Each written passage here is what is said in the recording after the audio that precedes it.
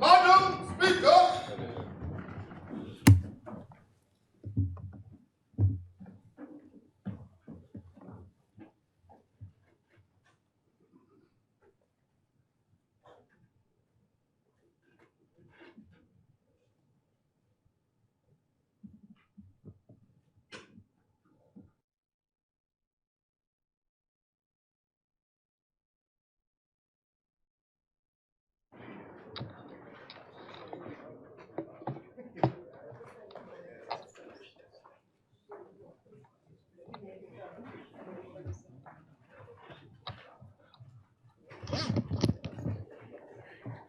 Honorable members, at the break, we were debating the move for select committee to be at the appointment of a select committee. I presume we are now ready. The chair recognizes the honorable member for Freetown. Thank you, Madam Speaker. Again, it is my privilege to rise in this House on the good graces of the people of Freetown. Madam Speaker, before I begin to touch the meat of the resolution, as is said a lot of times in the Bahamas, I would be remiss if I didn't wonder what was the cause or justification for all of the noise when we were last here in this place. When we were last here in this place, the leader of government business in the House announced that the House was being set for this day for the opposition to have the entire day. And we had the spectacle of the standing and the chanting because they didn't want to wait for 12 days for today. Chair recognizes the honorable member for Markham City. Madam Speaker, we saw on yesterday a press release by the Office of the Prime Minister indicating essentially what the member is now alluding to, a different day than the day that is designated by the rules of the House. So we are expecting every Wednesday, the second Wednesday of every month, that we will have question and answer day. So this is not a courtesy being extended to us. We're not grateful for the day being extended. It is our entitlement as the opposition. And so what the member is saying, it doesn't carry any water. Thank you, honorable member. The chair recognizes the honorable member for Cat Island, Rumkins, and Salvador. Do not misinterpret the rules. There's no entitlement. There's no entitlement, right? There's no entitlement. What the rule says, right, that unless the House determines otherwise, the House shall proceed. Let me read it for you so you could understand it, so you could disabuse your mind of any thought, disabuse of any mind that you have an entitlement. There's no such entitlement. So, Madam Speaker, might I read the rules so that we can understand what the rule says? And then I invite the member. This is about asking the member to appreciate what the rule is. Appreciate what the rule is. The rule says, unless the House determines otherwise, the House shall proceed to following business on the second Wednesday on each month. So the House could determine not to have it, and will be within the rules. There's no entitlement. It's at the discretion of Parliament, right?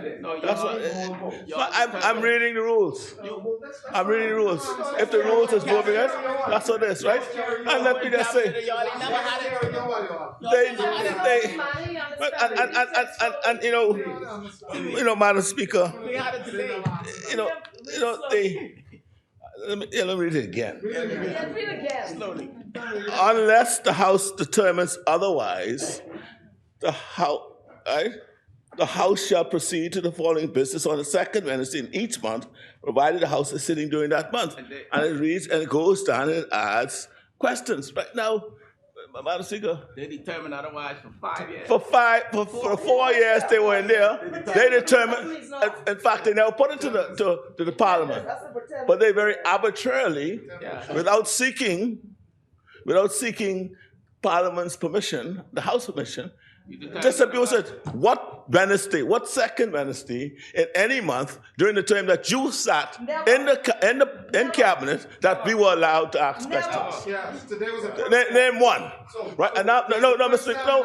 But we are different. We know that, right?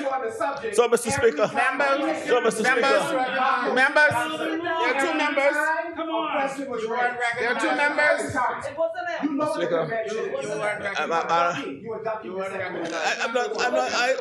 I'm ducking nothing. We are different. We've done it. Right, we are different. We will be transparent and we will be accountable.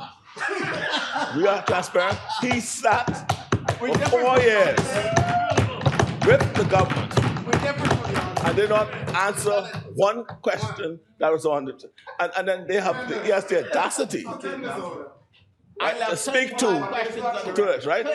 But an entitlement. There's no such entitlement. Me alone. In fact, there has never been a question asked that I can remember vividly that I never answered. It's not true that I didn't answer the question. Collective responsibility. Listen, Madam Speaker, I did my job. Madam Speaker,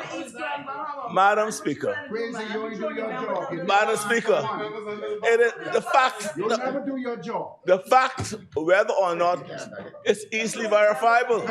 It's true. It's easily verifiable. Not once. Easily verifiable. Okay, we done it. We did it. Go and get results and later. Thank you, We Honorable had Member. question day. Freetown, you may That's different continue. from your Honorable Member.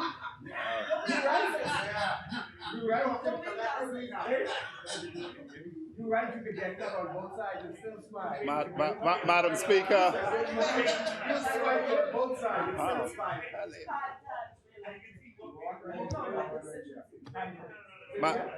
Madam Speaker, and that is one of the least controversial things I have to say. You could give, but you can't take. You could give, but you can't take. Carry on smartly.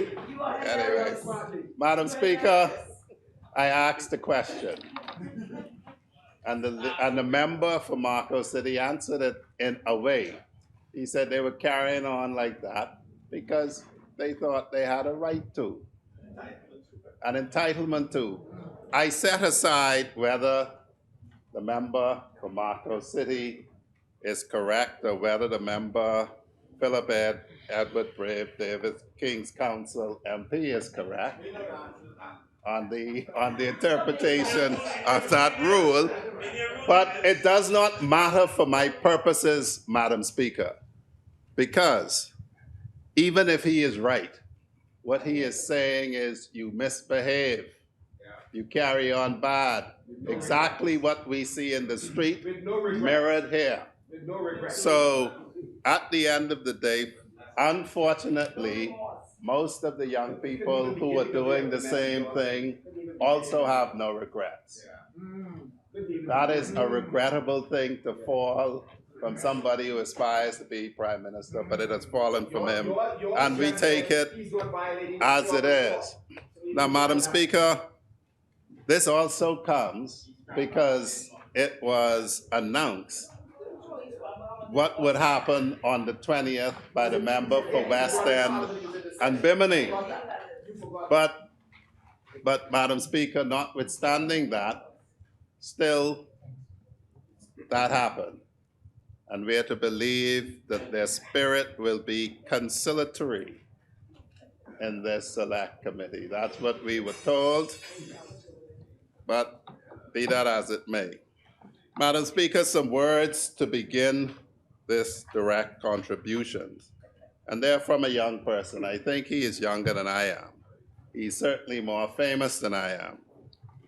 And this is what he says in a popular song that will date me. He says, "Tomorrow, people, where is your past? Tomorrow, people, how long will you last? And the most important thing he says is, if you don't know your past, you don't know your future.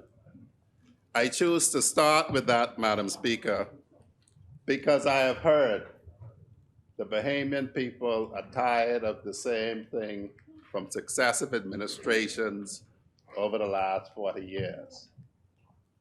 That is a statement that misapprehends our past. And I want to put it to bed very quickly, because on this question, we are radically different, and our actions have been radically different. Why do I say that? This is a question about sovereignty. You don't get sovereignty unless you're independent. On the question of independence, 50 years ago, we were not the same. This side was for independence, that side was not. And that's the bottom line to it. And so the reality of it, Madam Speaker, they may not like it. They may not like it, but when one talks about philosophy of parties, Madam Speaker, either you have a philosophy or you don't. This side has been consistent.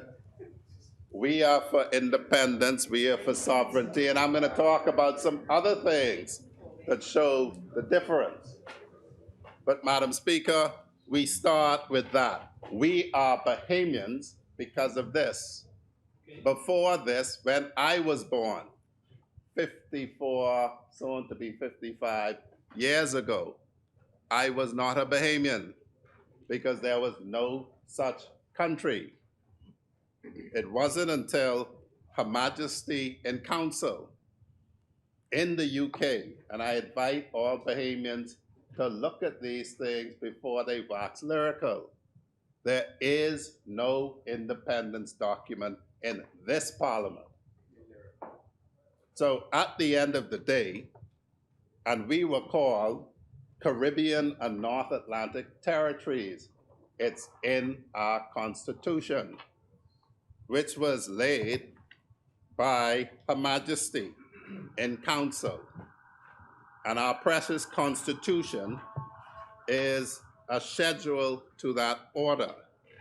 And this is what we on this side, our forebears, fought for. That's the reality. So let's go back 50 years. We were not doing the same thing. Well, let's come a little forward. Because, they may say we want to stay in the past because, they don't track very good in matters of history.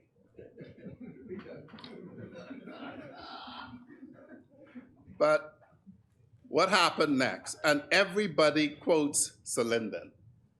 If you're not willing to fight for this country, you shouldn't have it. Everybody runs on with that. But when Linden and our forebearers determined that we have sovereignty now because we asked for it, that we need to protect it and we needed a force to do so, and the Defense Act was on the table, and to be clear to the Bahamian people what the Defense Act was, because it wasn't Pinlin or Hannah's little army.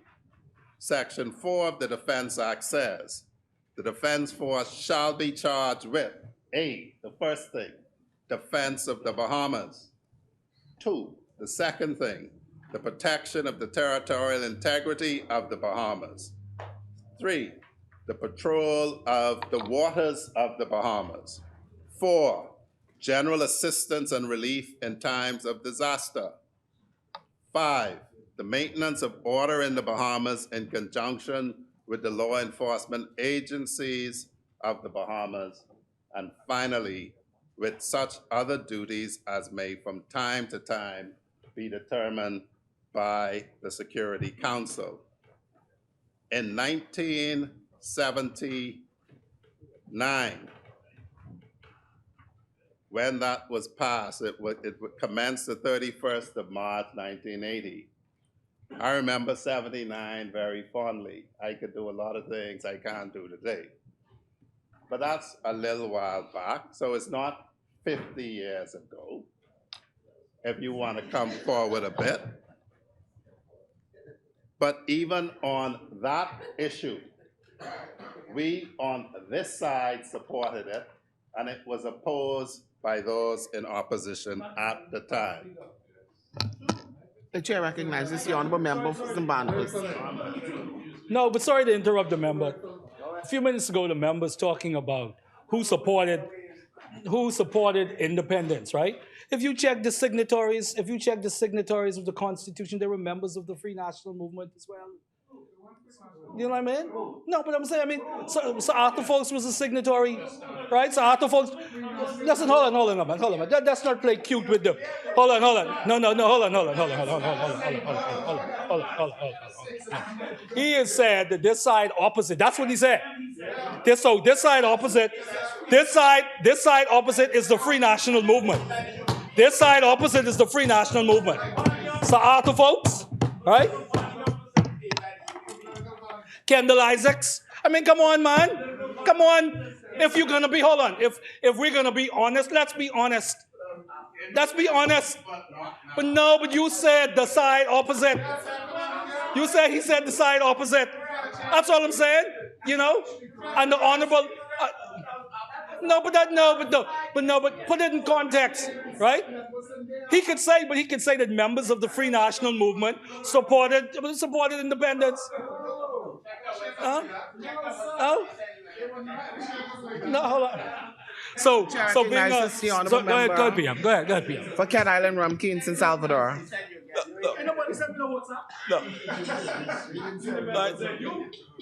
See, the magnanimity of the then leaders and founders of this country, having gotten the voice of the people to agree, contrary to the view of those on the opposite side, the FNM. By landslide, they agreed that we'll have independence. Then came the negotiations for the Constitution and other things. Right? Their magnanimity invited them to become a part so their voice as the opposition could be heard. Now, by that time, they were defeated. They realized that it was fiat accompli. And so they participated, quite rightly, so, in shaping the Constitution of the Bahamas. In the Constitution. Right? But that's after the fact.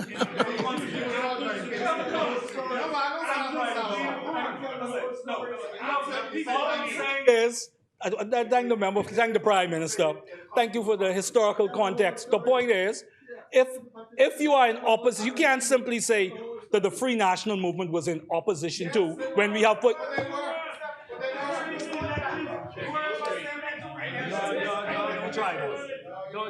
Don't try that. This is the problem. I think it's intellectually dishonest to say that, right? Because he said the members opposite. Honorable member, you may continue. Madam Speaker, I'm very happy to see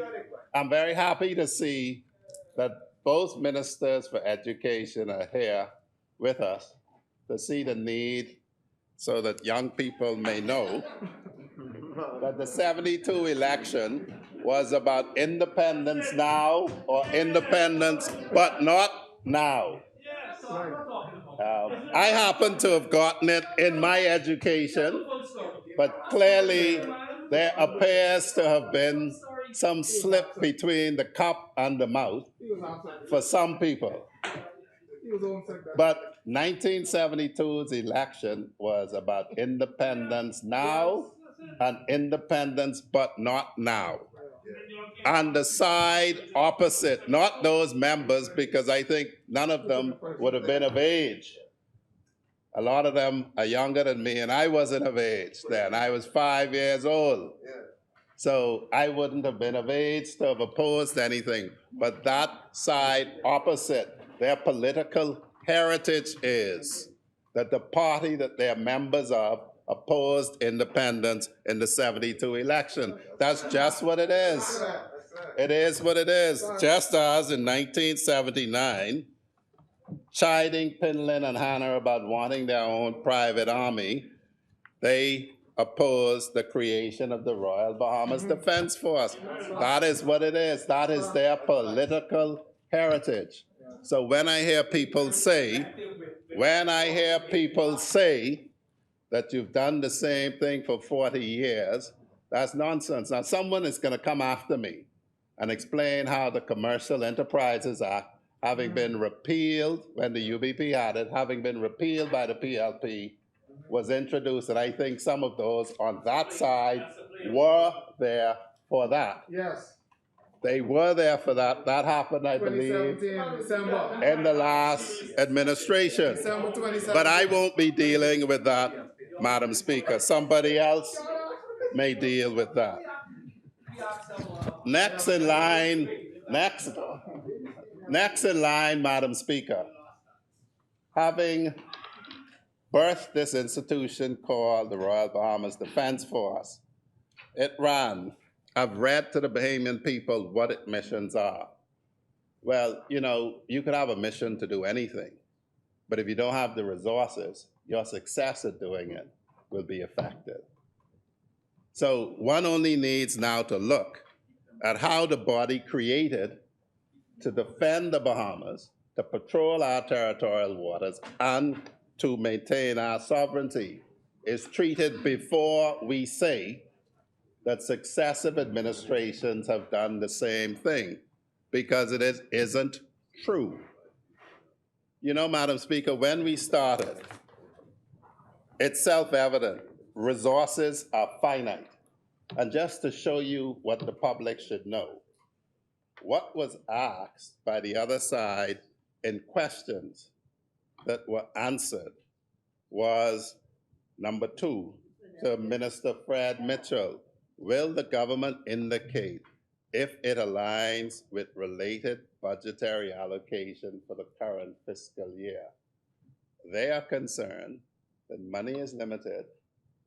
When you budget money, you should stick to those budgeted allocations. They asked quite a number of questions about it. They are so sticklers, they want your forecast to be exactly like your budget as well. And so time is finite. No one has time in this body. Resources are finite. That's the reality. So when you judge who does what, you take that into account.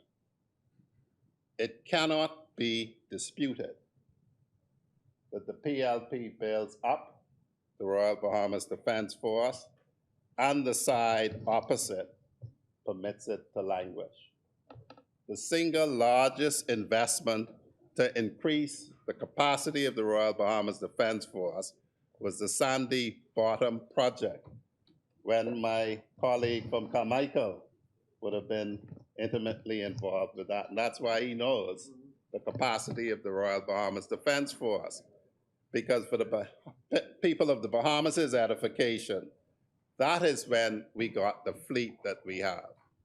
On top of that, the 2 Bahama-class vessels, the HMBS Bahamas and HMBS Nassau, that were ordered and purchased by the FNM, were so much in need of refit that they had to be completely refit, and that was also done under the Sandy Bottom project.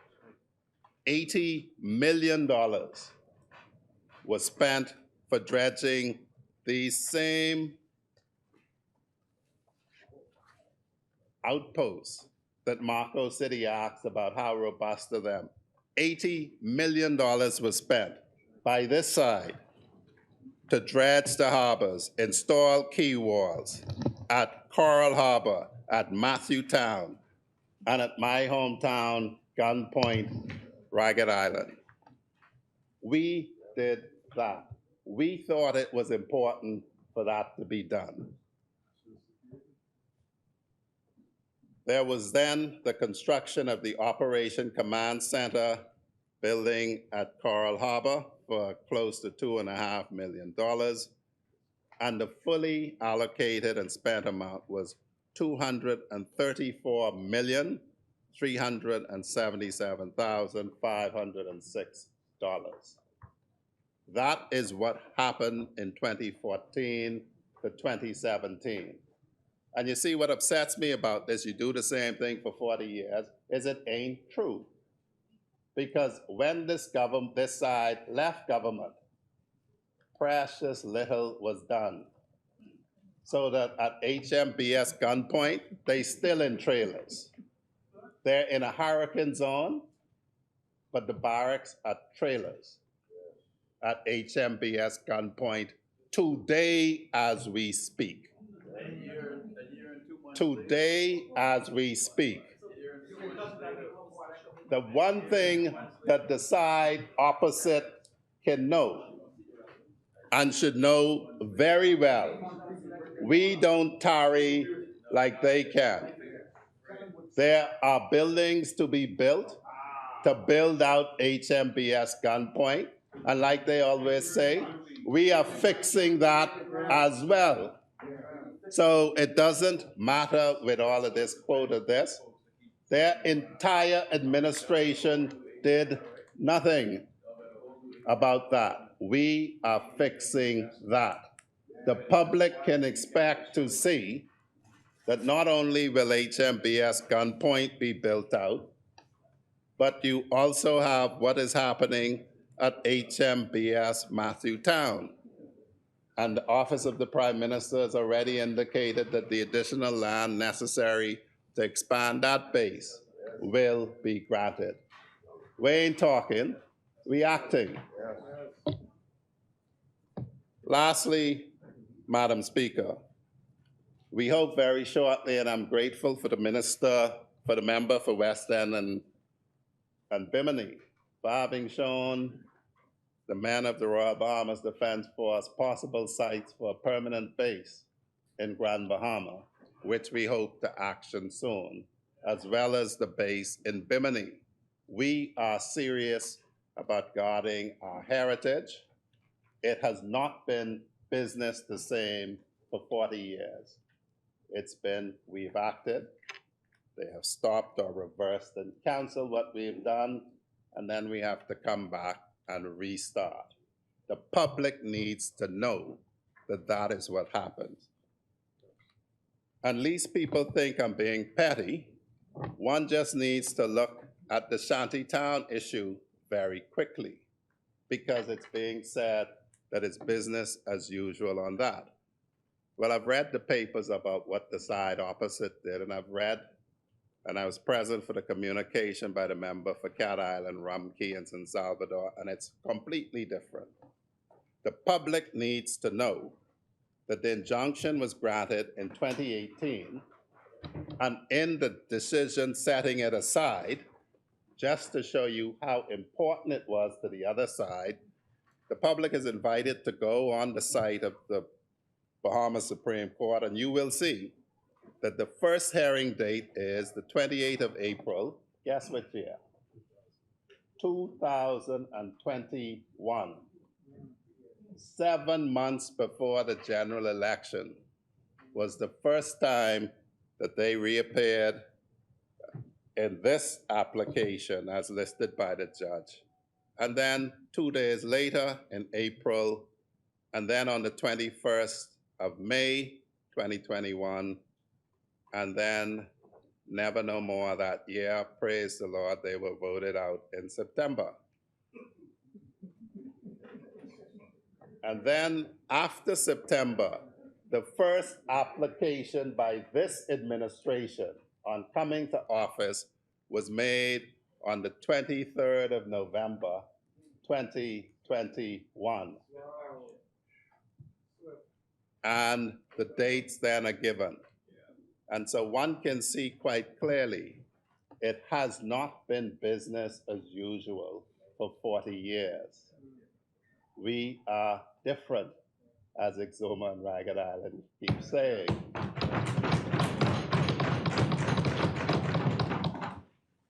And we are very proud of that difference. And so, Madam Speaker, one must be plain with the Bahamian people. It has not been business as usual. We are not the same. We act differently and substantially differently. Now, the Royal Bahamas Defense Force, to be quite clear, acts very aggressively. And the only thing that limits them is the response of the policymakers in government. They have a maritime security strategy, which one is intelligence driven. I receive reports as to briefings by the Prime Minister, and he can attest. They have a clear idea of what is moving here, when it is expected, intelligence driven. They run joint maritime interdiction operations, firstly with the Royal Bahamas Police Force that has maritime assets here, the Cuban Border Patrol, the US Coast Guard, and the officials from Turks and Caicos Islands. Their strategy is to decentralize, to put themselves in the theater of operations.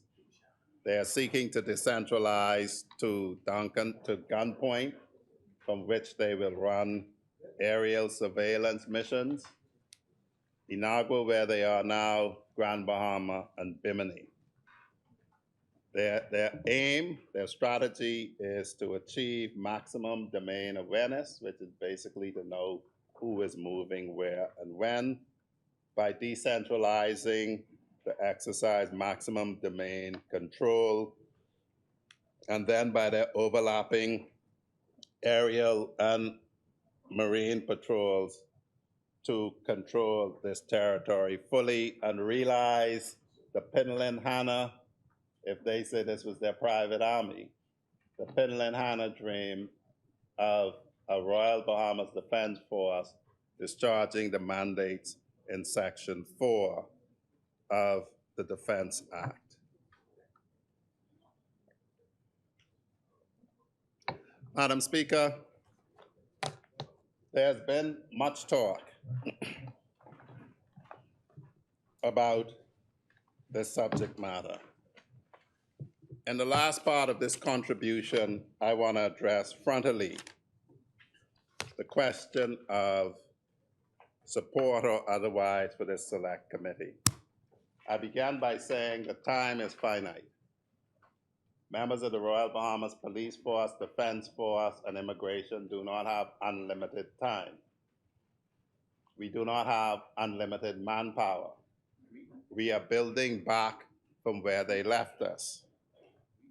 So at the end of the day, we, the people of this country, we, it's not French. We, this country, time is finite. The other side seems to think we have unlimited time. I have recorded in the contribution of the member for Marco City, we came here with an undefined scope for the select committee, very broad. I have noted 14 very serious and involved terms of reference. 14 in all. So time is finite. The time of our officers is finite. The manpower available is finite. The resources available are finite. The question fundamentally is this. We talk about urgency and the need for action. The Prime Minister in his national address set out that the national immigration policy is on OPM's website. We invite the public to view it and everyone to view it, and we invite participation and feedback on it. So the choice is this. For instance, it is said that we must examine the Sandy Bottom project and how it is being deployed. Unless we intend for that to affect the outcome, that would affect what you can do while you examine it. So I would say, Madam Speaker, that we have a choice to sit down in a select committee that has no terms of reference as the time for reporting.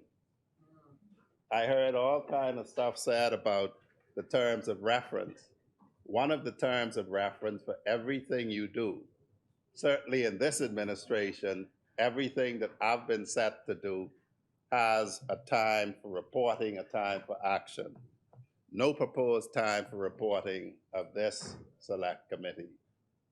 I trust that it'll be remedied before we get to vote and we come to vote.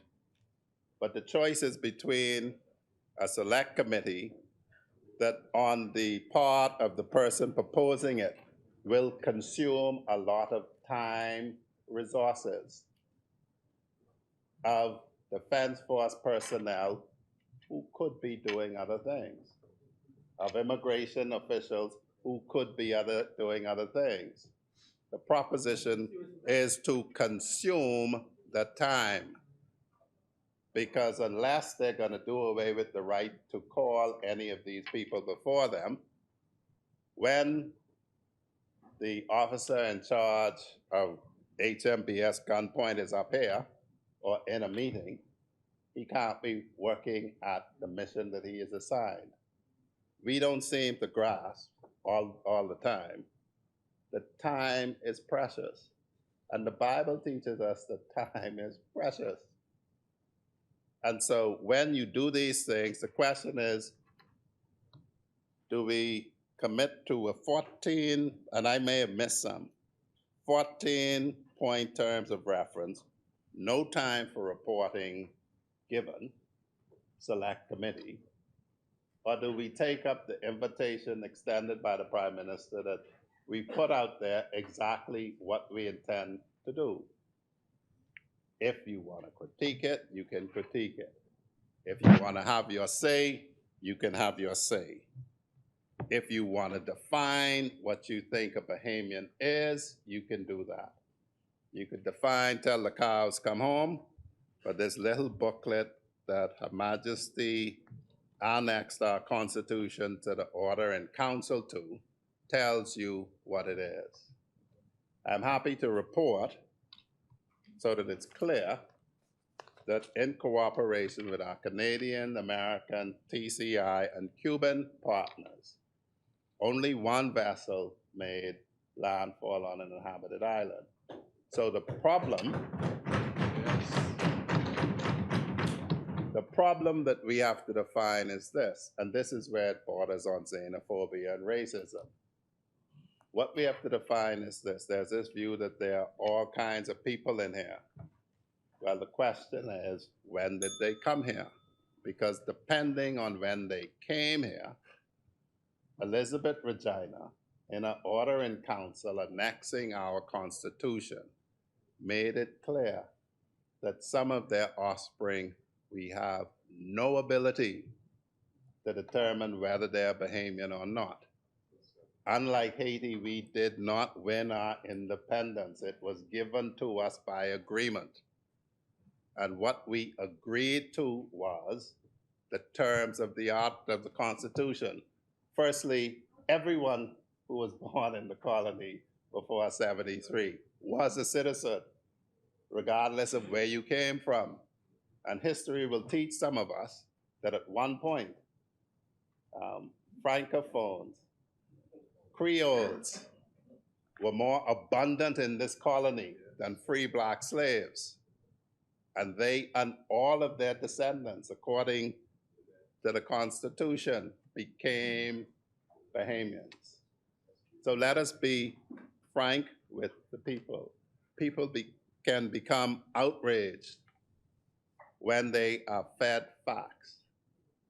Coward feed people false facts.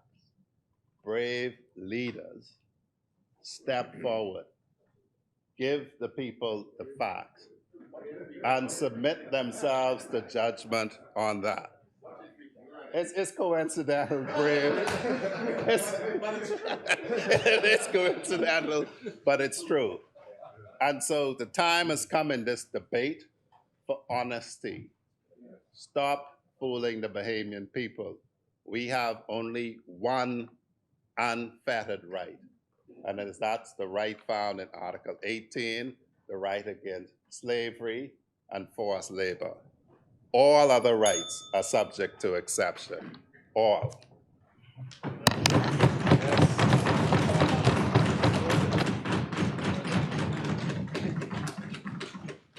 Thank you, Honorable Member. As many?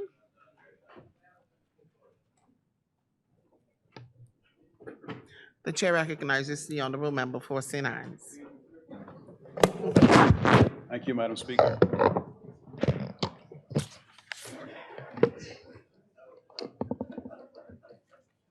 Madam Speaker, I rise to give my contribution on this motion by our great leader, Michael Pintard, for the appointment of a select committee.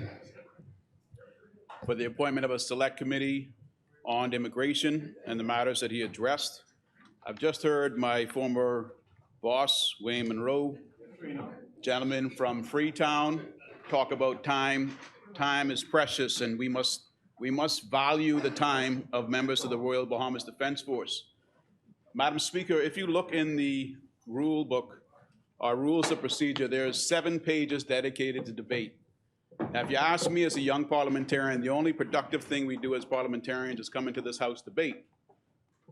But there are 8 pages, Madam Speaker, dedicated to select committees and the role of select committees and the powers of select committees. 8 is greater than 7, Madam Speaker. There is a far greater task that we as parliamentarians have when we've been elected to this office than simply debating. And why, Madam Speaker, we have not been doing this as a matter of greater habit is surprising to me. But a year and 2 months in, I'm still in the surprise stage. But I'm not, Madam Speaker, in the accepting stage. And I don't think that, as the Prime Minister has commented to members of the public today, he is not in the accepting stage either. He is not, Madam Speaker, in the stage of accepting what he described as a practice of avoiding question time. He actually went, Madam Speaker, in a press release and said the following about the importance of the opposition. He said, Madam Speaker, the Davis administration recognizes the important role of the opposition in promoting transparency and accountability. By giving the opposition the ability to bring significant topics to the forefront of legislative debate, we uphold the democratic values and appreciate the opposition's role in parliamentary democracy. Now, Madam Speaker, if this is in fact the position of the Davis administration, there should be no objection from any one of the members on the opposite side today to the appointment of the proposed select committee. Now, I know there's some uncertainty raised about how long it's going to take. That can all be determined. That can even be extended according to the rules, Madam Speaker. I know that there's an issue, well, we can't be calling people to report to Parliament because they have better things to do. Well, we in Parliament have better things to do, and that is work when we're on the people's time. Half of our responsibility is to address legislation. The other half of our responsibility is to address how that legislation and how the policies we have in our respective ministries is being felt by members of the public. Now, Madam Speaker, if you look at Rule 19.4, this is under the subheading, the House Rules and Business Committee.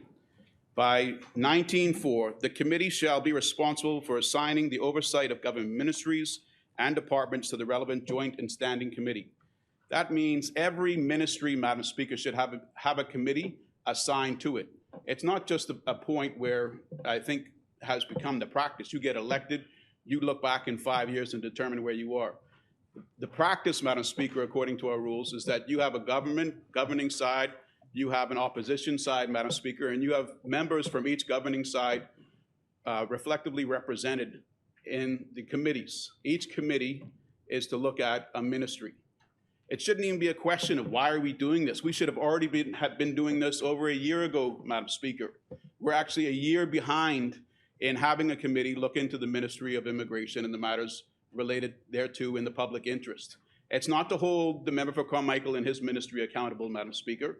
It's for the people to hold us accountable to them. Madam Speaker, there's so many things that have been raised by our leader, and recognized. I think it's undeniable that the public is now interested in several factors, several aspects of the immigration problem in the Bahamas.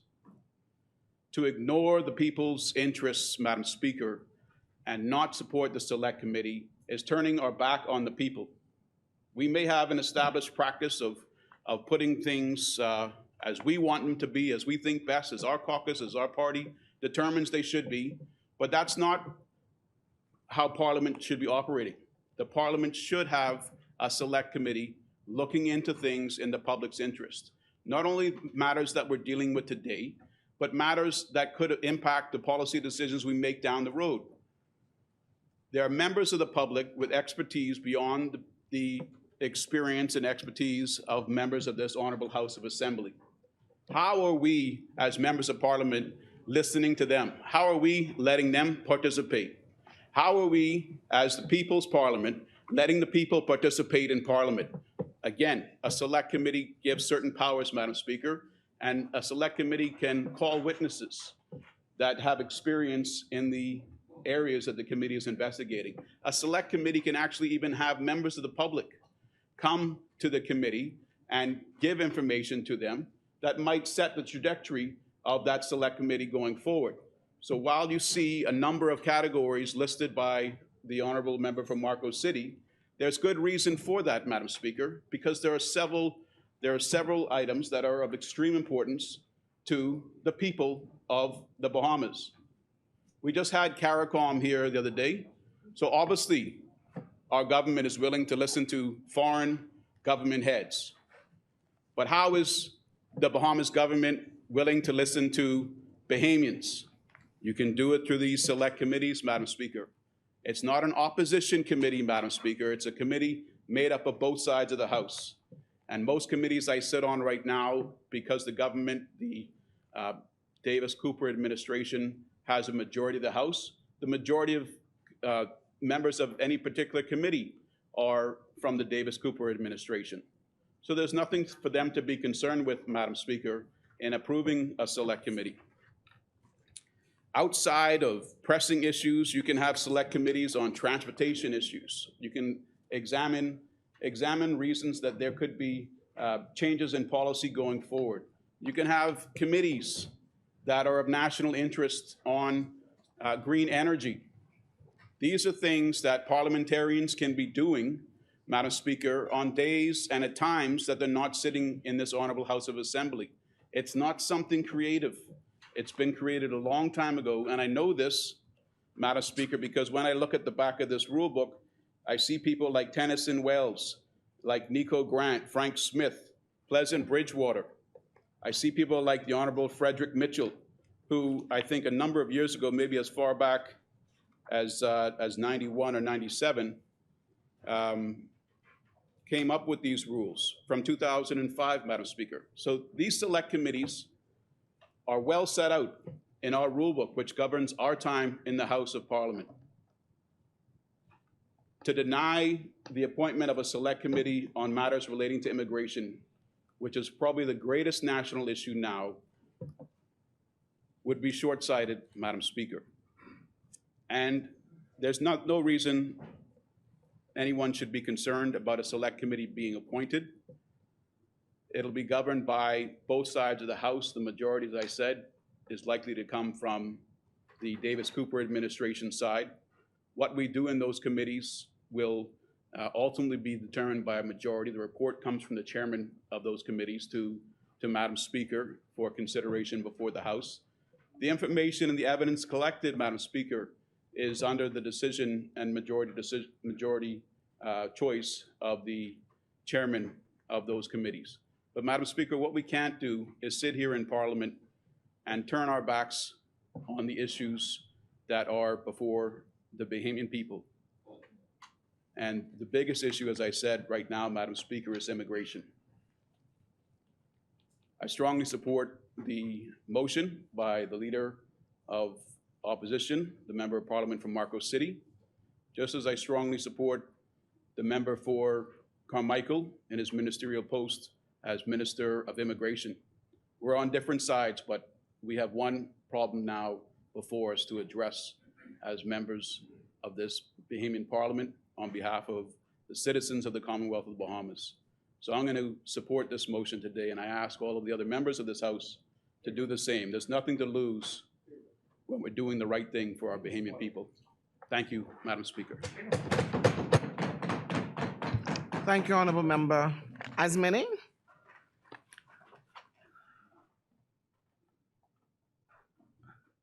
The chair recognizes the Honorable Member for Central and South Abaco. Thank you, Madam Speaker.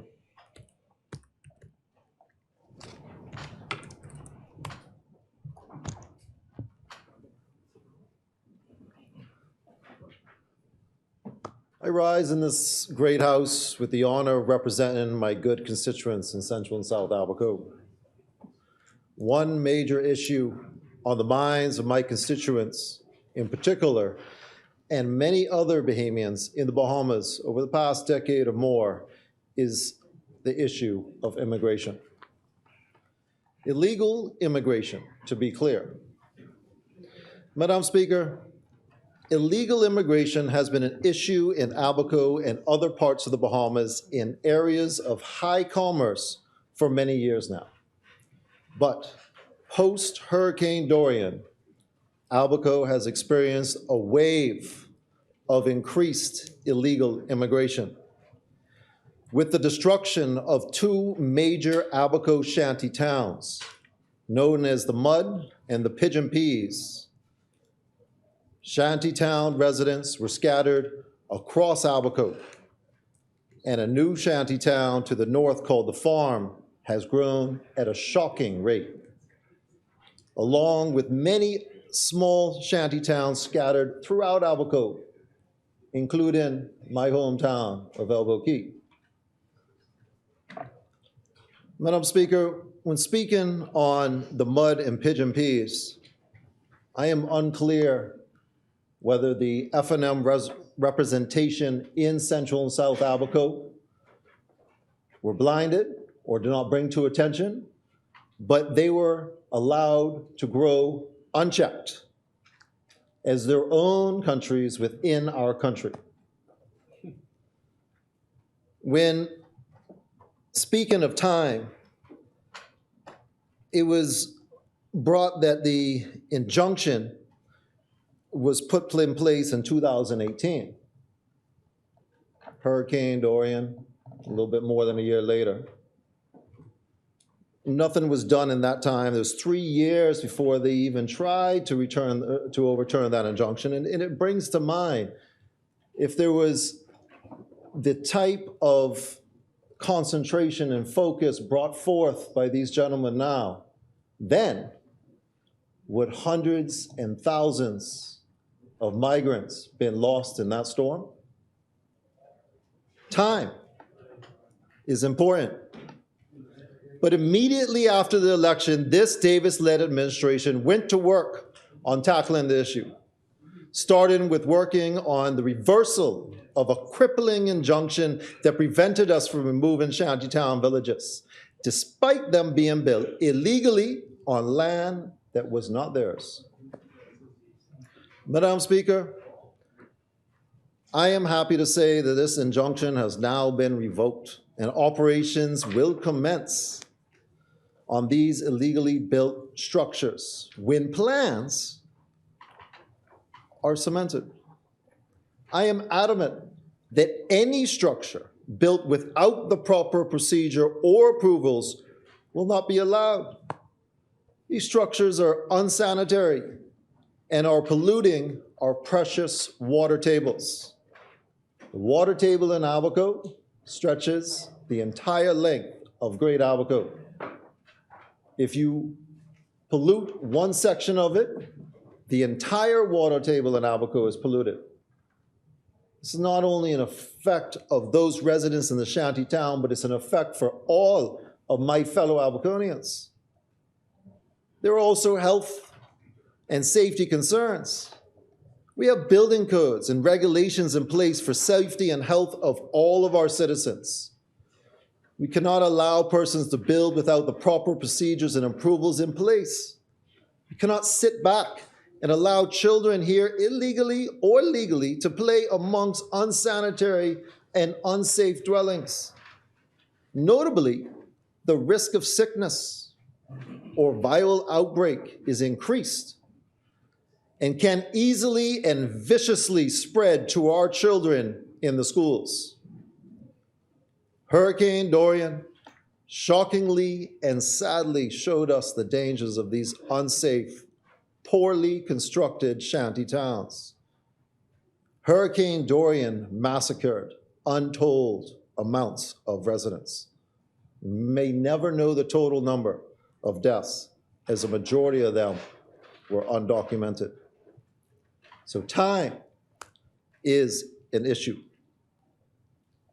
If focus was made in 2018 to push forward, there may have been many lives not lost. Madam Speaker, as I have mentioned before in this great house, the Bahamas is a country of limited means, and the government cannot tackle this alone. We need the collaboration and cooperation between the government and my fellow Bahamians working together to tackle this issue. This administration will not be tolerant of any persons housing or employing illegal persons of any nationality. We must eliminate the reason for targeting our country. If illegal foreign nationals cannot find means of income, meaning jobs, they will not come. Please note, citizens can also report violations or breaches of immigration laws to the two hotlines. I'll share that on my page for my constituents. These hotlines are manned by the Department of Immigration, and there's also a website with the Contact Us tab. I encourage you all to report violations and assist and cooperate with the Department of Immigration on their efforts. Madam Speaker, employers in the Bahamas that hold working permits for any of their employees must also be reminded. They are only permitted to work on the job specifics that were approved for by the Ministry of Immigration. Because you hold papers for an employee does not mean that they are able to carry out labor other than what they are approved for. They are permitted to the agreement you made between your company and the Department of Immigration. These things I see firsthand, Madam Speaker. Abaco, people working, permits coming from Nassau, Grand Bahama, maybe another family island. Once they get a piece of paper in their hand, they go wherever they feel. That's not the agreement at hand. Also, they have to have proper housing. If you hold papers for a person or persons, it is your responsibility to ensure they are living in suitable accommodations and not in shanty towns, nor in tents in the bush. With current and upcoming operations, if persons with working papers are found to be residing in these shanty towns, they must be relocated at the employer's expense. I encourage all employers to address this now. Madam Speaker, we also have to be reminded that illegal immigrants are not of only Haitian descent. In Abaco, we have persons working illegally from superpowers or first world countries, often taking the highest paying jobs in the most lucrative positions that should be offered to Bahamians. We cannot address illegal immigration and only address one nationality. This goes for everyone here living and working without approved documentation. We cannot report one person while overlooking another. We cannot afford to pick and choose with discrimination. The laws are made for all and will be enforced for everyone.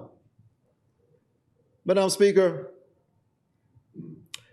We want to promote that there is a correct way of entering, living, and working in the Commonwealth of Bahamas. Who wouldn't want to? Working in this great country, living here alongside my fellow Bahamians. Go through the proper channels and get the proper papers for the employment specified. We all must do our part in collaboration with the dedicated members of the Ministry of Immigration, the Royal Defense Force, and the Royal Bahamas Police Force. Let us work together for a better Bahamas for the future generations. Madam Speaker, this Davis Cooper administration, led by our Prime Minister, Philip Brave Davis, is committed to making the Bahamas for Bahamians. Yes. As stated last night in his national address, he has already taken certain steps in preventing and reducing the amount of illegal immigration in our country. He stood strong against the pressure to sign agreements that would burden our island nation. Serious pressure from serious larger countries. The Bahamas cannot take on further migrants, nor can we afford to stop deportations. This Davis Cooper administration has and will continue recruiting more defense force and immigration officers to handle this current influx. Madam Speaker, in Abaco, I will continue to work alongside and assist whenever possible. The Ministry of Immigration, Department of Immigration, Defense Force, and Police Force to tackle these issues. You may have noticed some initiatives have already started around Abaco, and they will continue. We will not be tolerant of those who aid in the construction of shanty towns, unlawfully leasing land, smuggling humans, and those employing migrants illegally. These laws will be enforced for all. Thanks to the efforts of the good minister for the Ministry of Immigration and Labor and our Defense Force, it has been a while since I've seen migrant boats come ashore in Abaco, and I commend them on their efforts. The great effort and good work being done to protect our southern territory has been felt nationwide, all the way up north to Abaco. I have personally been on the front lines of migrant boats washing ashore, many exploratory missions through the bushes with immigration officers before my days standing here in this great house. Before I was a member of Parliament, I was a proactive citizen working in collaboration and cooperation with these agencies. One event that is imprinted on my mind for the rest of my life is the migrant vessel caught in rough seas off the coast of Abaco, which sank. I was one of the volunteer rescue workers who went out to rescue survivors and pulled the deceased from the waters. The memories of that event affected us all who were on scene and deeply hurt myself and others who responded. Such tragedy witnessed is not easily forgotten. This event is a mere example of the dire situation that is pushing human beings to take such risks, not only for themselves, but for the children and the most vulnerable. I commend the renewed international commitment to Haiti and resolving this issue affecting many in our Caribbean nations.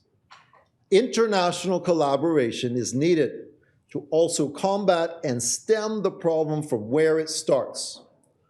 Far too long has the focus been on containment, when the superpowers in this international community needs to step up and help that island nation regain stability throughout the country of Haiti. As CARICOM members, we are each other's brothers and sisters. And together we want, and I pray for a better way of life and prosperity in Haiti. Madam Speaker, I wish to add that we will carry out these missions humanely and responsibly. These departments have been working on plans in order to carry out exercise on this delicate issue. And it is delicate. We're speaking of human beings. We must be reminded that these are people like you and I, including women and children of all ages. But our Bahamas cannot support this migrant influx and must protect our borders in order to protect our lands for our future generations. I reiterate, there is a legal and proper way to enter our country. And I encourage anyone here in the Bahamas, not here through these proper channels and approvals, to leave and return only if you have gone through the lawful procedures. Madam Speaker,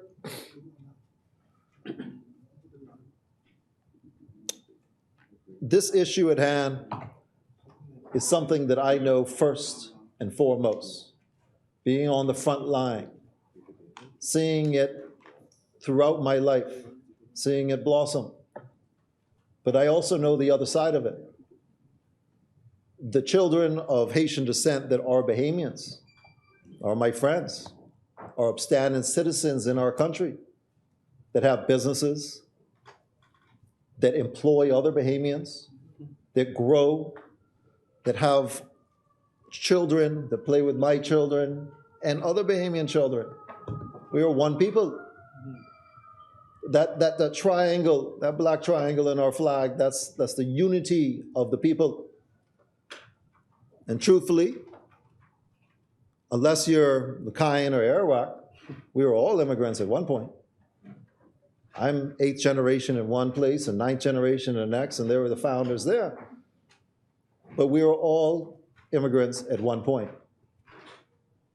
However, the Bahamas borders and the security of the citizens today are first and foremost. We must protect this country for the future generations. Future generations are our greatest resource.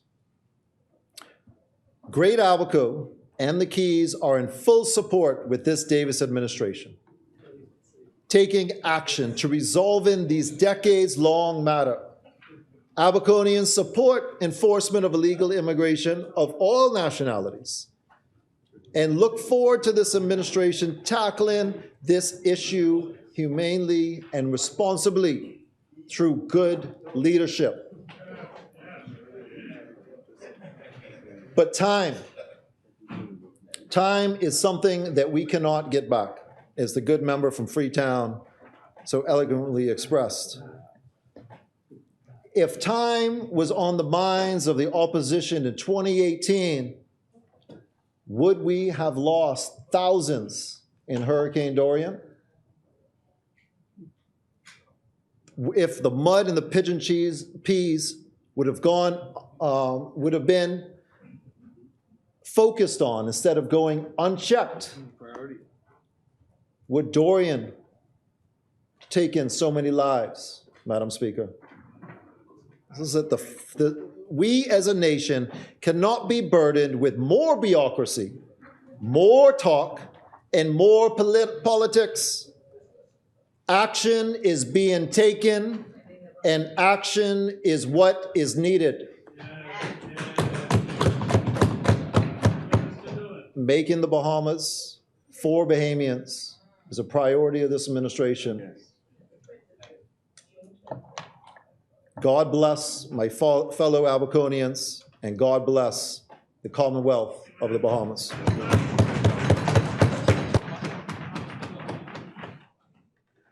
Thank you, Honourable Member. The Chair recognizes the Honourable Member for us.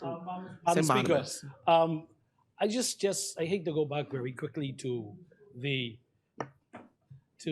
member for Freetown. The speakers, please. The member for Freetown, who continuously suggested and tried to diminish the role of the Free National Movement in the road to independence, Madam Speaker. I just wish to point out two very important things, Madam Speaker. Madam Speaker, thank you, Madam Speaker.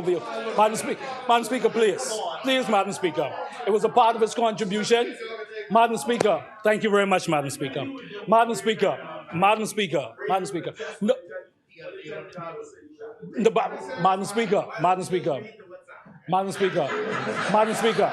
Speaker, waiting for the opportune time. This is very important.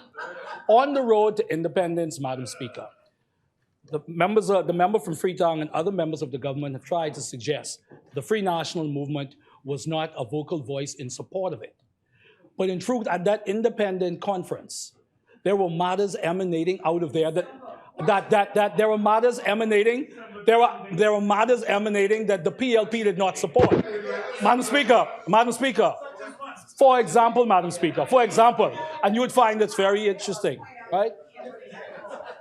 The Progressive Liberal Party, the Free National Movement supported the full enshrinement of equality of women in the Constitution, but the Progressive Liberal Party did not. Also, yes, I'm not right, Prime Minister? Okay. The chair recognizes the honourable member for Cat Island Rum, Kings and Salvador. No, that's what you're doing now, right? You're doing right now, right? In fact, right? In fact, no. Listen. See, that's when I saw guns and bombs. look, there are something, there's the French term, but I will not use it, right? But, you know, the papers, all the conversations that were had in respect to each of the human rights issue, right? It's there in the archives. What I want you to do, as I asked you when you, from my seat, I asked you when you test what they WhatsApping you and thinking about, right? No. Well, someone told you that.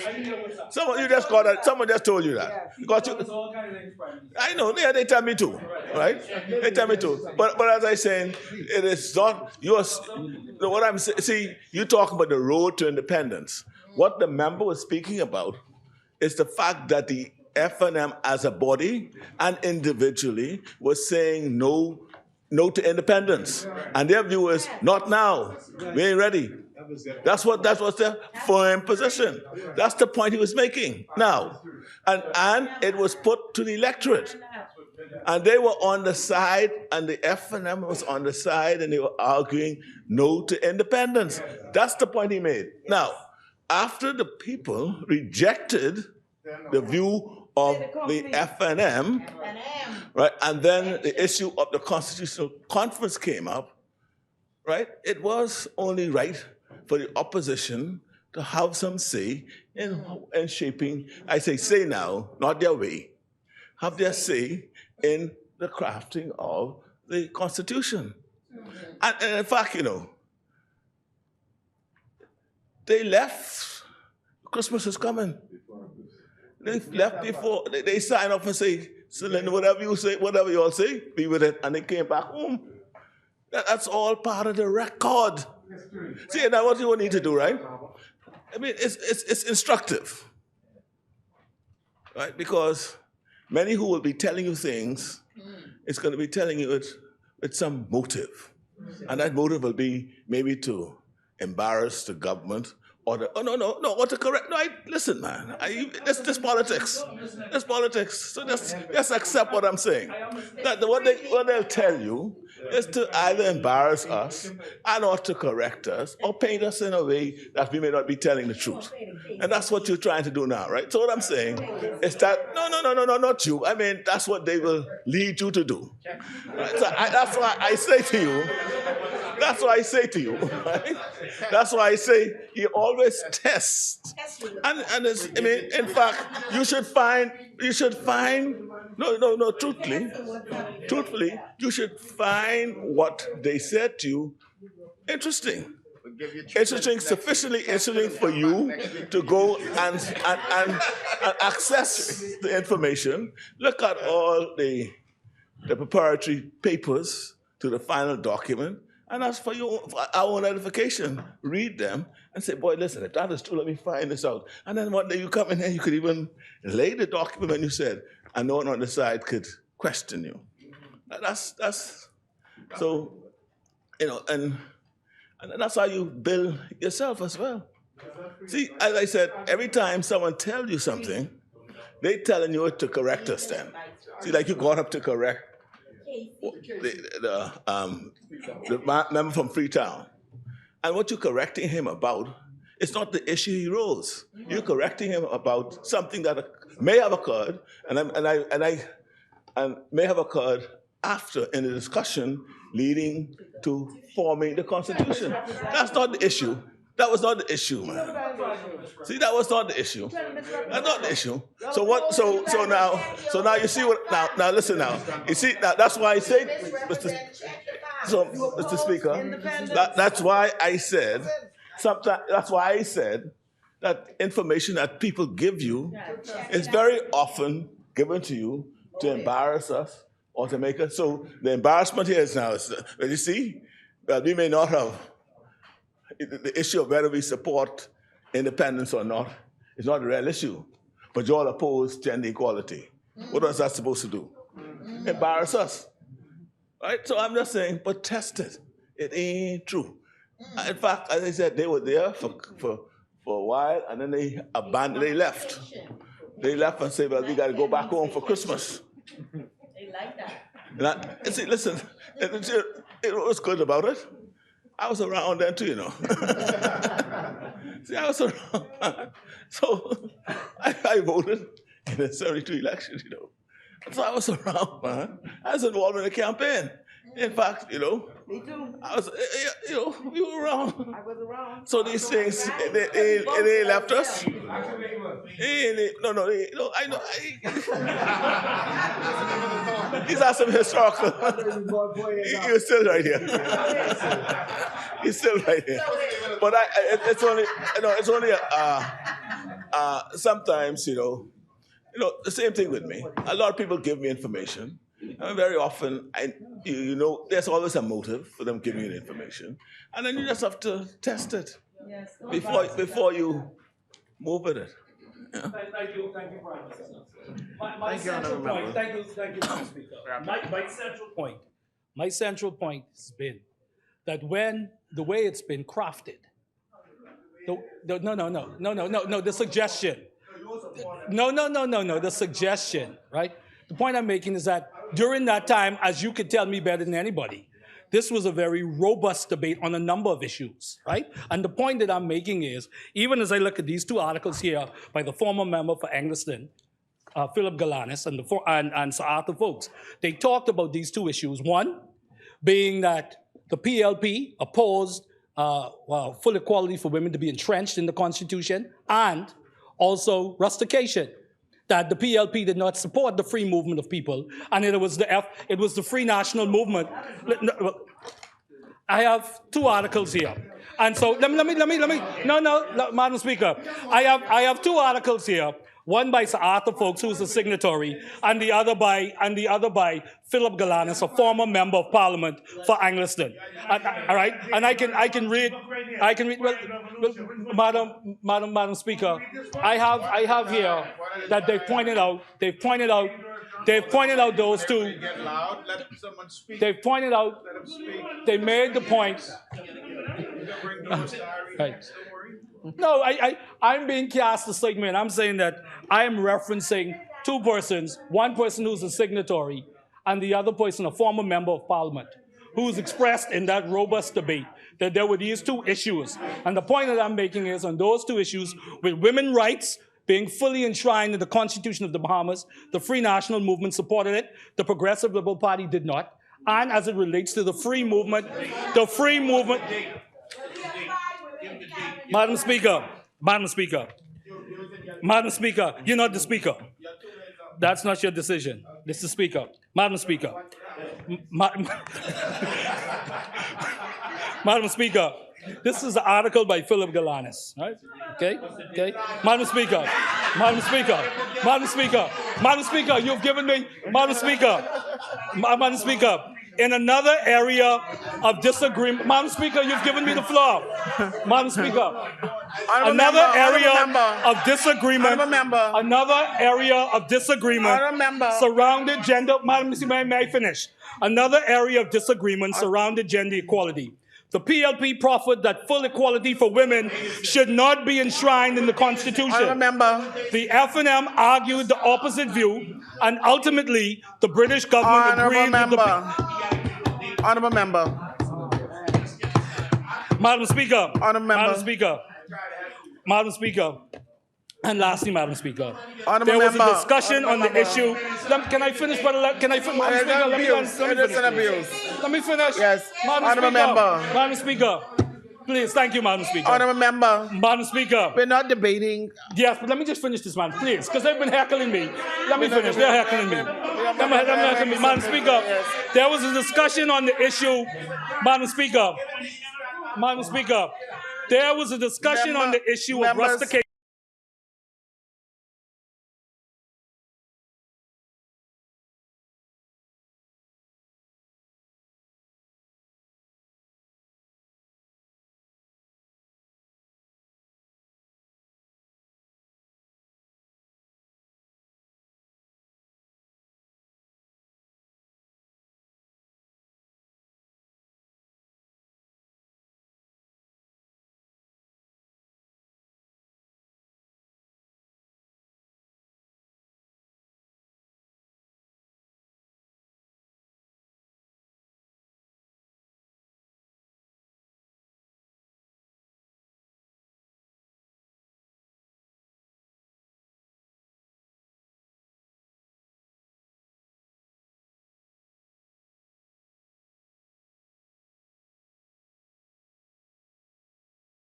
Move away from that. You can argue all you want when you get there in London in December, but there was an entire campaign for the Bahamian people to attain sovereignty. Yeah, okay, take it easy over there, Marco City. The entire campaign was about the sovereignty for the Bahamian people. In fact, I was one who moved with my father into Mayaguana. They carried projectors. They tried to educate the Bahamian people on what it meant to attain self-determination, particularly in our history. The Free National Movement opposed it, opposed it, and opposed it. It went to a general election. The Progressive Liberal Party at that time said to the Bahamian people, if you wish independence, support the Progressive Liberal Party. It was a landslide victory. The Free National Movement was soundly defeated, but their history from that day has been one of opposing. They opposed national insurance. They opposed the Royal Bahamas Defense Force. They opposed, and on and on and on and on and on. It is a history of opposition. So to isolate in some way, some debate that took place, that he alleges or asserts took place in London at that conference, is a deflection. The facts remain. The Free National Movement has a history of opposing progressive causes in this nation. And today, nothing has changed. Thank you very much, Madam Thank you, Speaker. Honourable Member. The Chair recognizes the Honourable Member for Freetown. Madam Speaker, the member for St. Barnabas has suggested that somehow there's some difference between what he said and what I said. Firstly, I would caution people, the part of the reality of doing what I did before I came here meant that we have to be conversant with this document. So for instance, Article 15 of this document reads, for the Bahamian people's edification, whereas every person in the Bahamas is entitled to the fundamental rights and freedom of the person. That is to say, has the right, whatever his race, place of origin, political opinions, color, creed, or sex. Now I know that since this was written, sex and gender, I think you could have 72 or 92 genders now, but when this was written, there was no doubt about what sex meant. for the edification of St. Barnabas as well, the thought that this is an original document was debunked in the case that we await a decision from the Privy Council on. I invite him and all Bahamians to look at the constitutional documents that came before this and that came after this, and they will find that the English had a template. And if you wish to be independent, you accepted that template subject to certain modification. But sex is in section Article 15. I would also, just to complete the point, I used to have lunch with Arrington Bumpy Watkins, the last Secretary General of the UBP, who would speak, since we're talking about what people tell us, would speak eloquently about the meetings for the merger of the UBP and the FNM and what he, as the last Secretary General of the UBP, did. And one must never forget, and sorry about this, Central and South Abaco, but Abaco was pushing for independence from the rest of us. All of that is a part of our history. And if Marco City is talking about antiquity, I just tell him another artist like him, Ziggy Marley, reminds us, if you don't know your past, you don't know your future. Thank you, Honorable Member. Asmini? The chair recognizes the Honorable Member for East Grand Bahama. Walter Rodney and congratulations with my brother. You brought up independence. Thank you very much, Madam Speaker. Madam Speaker, I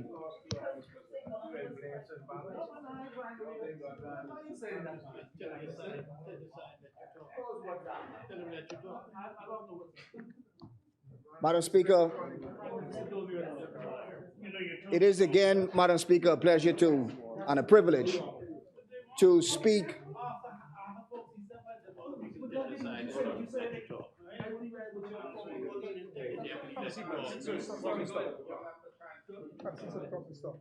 Madam Speaker, it is again a privilege to be able to speak in this honorable House. I do not intend to be very long, but to say a few words in support of the application or the resolution to have a select committee appointed. Madam Speaker, I've heard the presentation of Freetown, and quite frankly, Madam Speaker, I am disappointed of the approach that I believe we have taken in this select committee debate. When we look at the issue of immigration and the impact of what is happening on the Bahamas today, and I quite frankly believe that most Bahamians, while it is of interest whether or not a political party supported the Constitution, didn't support the Constitution 50 years ago, I believe the public is far more interested in what any political party, any politician is going to do today. And what are the solutions that we are going to present today? And to use, and again, I'm not sure what the motive is, so I won't attempt to speak to what the motive of bringing this up. But quite frankly, it really has very little to do with the point that is being raised today. Yeah. And very little to do with what the ordinary Bahamian is facing today. Yes. I wonder though, if we were to meet, and I'm sure those on the other side meet them as we meet them. If we were to meet the ordinary Bahamian and the ordinary Bahamians were sitting here today and they ask us, what are we going to do about the immigration solution? And we answer them by saying, the other side didn't support this one. and the other side didn't support that one. And you didn't do this, and you didn't do that, and you were wrong here, and you were wrong there. They're not interested in that.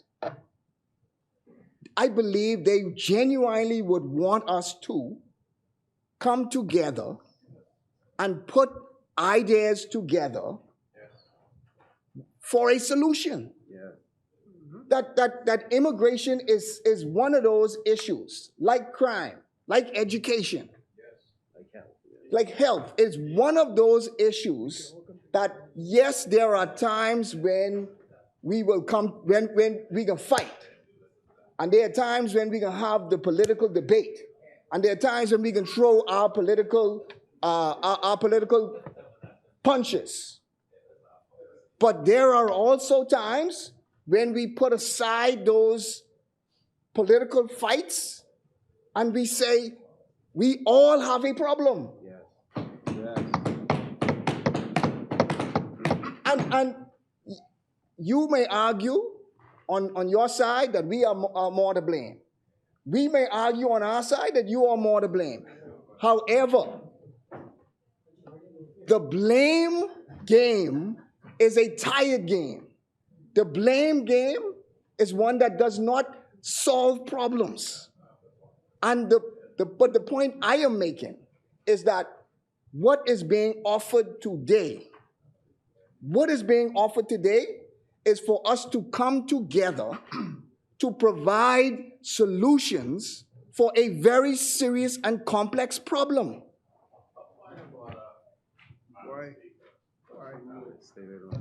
The chair recognizes the honorable member for Could I get Freetown. some water, This please? is what is being done.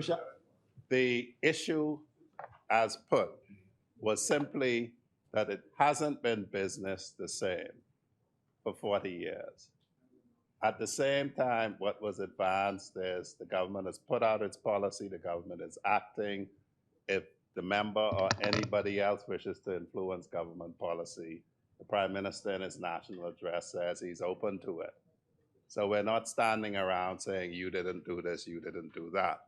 We're pointing out that when people say, particularly Marco City, that we've all been doing the same thing for 40 years, that is not accurate. We're not blaming you for anything. We're just saying that when you say we've been doing the same thing for 40 years, that is not accurate. Thank you, honorable member. So, I genuinely believe we are missing an opportunity here. I had the privilege of participating in 2 select committees. And those 2 select committees were brought forward by the opposition at the time. I was a member of the governing party at the time. But those 2 select committees were brought forward by the opposition at the time. The first was a select committee on crime that was brought forward by Bernard Nordich. And the second was a select committee that went to look into the sexual offenses that took place in the 8 Mile Rock School with respect to the teacher, Berbal, and that was led by the member for Angliston. As a first-time MP sitting on both of those select committees, they were an educational experience for me. But they were also very fulfilling for me because I was a backbencher at the time. I was the deputy speaker at the time. But it gave me an opportunity to have a say in an issue or in issues that I would not ordinarily have a say in. And let me just go through what we did in reference to the crime committee. One of the issues that was raised was that you had so many different reports and no one was doing anything with the reports. There were so many entities that produce reports, but those reports didn't seem to go anywhere or take us anywhere. And so the member, I believe the member for Bain and Grantstown at the time, Bernard Nordich, said we should bring all of these reports together and look and see whether those reports are still relevant and make recommendations under one report to the government so that we can move forward with respect to it. At that time, we heard witnesses from all over. We called the police commissioner who took the time to speak to us. We heard from the Defense Force, we heard from social workers, we heard from nurses, we heard from teachers, we heard from young people, we heard from people who were in prison, people who came out of prison. We heard from a variety of people who, and one of the important things was it gave stakeholders the ability to speak and make presentations to the government about an idea. Yes. It truly gave them an opportunity to be able to be a part of governance. It gave them an avenue on which they could speak. And that's what select committees really, again, are meant to do. That select committee, then Bernard Nordich reported and gave, I recall he submitted a report to the Parliament. That's my recollection. Now, I may be wrong, but because I believe there was a initial report that was made. It may not have been the final report, but there was a first report that he made and he submitted to the Parliament. Yeah. But there was something that he submitted, because I remember going through it. There was something that he did submit.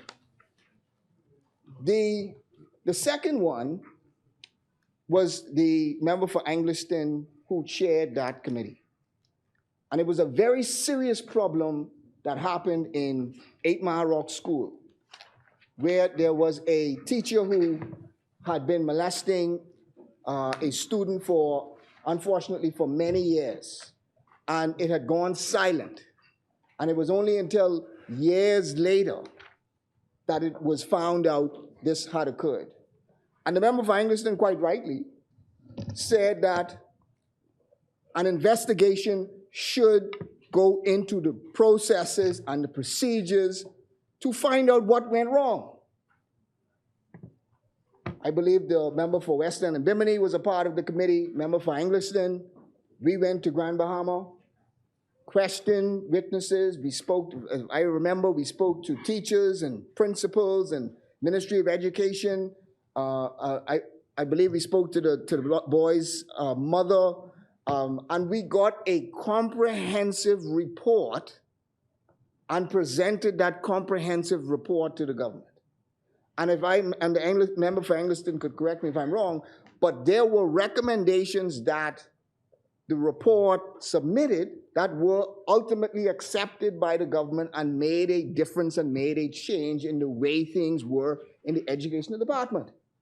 So there are useful, very useful purposes for select committees. And this is an issue, Madam Speaker, that I submit is a complex issue. It is not a simple issue. If it was a simple, this is an issue like crime. If it was a very simple issue, then it would have been solved a long time ago. But this is a complex issue that involves many facets that is not going to be solved overnight. But it is also an issue that is not going to be solved just by us. It is an issue that we should be inviting stakeholders to come and let us hear their views, to come and let us understand what their position is. Come and understand what direction we should be taking with respect to this. Come and give us your input. Psychologists, we should be understanding them. The pastors, we should be understanding them. The people who live in these communities, we should be understanding them. The Defense Force officers, we should be understanding them. The police, we should be understanding them so that we could better serve them. so that we can make recommendations to the government on how we can make things better. We could sit in this place and throw blows, or we could get out of this place and listen to the people and come up with solutions.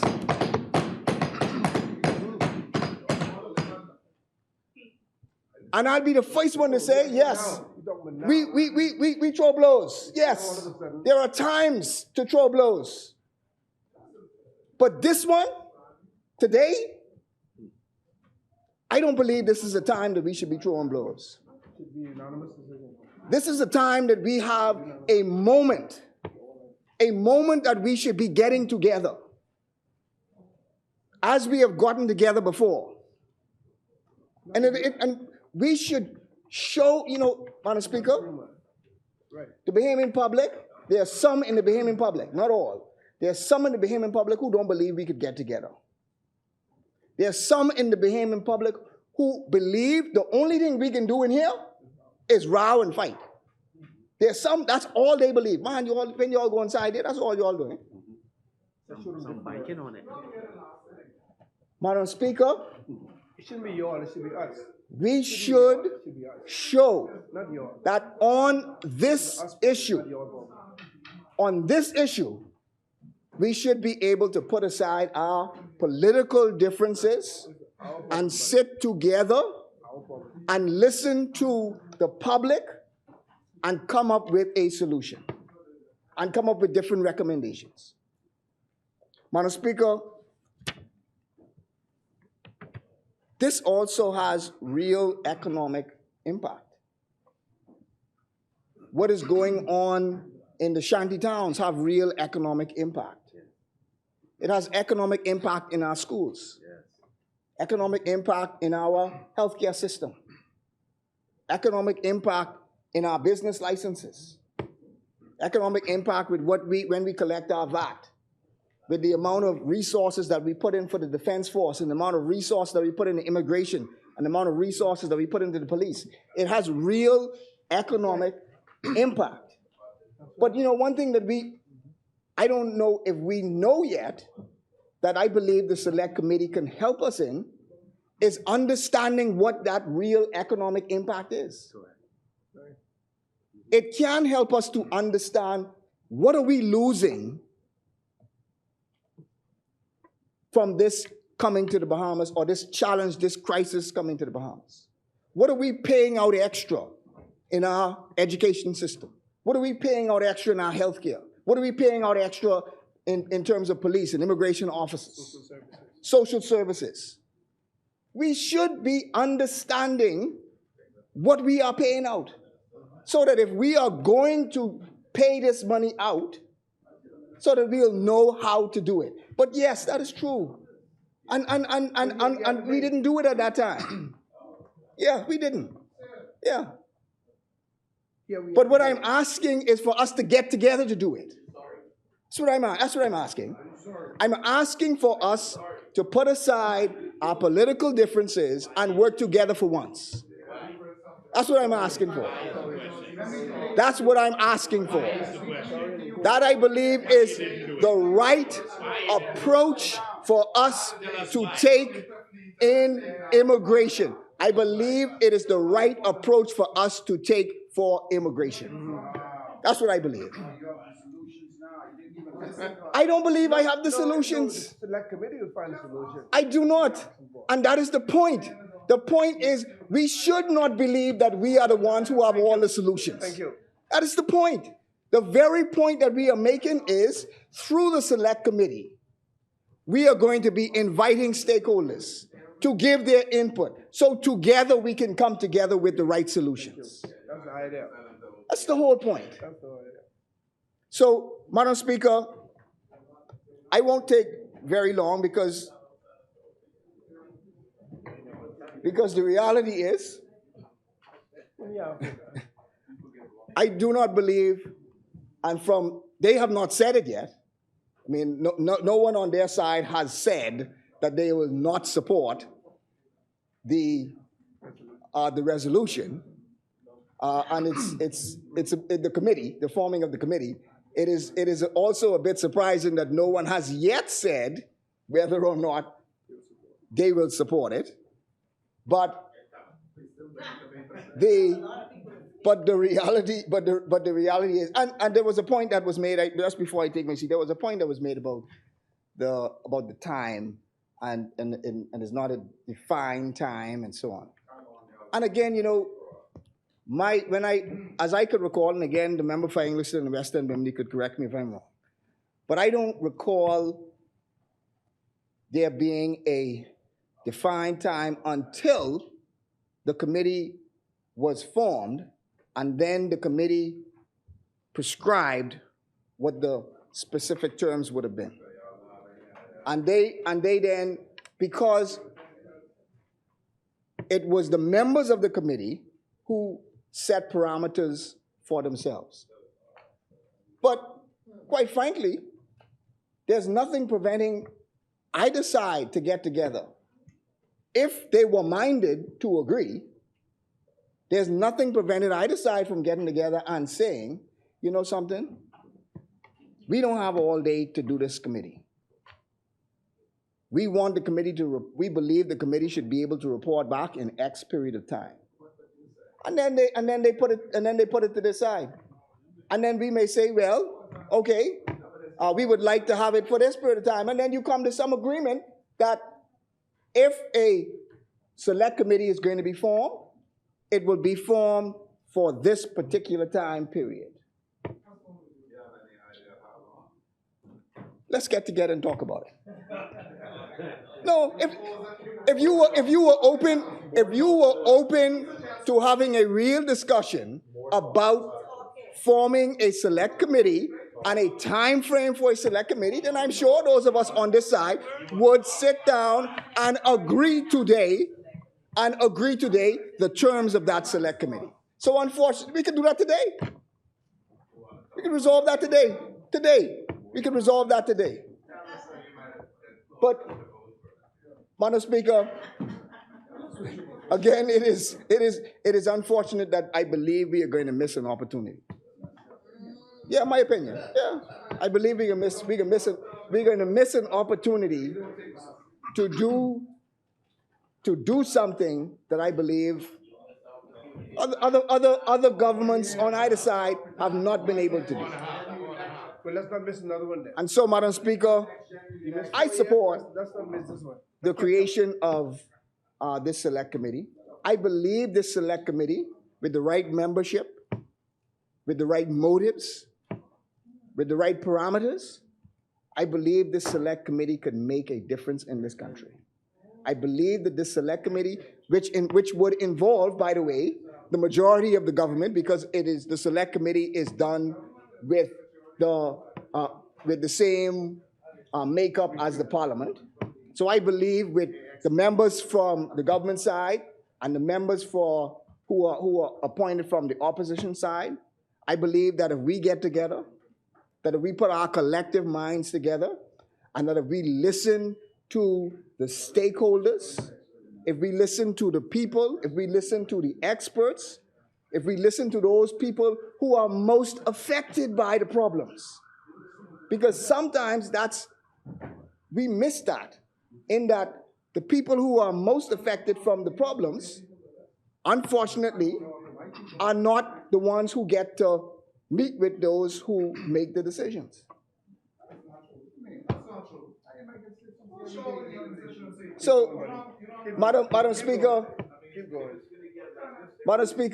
again, my position is that I support the formation of this committee.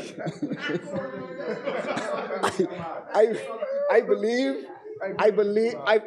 sat on 2 committees before, and in my view, both of those committees that were put together by the opposition at that time, that both of those committees did good work, that both of those committees, I believe, my view, was successful in bringing issues to the forefront, was successful and particularly the one for 8 Mile Rock, was successful in providing solutions to very complex and serious problems.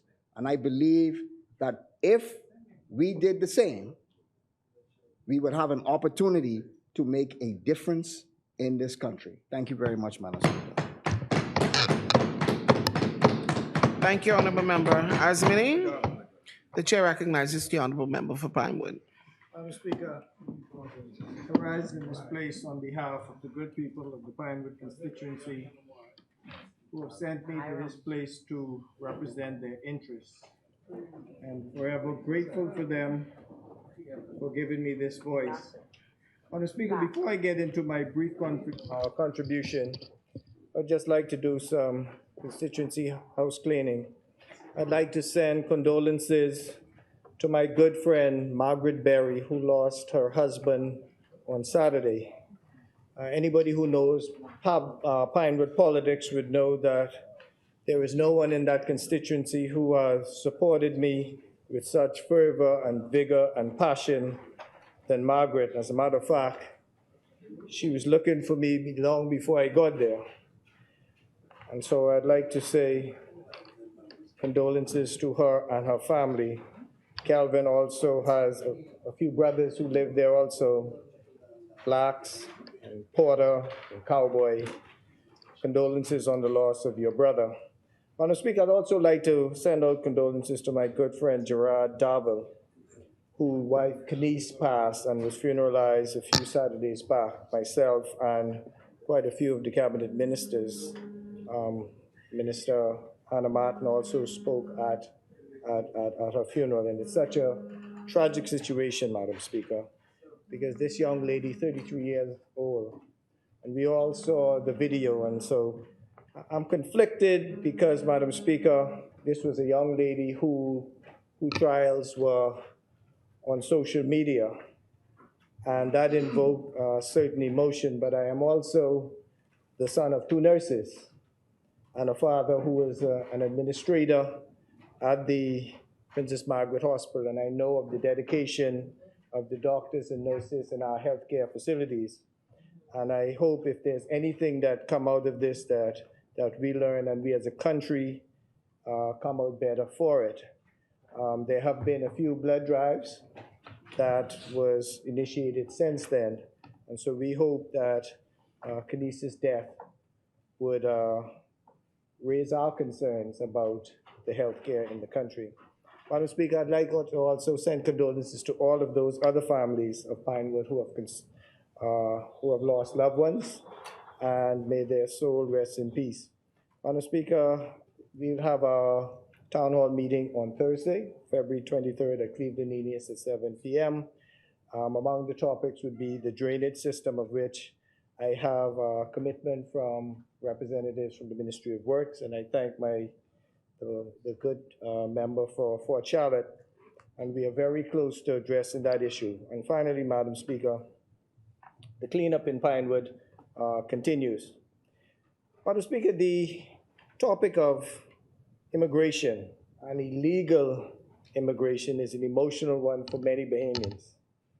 The problems have been around for decades and across many administrations. And I'd like to echo the sentiments of Freetown. While there have been different approaches in dealing with this vexing problem, some was spoken to by the member for Freetown, and I'm sure my colleague, the member of Parliament for Carmichael, would go into further detail. It makes no sense blaming anyone, Madam Speaker. On the topic of the Select Committee, however, Madam Speaker, elections have consequences. And one of those consequences is that a government, duly elected government, have a chance to enact their policies that they laid out to the electorate before the elections. The PLP was quite clear in its position on immigration. As a matter of fact, in our blueprint for change, we mentioned that the party would be committed to a progressive immigration reform and to protect our borders and to allow orderly growth in industry. Madam Speaker, again, Freetown would have laid out the Sandy Bottom project and what has happened since, and the position of this present government as it will relate to our policies. We also committed to clear the backlog of applications in the Department of Immigration. And as a member of the cabinet, I say that we work on that every week, or just about every week, in clearing that backlog. And I support the member for Carmichael, who has, to the chagrin of his colleagues at times, the loads and loads of applications that we deal with consistently, applications that have been around in some cases for decades, in getting them sorted out, Madam Speaker.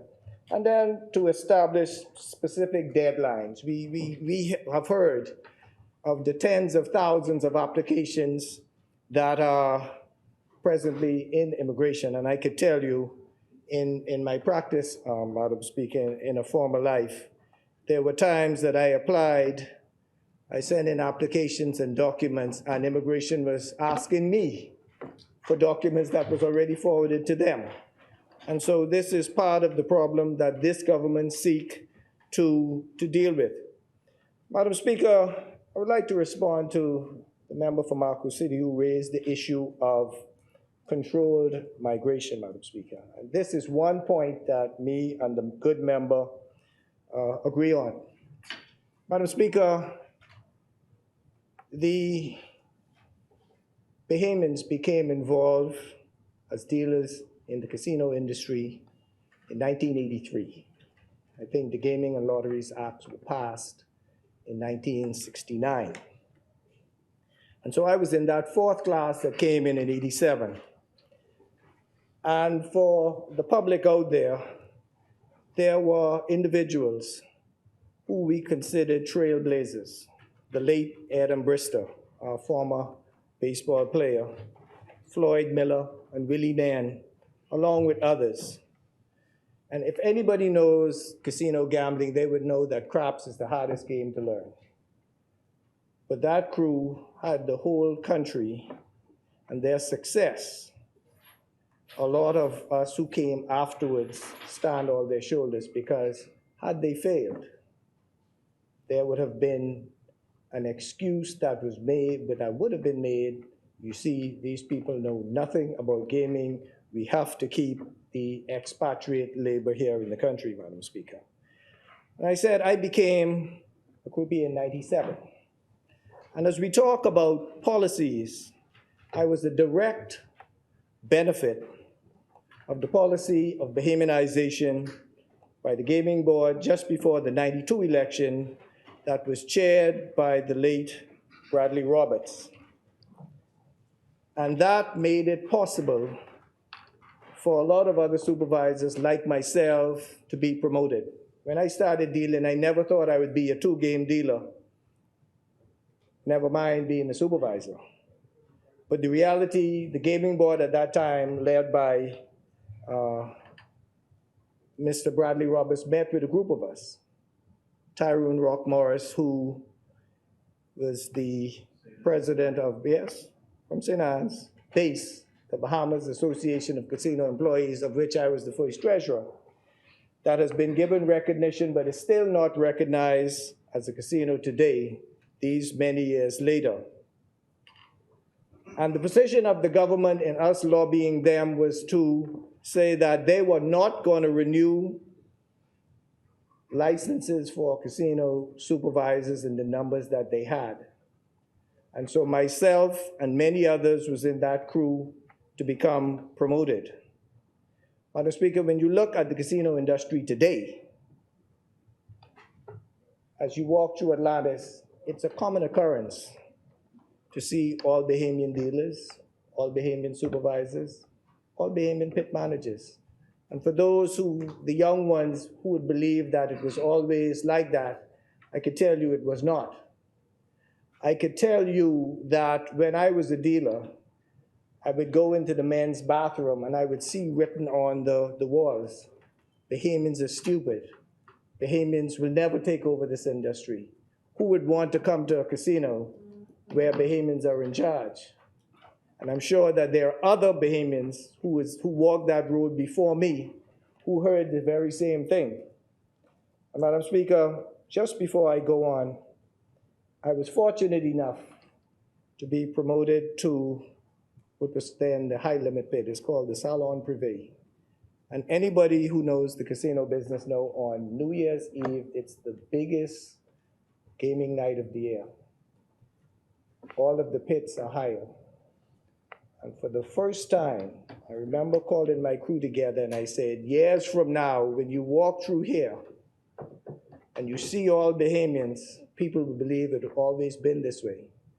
I said, if we succeed, the issue of us being able to handle high-limit games will never be in question. And just as expected, Madam Speaker, as we closed the last table in the then salon, we all got together and I reminded them of what we would have done and that those who benefit in the industry will get to know how the story really played out.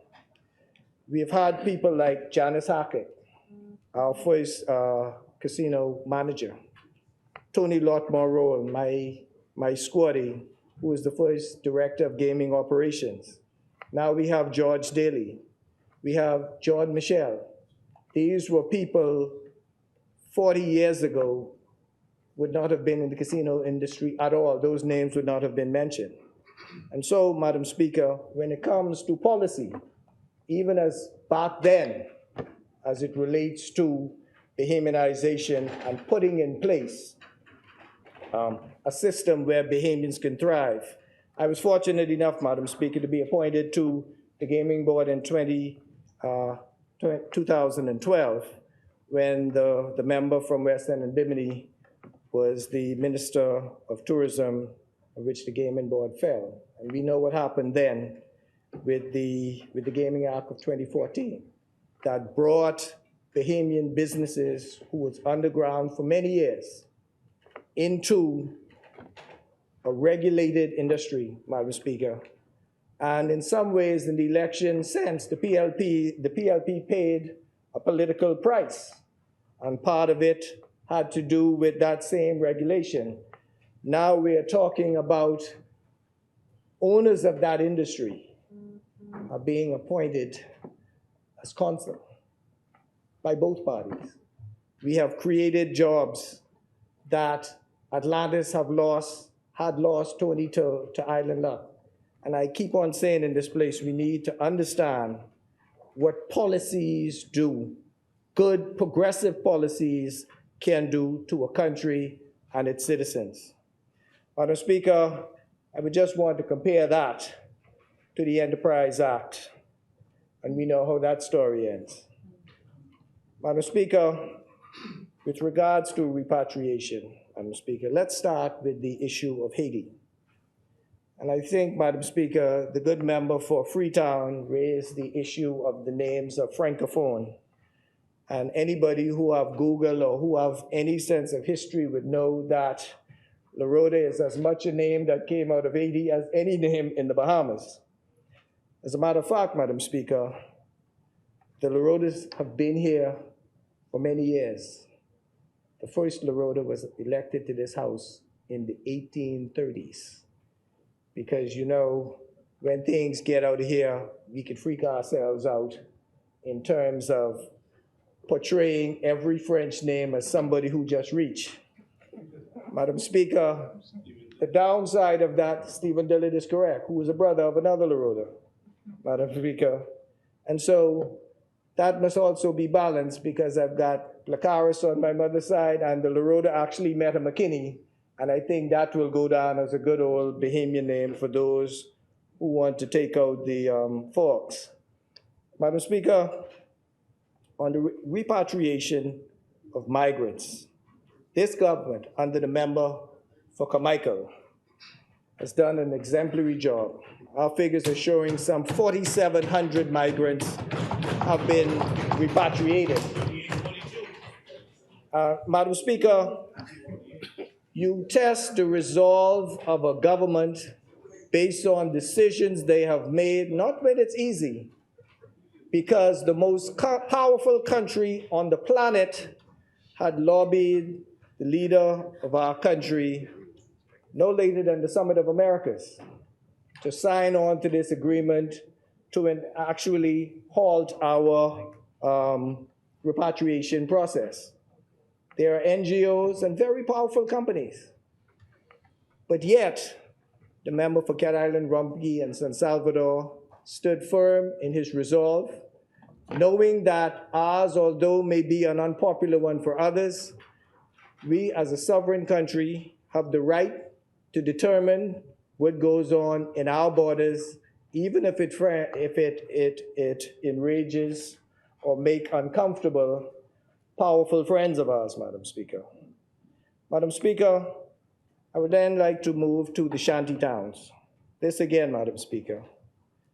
The shanty towns is a very vexing problem.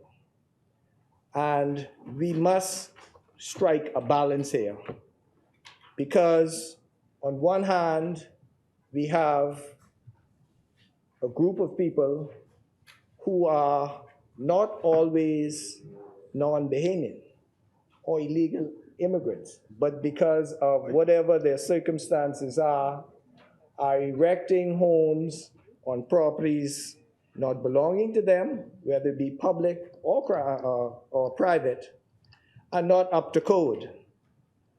And we have to balance that with a very anxious population who plays by the rules, Madam Speaker, who have to wait and save for many years and have to wait until their children even save up enough money to purchase home and build those homes that are to code.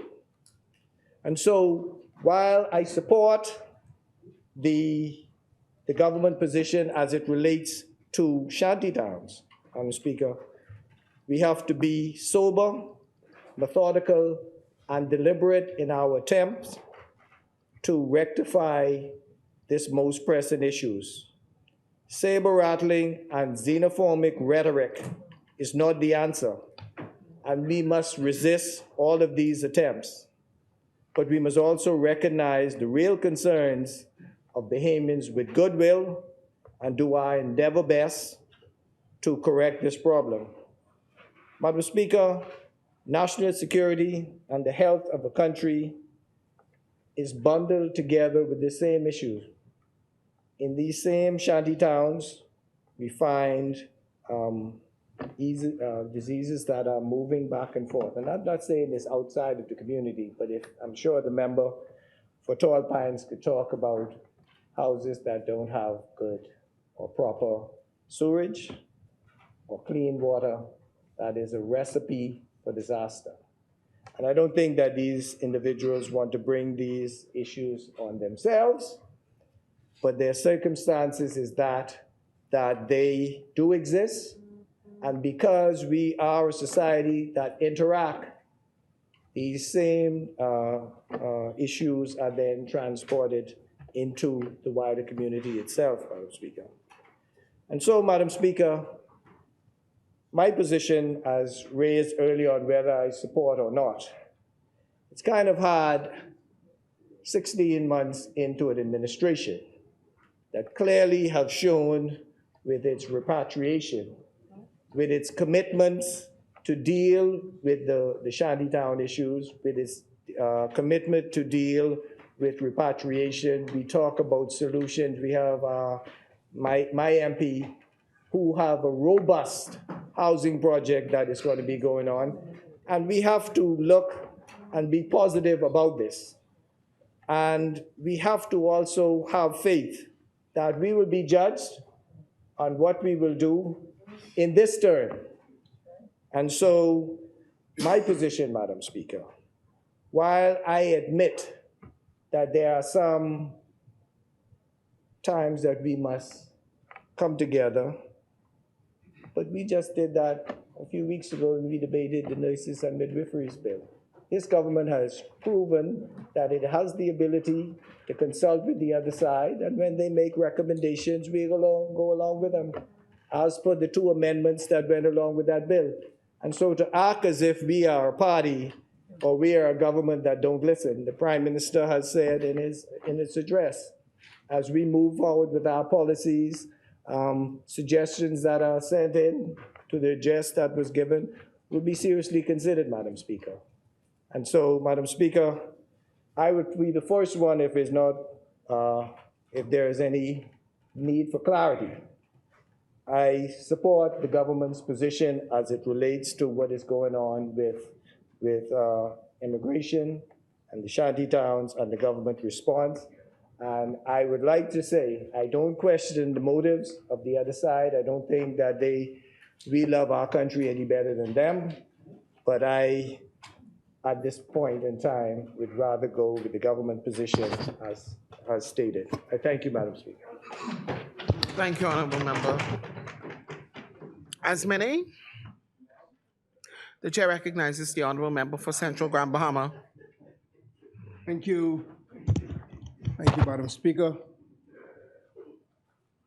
Pleasant good afternoon to my parliamentary colleagues and to all those watching from across the length and breadth of the Bahamas. Special greeting to my great constituents of Central Grand Bahama, who I am eternally proud to represent in this honored house.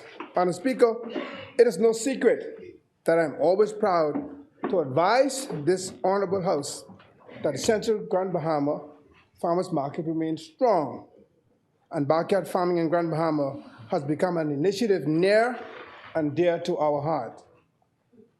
The market is growing by leaps and bounds over the past few years, and vendors' numbers are climbing.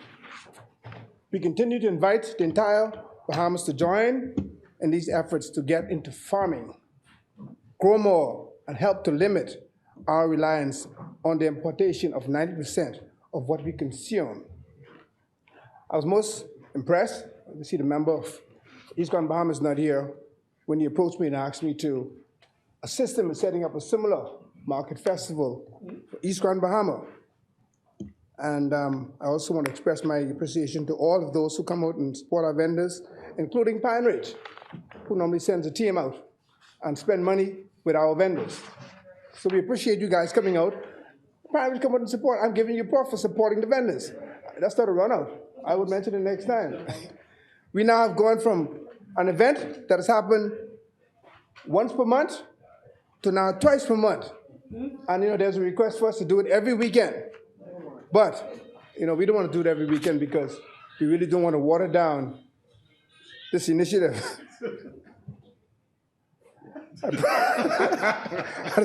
I promise that this is just the beginning, and there's only more to come for the backyard farming and green initiative in Grand Bahama. Madam Speaker, I believe that now more than ever, we must consider these matters in every aspect of our society. Our population is only continuing to grow, but the food source is being reduced. When we consider matters of such great importance like food security, it is important that we know what and how our social systems are being supported. I want to use this as a springboard to now turn my attention to the issue of the day, because this is really the backbone of this discussion. The official opposition is urging the New Day government to take a serious stand on the immigration problem we now face. Our concern is not stopping a certain group of people from coming into the country illegally, but ensuring that we can provide and adequately support those that live here legally. Colleagues, we know that the immigration issues have been long-standing across multiple governments. It is also not something that can just be fixed overnight. We know this because we continue to face the same challenges year after year. We see to the deepening of social and political crisis in Haiti, and tension rise here at home whenever there's an uptick in irregular migration. Today, like the song Ancient Man say, we ain't asking for much. We're simply asking for Bahamians to be put first. We are asking for this New Day government to stop the lip service on immigration and establish a select committee to properly investigate this crisis. Madam Speaker, last week, we had dozens of world leaders in our country and hundreds of thousands of eyes from across the Caribbean and the globe on the Bahamas. one of the very real focus of these high-level meetings was the government policy framework regarding irregular immigration or irregular migrants and unregulated homes. Instead, this is unfortunate, during that time, we had the arrest of some Bahamians who were carrying out, in their view, a peaceful demonstration, and that dominated the headline for many days. I want to be clear that the official opposition does not support this treatment of our people. There has to be a balance between securing property and securing human rights. Every Bahamian has the right to voice their concern and hold peaceful demonstrations. However, what we saw taking place last week, in my view, was a disgrace.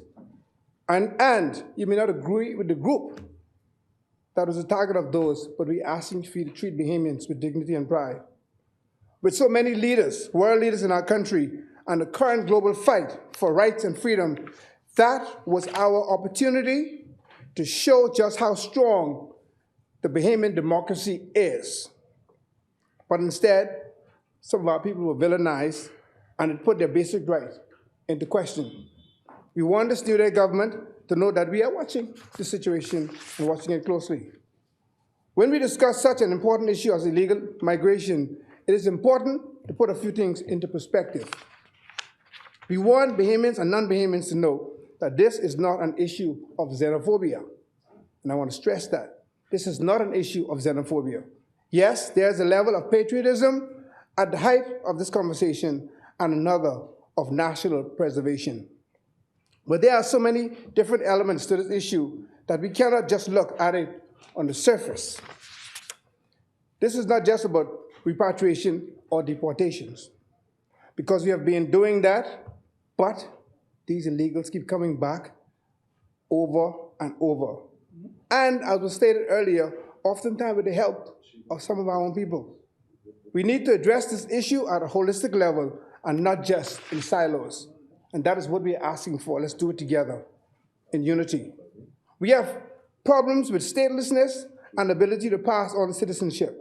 We have problems with accountability from immigration officials in some instances. We have problems with Bahamians being paid to smuggle. Yes, some Bahamians are involved with bringing immigrants into the country. All of this while ensuring that human decency is being preserved while enforcing our laws. Madam Speaker, this is why we need a select committee to really look into how we can properly address this matter on behalf of all Bahamian people.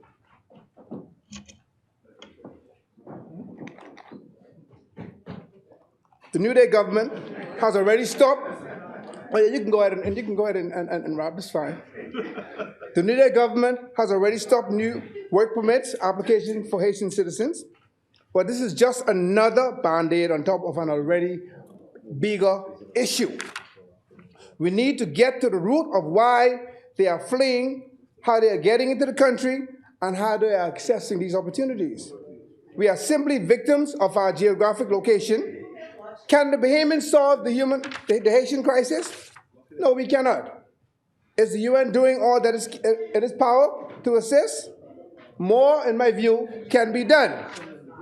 And on top of strategies and enforcement, the Bahamas need significant funding assistance from our global partners to deal with this vexing matter.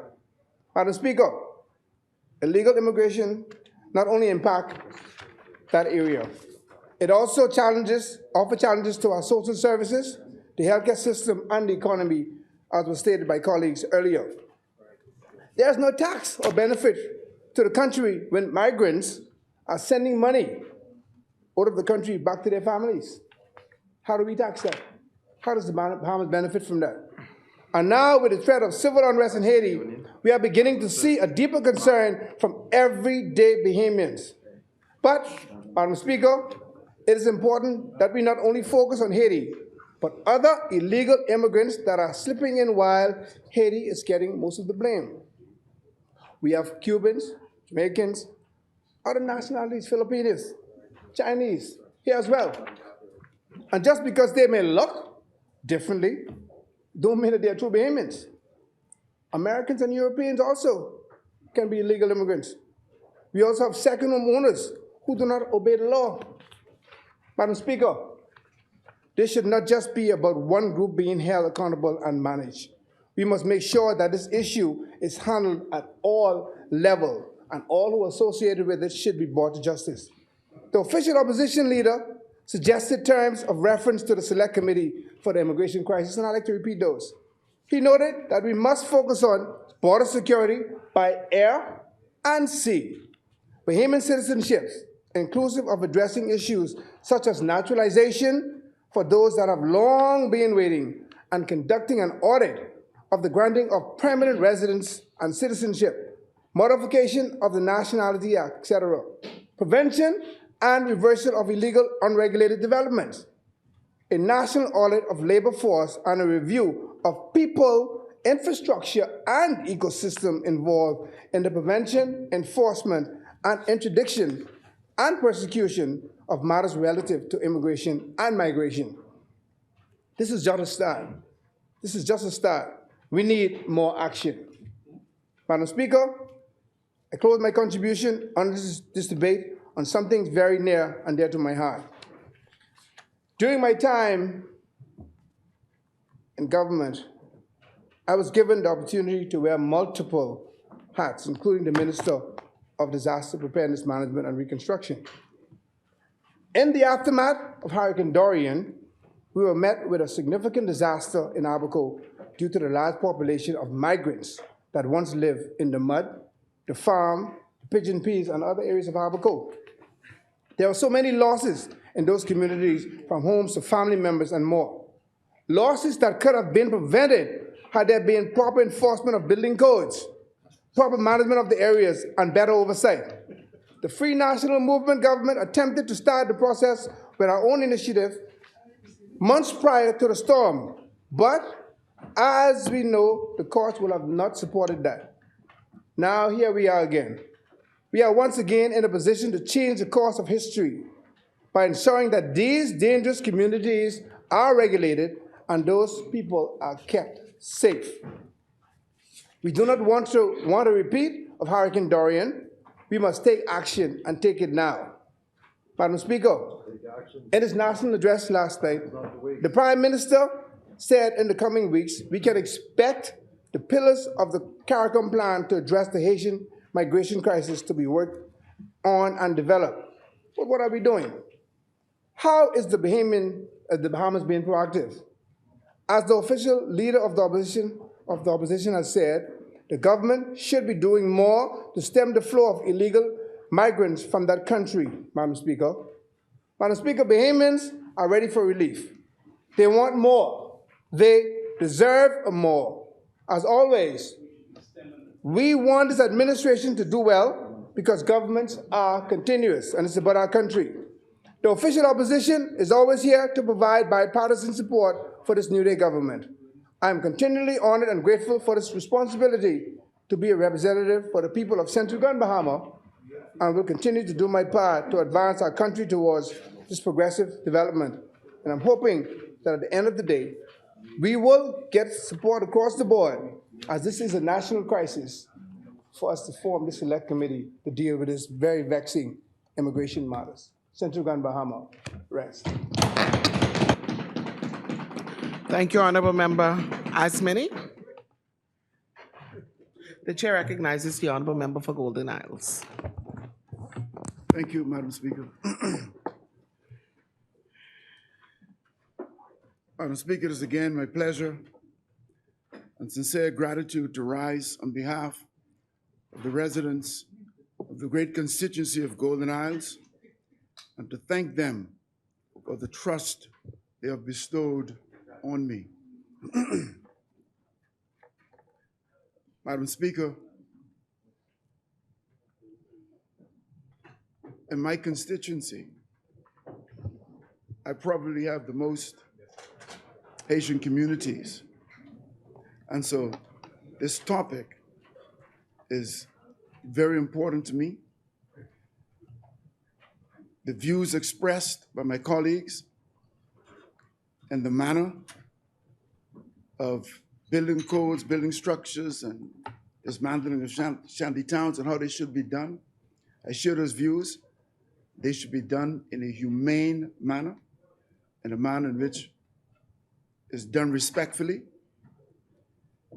But it's a vexing issue, Madam Speaker. It's an ongoing one with Bahamians and how Bahamians feel about it and how the issue has been ongoing and ongoing and ongoing, and finally it will be dealt with. Madam Speaker, as I would have espoused earlier in this House, today heralds the continuation of an important historical process, a process which I believe reflects the true heart and soul of the leader of our country, who continues to display his concern for the plight of our Bahama land. His vision, his compassion brings us here today to continue this long-stalled process, which is the leveling up of the opportunity to discuss the vexing problem of irregular migration and to let all Bahamians and visitors alike know that we are not prepared to sacrifice our nation. Madam Speaker, the time has come in our nation for a frank conversation about the vexing challenge that is immigration. And Madam Speaker, for two reasons. While I am a Pan-Africanist, and I understand that Pan-Africanism is a worldwide movement that aims to encourage and strengthen bands of solidarity between all indigenous and diasporic peoples of African ancestry and having a common and unified interest. But I understand, Madam Speaker, that this irregular immigration problem offers an existential threat to our viability as a nation, and Madam Speaker, I will show how. Secondly, this debate is dominated by a medium which does not benefit us all, and that's social media. Consequently, a tremendous opportunity is being lost to public invective, rampant bombast, political mischief, and yes, even by some hatred, with good intentions, some persons, and of course, others with ill will. This is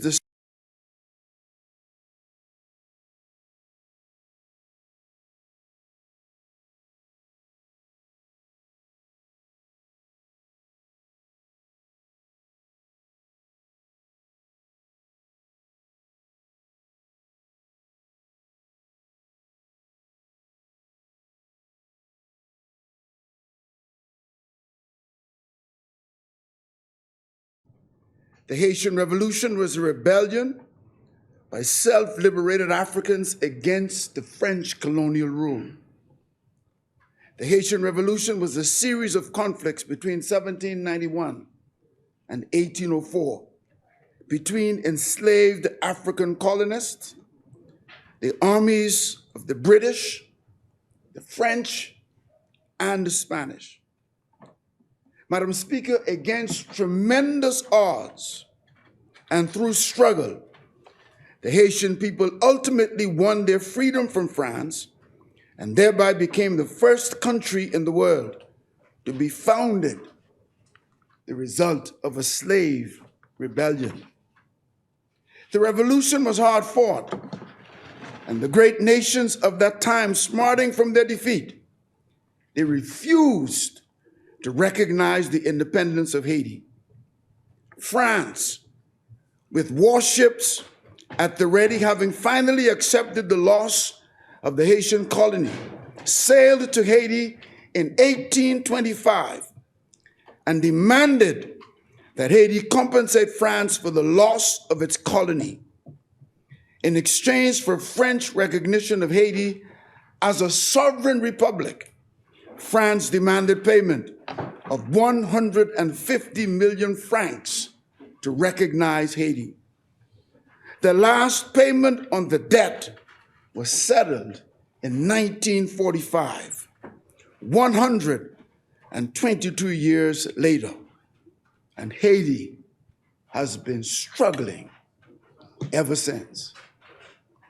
Madam Speaker, the payments of reparations to France for the freedom of the Haitian people has been called by the university scholar Marlene Dott as, quote, the greatest heist in history, end quote.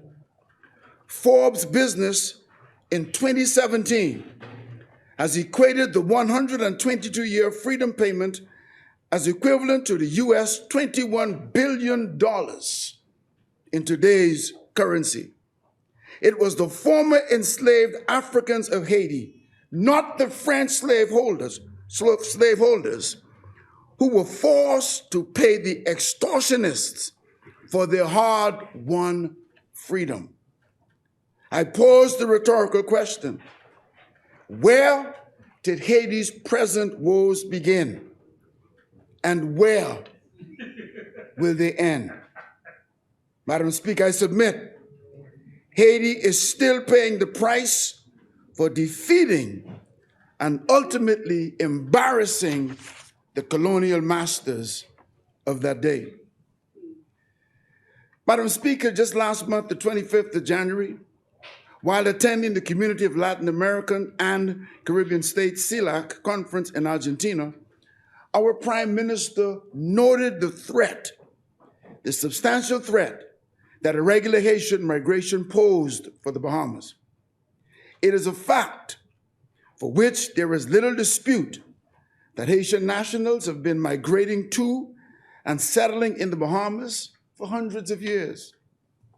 While the Bahamas has transitioned to a robust tourist and service-oriented economy, the influx of irregular, undocumented migrants have not gone unnoticed, as these migrants continue to come to the Bahamas annually by the thousands.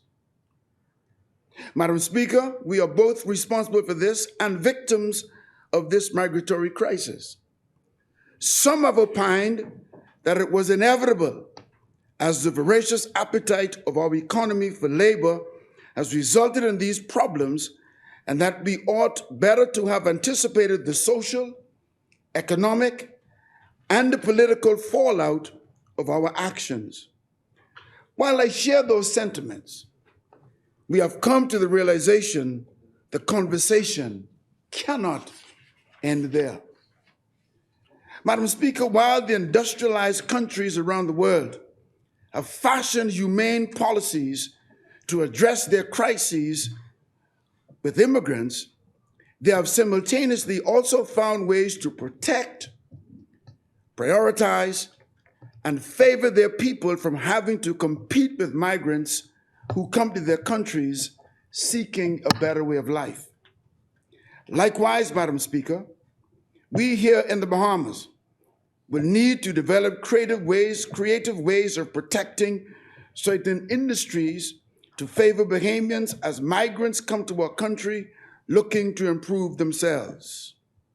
Madam Speaker, we must never be prepared to sacrifice our nation.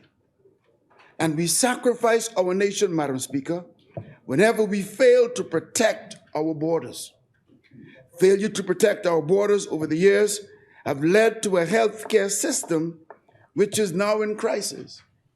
A crisis-filled system is teeters on the brink, Father, while caring, for those who are undocumented in many instances, uninsured, and unable to attend the cost of their own medical needs.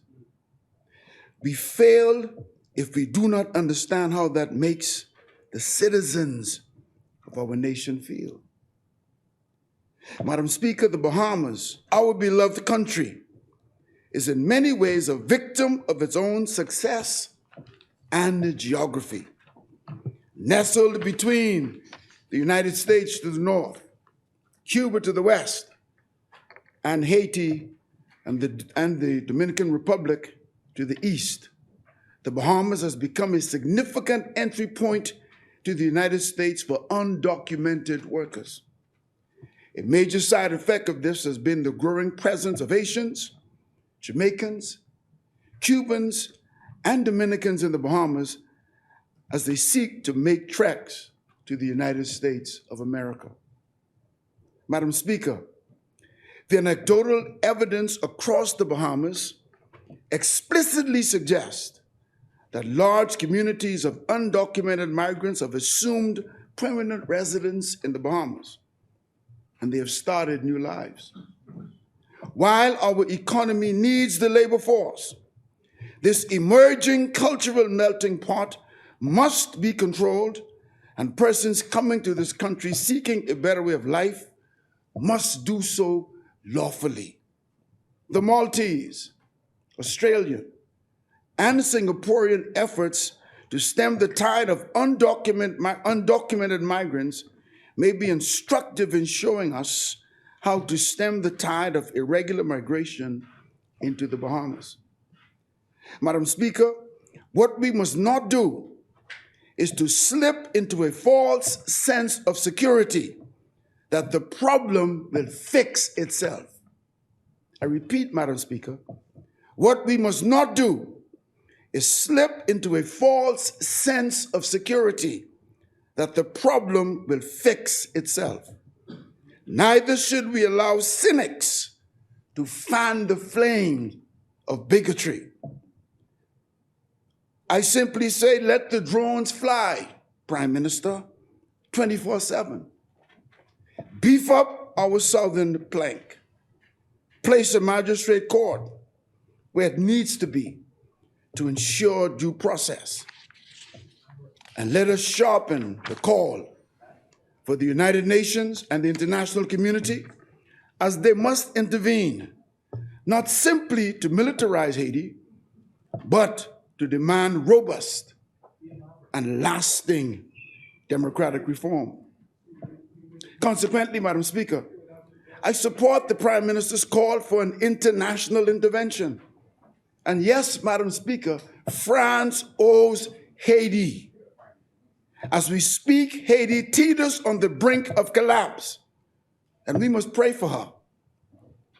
And Madam Speaker, as I conclude, I want to speak of what I call a Haitian Marshall Plan. The Marshall Plan was an American foreign aid initiative in the aftermath of World War II. It was an American-led initiative which was specifically designed to restore Western European economies over the dangerous post-Second World War period. In 1957, some $15 billion in aid was provided to assist the recovery of the European economy. It was a plan which ultimately bailed out France, Germany, the United Kingdom from the brink of failed state status. Similarly, Madam Speaker, I believe we must implement this financing structure in the region if Haiti is to succeed. The Bahamas and its Caribbean neighbors cannot implement this alone. Prime Minister, we must continue to be the conscience of the world in this regard. We must remind the world and let the world know of Haiti's plights and Haiti's needs. I applaud the efforts to forge agreements with CARICOM, with the United Nations, the United States, the United Kingdom, Canada, and Cuba on critical issues to protect our country's borders. Madam Speaker, while successive administrations have shied away from addressing this vexing problem, this Philip Brave Davis government will not do so.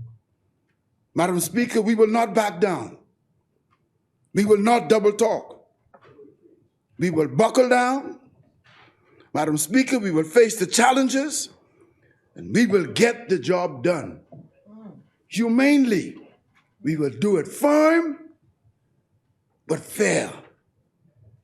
We will not be weak-kneed on this. Madam Speaker, these issues, we cannot allow them to be passed on to another generation. That would be most unfair. In closing, one cannot emphasize the importance of enforcing our immigration laws,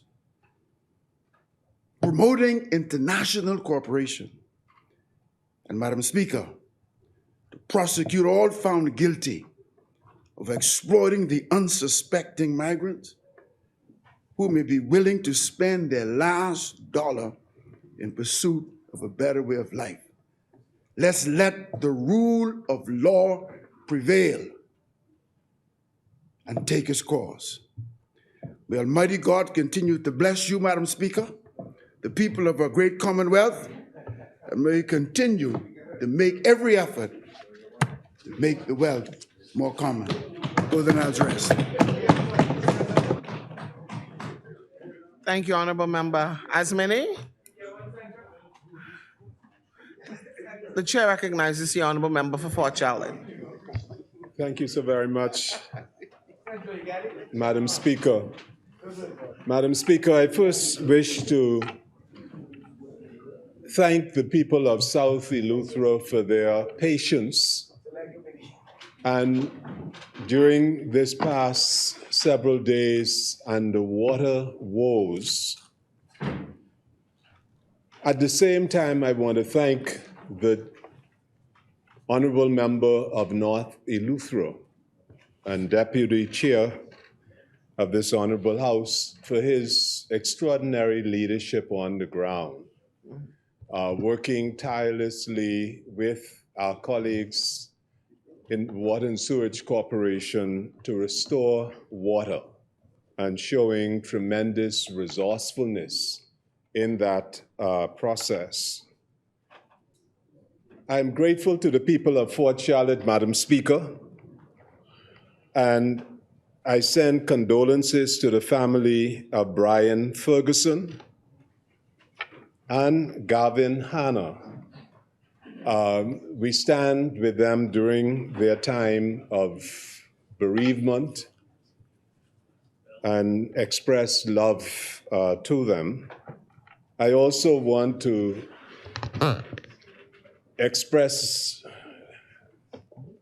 joy that a great exhumian has come home after having gone through a period of illness, and that is Alpheus Tucker Roll, a great exhumian, a great Bahamian who has just returned from a period convalescing in the United States to his business and home in Compass Key. Madam Speaker, I thank the opposition for presenting us with this resolution because it affords us the opportunity to speak directly to the Bahamian people and inform the Bahamian people of the immigration policy of the government. And it is, Madam Speaker, something that we should be very proud of, but the Bahamian people must know what is being done. The Constitution of the Commonwealth of the Bahamas, Madam Speaker, in the first chapter, it declares that this is a democratic, sovereign state. In Article 2, Madam Speaker, the first enumerated power to the government is stated, and that is the power to recognize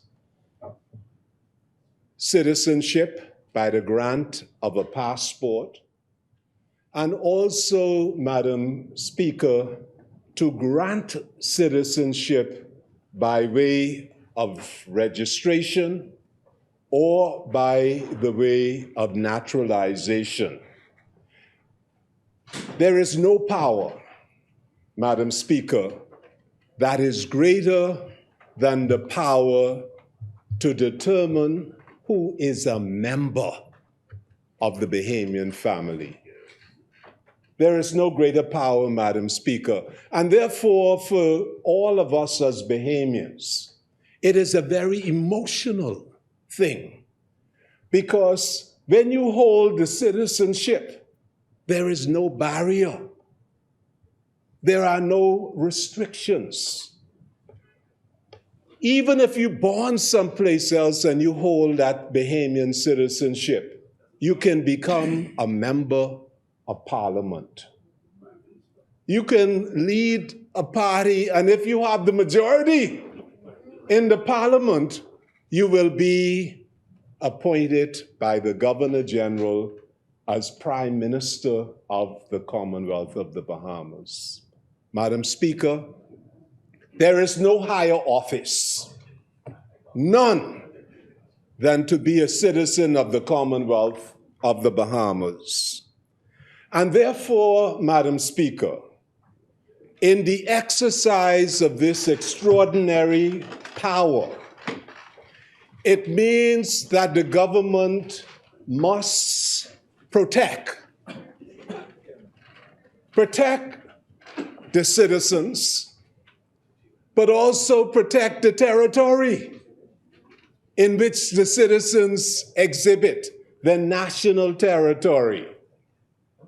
So citizenship, national security go hand in hand. You cannot have a citizen who is insecure. And therefore, Madam Speaker, before we talk about the immigrant, before we talk about the visitor, we have to talk about the citizen. Now, Madam Speaker, who are these people we call citizens? Because they are the subject. They are the subject of this enterprise. They are the subject of this national project that we call the Commonwealth of the Bahamas. And Madam Speaker, not all of them look like me or like you. Some are what we call European Bahamians. Some are Greek Bahamians. And we celebrate the fact that they hold their heritage. They are citizens, but they are not fearful, because that's the nature of this free society, to say, come to my Greek festival and enjoy yourself. Or, Madam Speaker, some of them are Chinese, and they may say to the rest of us, come and celebrate the Chinese New Year with me. And Madam Speaker, I readily celebrate with them. And it is an asset to the Bahamas to have this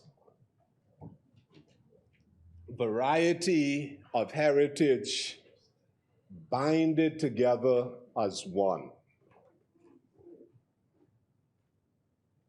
Nobody in this Bahamian family should be made to feel insecure, should be made to feel that they cannot express their heritage and still be Bahamian.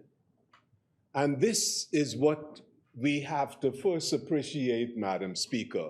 There should be nobody carrying the Bahamian passport in this place and feel that they cannot say, my family is from here and my family. The same way the Honorable Member for Golden Isles, he said, I'm proud to be African.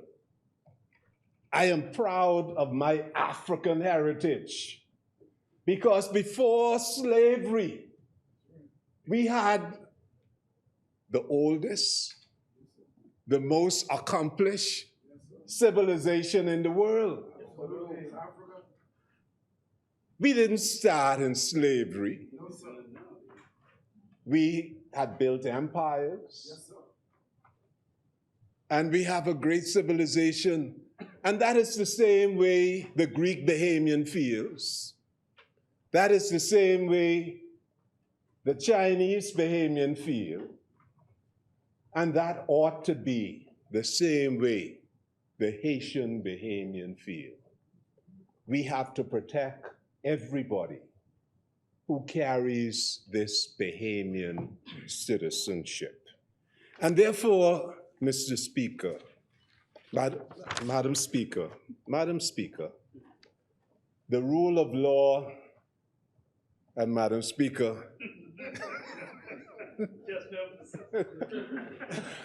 Madam Speaker, the rule of law and the protection of our citizen should be what distinguishes us, should be the manner of our bearing the mark as a small island nation state who recognize that we always play above our size.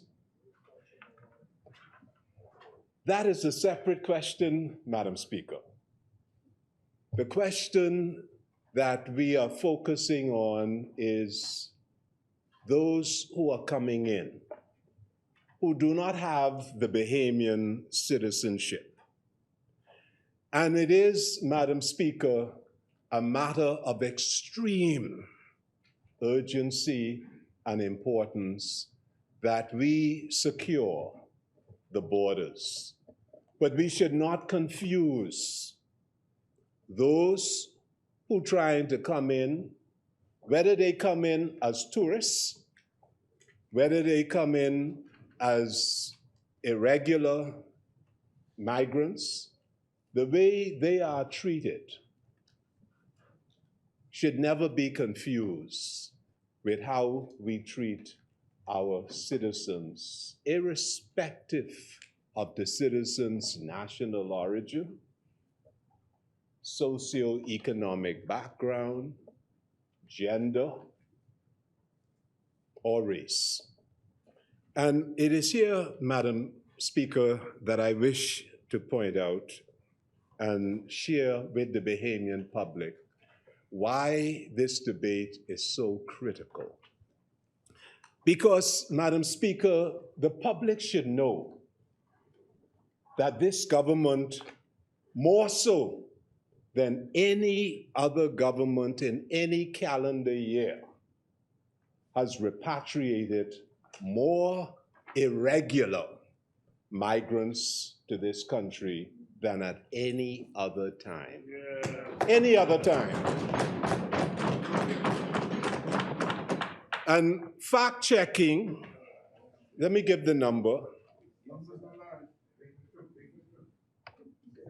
In 2022, 4,748 persons were repatriated. Wow. And that has been confirmed by the Department of Immigration. In 2023, we're just in January and February, and we haven't even reached March yet, Madam Speaker. Over 1,000 persons have been repatriated.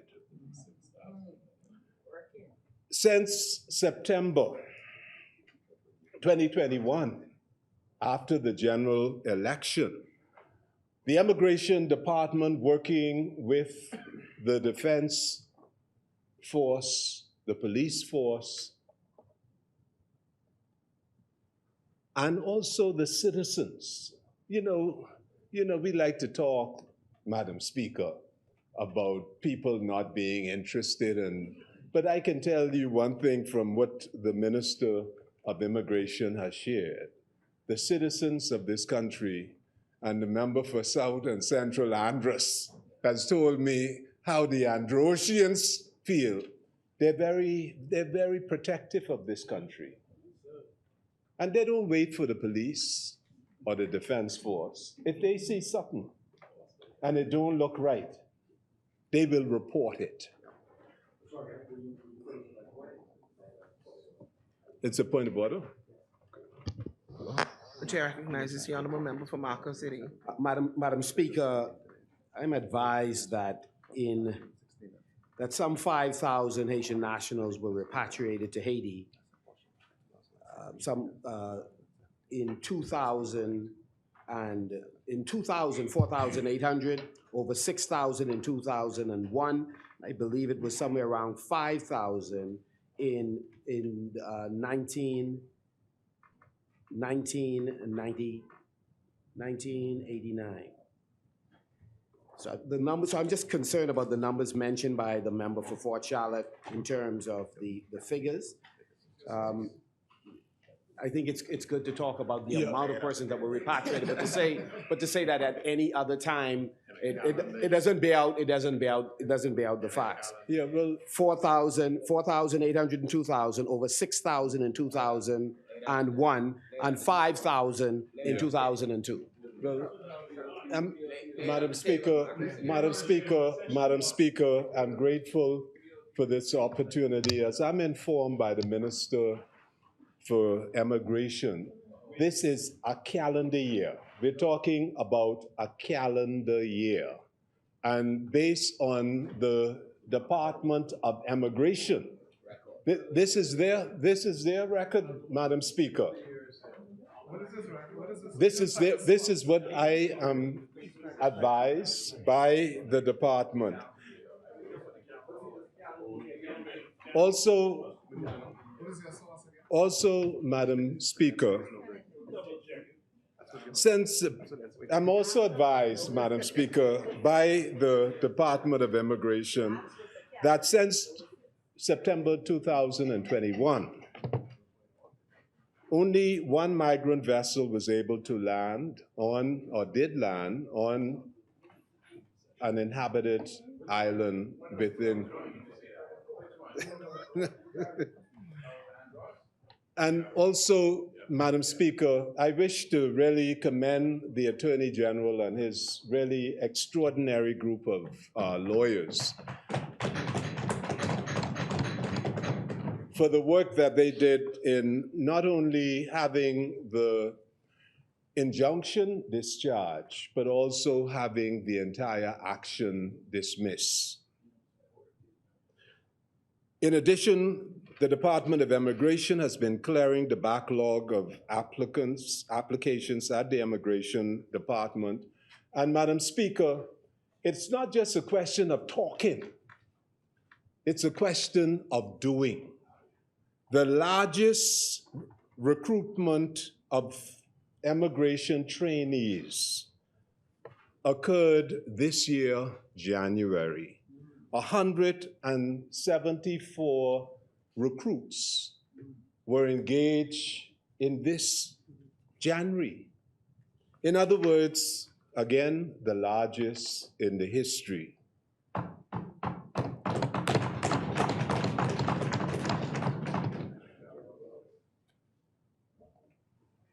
We have heard from the presentation of the Minister of National Security that the largest investment in the Royal Bahamas Defense Force, again, by the Prime Minister when he was Minister of Works, along with the Minister of National Security, the late Dr. Nottage, with the Sandy Bottom Project, $232 million. 234, thank you, million. Patrol crafts, the dredging of harbors, the development of bases and port facilities. And, Madam Speaker, most recently,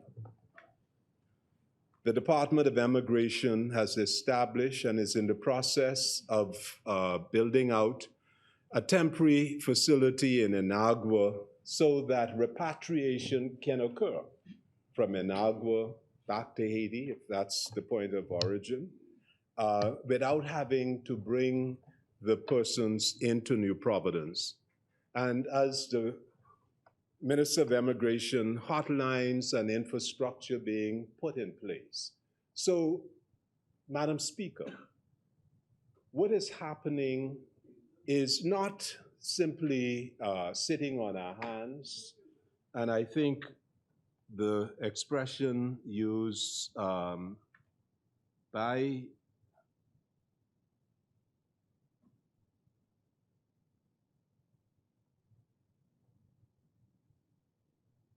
yes, the expression used was basically crossing our fingers and hope. In other words, this is not a passive immigration policy. It is a very active immigration policy. But the key point that I wish to make is that there is also a recognition by the government that the immigration process is multidimensional, and that there are push factors. In other words, we've been focusing within the Bahamas as we seek to protect and secure the borders. But there is a recognition by the government that the crisis is not in the Bahamas. The crisis is in Haiti. And therefore, you have to go to the source of the crisis. And Prime Minister Davis has called for a sustainable Haitian-led solution. But not only is he sitting here and calling, he's not calling from a distance. He's brokering it. He is engaged in ensuring that it happens. He is forging an international cooperation to achieve stability in Haiti. And, you know, sometimes you have to speak truth to power. And our Prime Minister, the reason why they say brave leadership, right? Yes. Is that it was reflected in June 2022 at the Summit of the Americas. He was approached by some of our larger countries within this hemisphere, the Summit of the Americas, and he was asked to sign an agreement for the Bahamas to take in refugees, like 21 other countries within this hemisphere. And he declined. He said the Bahamas has taken in more than its fair share. It's reached its capacity. And you know, Madam Speaker, CARICOM recognizes the special role of the Bahamas, because I remember when I was in the cabinet before, and the issue of the free market, and the Bahamas was exempt from the free movement of people, because it was recognized by CARICOM that on a per capita basis, the Bahamas has more persons from our region. And all of us in this chamber, we have been taught by Jamaicans, Trinidadians, St. Lucians in our high school, some of my teachers, you know, from Guyana, and Turks and Caicos. So the Bahamas was recognized by CARICOM for its generosity to the region. The fact that it has been so hospitable in providing opportunities for other persons from our sister CARICOM countries. And similarly, we see that notwithstanding calls from other multilateral organizations, the Bahamas continues to repatriate. You know, Madam Speaker, what is interesting is that the Progressive Liberal Party in government has done one thing consistently. In 1986, the first treaty between Haiti and the Bahamas to deal with immigration between the two countries was established in 1986. Also in 2004, again, we see that the Progressive Liberal Party in government went to Haiti and on behalf of CARICOM was negotiating with President Aristide in order to establish stability and and free and fair elections within Haiti. And today, as chairperson of the heads of CARICOM, the Prime Minister of the Commonwealth of the Bahamas is leading the effort to restore the rule of law and free elections within Haiti. And it will be under his leadership, within a month's time, convening a meeting of the heads in Jamaica with the stakeholders from Haiti. In other words, showing the respect to the Haitian people that the solution should involve their representatives. And in Jamaica, this meeting will ascertain the national consensus for inclusive, transitional, and transparent elections, involving also the Haitian president. That is, to produce a Haitian-led solution.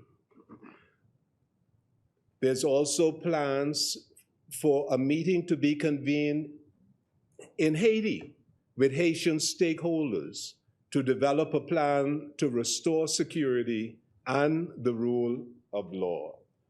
Also bringing in the United States, Canada, and the President of Canada was here and made a commitment to a plan put forward by our Prime Minister. Yes. We also have, in addition, reaching out to other countries within the Francophone region of Africa, in Europe. So in addition to a robust domestic immigration policy, we have, again, a very active foreign policy initiative to help to solve the crisis that is pushing people out of Haiti. So what we see, Madam Speaker, both on the domestic front, both on the international front, an immigration policy that is multi-dimensional, similar to the problem itself, which is multi-dimensional. In addition, Madam Speaker, the issue of irregular, unpermitted structures in the Bahamas, now that the court has dismissed the action, the ruling of the judge is being studied. The cabinet has reconvened the Shantytown Task Force, and we see the group has met. I've met with the group. They've started their work. Surveillance and surveys are being done throughout the country. Also, I want to take this opportunity to say that we are grateful for the support and the cooperation of stakeholders. For example, the Communist Committee in Spanish Wells has been working very closely with me and also with our team in addressing the issue. And therefore, we recognize, and also I must say the previous government as well in 2018, the role of civil society, the importance of consultation, the importance of utilizing the collective wisdom of the Bahamian society in solving a very, very complex issue. So, Madam Speaker, in a very short period of time, we will be meeting and outlining to the Bahamian public a roadmap to address the irregular, unpermitted structures, not only in the shanty towns, but also downtown Nassau. buildings which are not historically protected as historic buildings will also be served with notices, as some of them are being served as I speak. So this will not just be against any particular socio-economic group, but we are committed, Madam Speaker, to ensuring that the rule of law, whether that is the Building Control Regulation Act, but all aspects of the law to protect the environment, to protect communities, to protect the health of communities, to protect the forest and the coppice of our country, which are so necessary for sustainable living and life. We will have a very comprehensive plan, and I'm asking all of our citizens to join in with us, because this is really what nation building is all about. How do we ensure the rule of law and the equal treatment of all of our people so that we have a much more sustainable, resilient future for the entire Commonwealth of the Bahamas? So, Madam Speaker, the issue was raised about consultation. And I want to, perhaps this is a good time. I, like many of my colleagues, have reached out to the shadow ministers. For example, my member of Parliament, the honorable member for St. Anne's.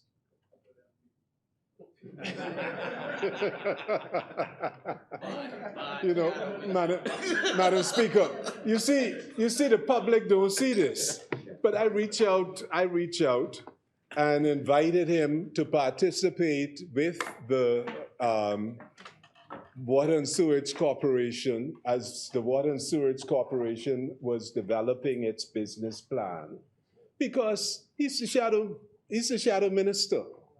And I want to thank him for coming and also for participating. And all of us appreciated the input that you made, honorable members. So we have cooperation. We invite cooperation, because what we have, Madam Speaker, is the Constitution, I think it's Article 72, reposes in the government the executive governance of the country, the policy making.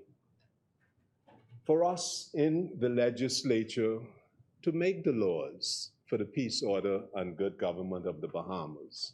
And as we did today, as the Constitution requires, we came before the Parliament and we accounted. We answered the questions as best we could in the circumstances, because it demonstrated to the Bahamian people that the accounting to the Parliament is important. And as we proceed to execute this immigration policy, I certainly invite members opposite to share their ideas with respect to the immigration policy, and for us to work collaboratively in this very area and not exploit emotion, but to bring our collective forces to bear in dealing with a very complex, multidimensional problem. I thank you, Madam Speaker.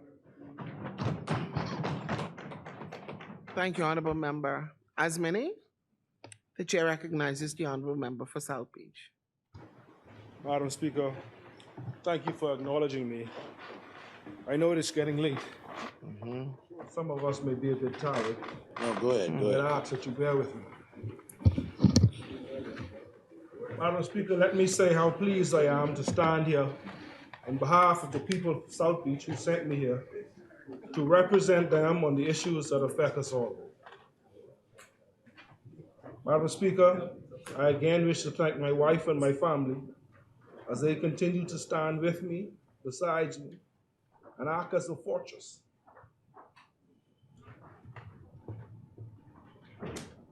And as my place of solitude in some difficult times. Madam Speaker, before I begin, I must also note that like so many other places, the reality of crime and the effects of crime has visited, once again, my constituency. I send my prayers and public regards to the affected family, and I wish to put on public record how outraged I am with this vexing crime issue, nationally, but more specifically, Madam Speaker, how much more disturbed I am when the monster of murder raises its head in what is known as quiet South Beach. Madam Speaker, I know we must do more, and I have no doubt that the member for Freetown is engaged in meetings and strategic sittings with the executive command of the Royal Bahamas Police Force on what more will be done. But let me too state that I am committed to doing all that I can to ensure that for as long as I have the strength, South Beach remains a peaceful community of decent citizens with neighborly values, free from crime and terror. I again pray God's peace for the family in this very difficult time and assure them that earth's sorrows, heaven can heal. And so, Madam Speaker, we are here. We are here as a country once again, once more, to discuss the issue of immigration and the necessary steps needed to manage it. Madam Speaker, regrettably, this is the same place we were several times before as a country. It could seem, Madam Speaker, that we are comfortable with the revolving doors that string people along term after term without a meaningful legislation to cure the issue that have existed since the early days of this Commonwealth. Madam Speaker, we appear to know many things. We appear to know what we have. We appear to know what we want. We appear to know where we are in this fight, in this immigration fight. However, Madam Speaker, what I feel is lost on many of us is we do not appear to know how. How did we get here? And more importantly, how will we get to the place where we have been decades trying to go? Madam Speaker, what we cannot do is get caught up in the fancy language of another committee with titles that will simply evaporate into nothingness and more unanswered problems as if our inability to fix issues do not affect human life. Every matter, Madam Speaker, that affects immigration, in my view, similarly affects citizenship and what it looks like. It affects how it is determined and who should be allowed it. As citizenship and its entitlement is the greatest honor any person in this country could ever have, we must seek to get these things right, Madam Speaker. Whether it is by a committee as suggested by some, or by any other provision necessary. Madam Speaker, we must be relentless in doing so, even if it means at some point that in the evolution of our democracy, we hand over our power on these matters to the establishment of an immigration and citizenship court. Yes, Madam Speaker, something that may very well have found its time in our development at this juncture in our history. Madam Speaker, we must do more than ensure that policy and the discretion of policymakers alone are not how we continue to deal with these issues, like those of citizenship and immigration. we should legislate in this place and allow that legislation to be put the necessary prescriptions in place to definitively deal with this issue, so that once we would have legislated, the courts will have clear rules to follow based on the rules and the laws that we debated and passed in this place. This, I believe, Madam Speaker, provides for the kind of consideration and diligence necessary to deal with our issues in a way that will allow for the manner of our bearing to be marked by the world. Madam Speaker, this is not the first time we have been here. But since we are here, I cannot help but ask what I perceive to be the obvious question. Madam Speaker, that is, how are we still here? More importantly, Madam Speaker, how do we get beyond here? I am always very concerned, Madam Speaker, with how what we do in this place translates to those on the outside of this place. Madam Speaker, we must find a way to cure the issues that are created because of irregular immigration. Otherwise, I submit that all of our efforts here in this place would amount to clanging cymbals and savorless assault. Madam Speaker, that is why this administration has placed this as a priority item. That is why we have worked to have the injunctions removed that we met in place when we took office, and we have had success in this regard as recently as last week. Madam Speaker, this matter of how we proceed on this immigration issue is important, and possibly that importance cannot be stated strongly enough.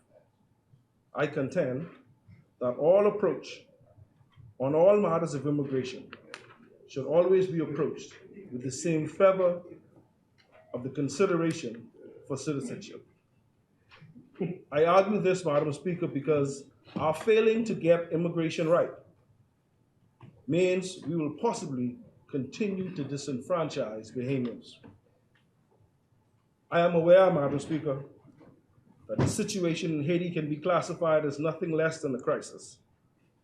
However, if we are to be wise, we must accept that the term immigration problem and Haitian problem are not one and the same.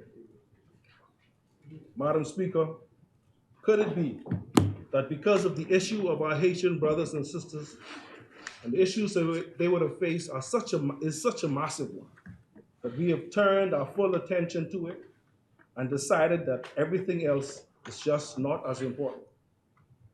Madam Speaker, I wish to advise against that. However, this government has still, out of the abundance of due diligence, on as many occasions as possible, worked in the international community by calling for a more sustainable solution to Haiti's challenges. And Madam Speaker, notable strides were made while hosting CARICOM in the capital this past week. The Bahamas has many challenges that are glaring with regards to immigration. And Madam Speaker, those opposite may have deemed the situation we face here at home a crisis. While I'm convinced that such an assertion is premature at best, and while I maintain that the Honorable Prime Minister and the Honorable Minister of Immigration have their hands firmly around the matter we are facing, I will indulge those opposite and allow them their definition of crisis. However, Madam Speaker, I will do so reminding them that we are not them. And if this is indeed a crisis, as they would have calculated it, then we on this side shall be guided by the words of Sir Winston Churchill, and we shall not let a good crisis go to waste. That is why, Madam Speaker, we have decided to proceed cautiously and not have signed on to a wholesale accepting of migrants, nor have we agreed internationally to discontinue repatriations out of the abundance of caution and are realizing that our resources are minimal and that a free-for-all policy may not be as productive for us as it might be for others. Madam Speaker, despite those facts, while others are screaming gloom and doom, and while they are busy forecasting eternal destruction caused by some impending crisis due to immigrants, places like Canada and even countries smaller than ours like Barbados are asking for immigrants to come to their countries, and they are making policy decisions to increase development in their countries, which in some instances are sophisticated as advances in technology, but in other cases as simplistic as goat farming. Madam Speaker, while those are steps being taken by our big brother country to the north and our little sister country to the south, we are here referring to matters of immigration as a crisis.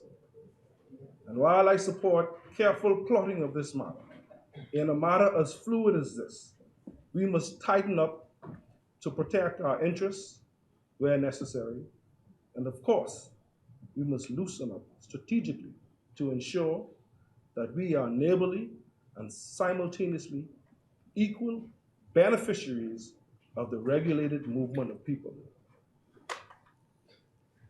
The acceptance of migrants by countries smaller than ours is an indication to me that unlike it is being reported by the other side, this is not a crisis. And I therefore question, could the crisis be, Madam Speaker, that some of us in this place lack the necessary foresight to envision a bigger, more vibrant, and productive Bahamas? If we do, what is necessary to ensure control? Regulated migration. Could it be that just some of us in here have just not thought well enough about what exactly we want to build in the next 50 years? And Madam Speaker, have some of us failed in our ability to reimagine how, Madam Speaker, that finds a way to permit real, meaningful migrant inclusion in a Bahamian-owned, Bahamian-managed economy full of growing, variable, and lucrative opportunities for Bahamians and those who wish to live in this country according to the laws of this country. Have we taken the easy route by simply creating the fear of the Haitian boogeyman or any other boogeyman from wherever that will come and take it all from us, the Bahamians? Are we guilty, Madam Speaker? Are we guilty of crying wolf when we could have built a larger economy and responsibly adopt the labor force to support it? Again, Madam Speaker, history will judge us all on whether we are brave or whether we are politically popular by doing something that we believe is safe. To all of those too afraid to look this difficult situation face on and decide that not another cycle of this parliament will expire and this issue of immigration not be better addressed, I say, fair seas never made for skilled sailors. And while a difficult circumstance these issues surrounding immigration and ultimately citizenship may be, I again draw on the words of Sir Winston, and I say to you, a pessimist sees difficulty in every opportunity, but an optimist sees opportunity in every difficulty. Let us readjust the lens, Madam Speaker. Let us refocus our efforts to stem the flow of illegals.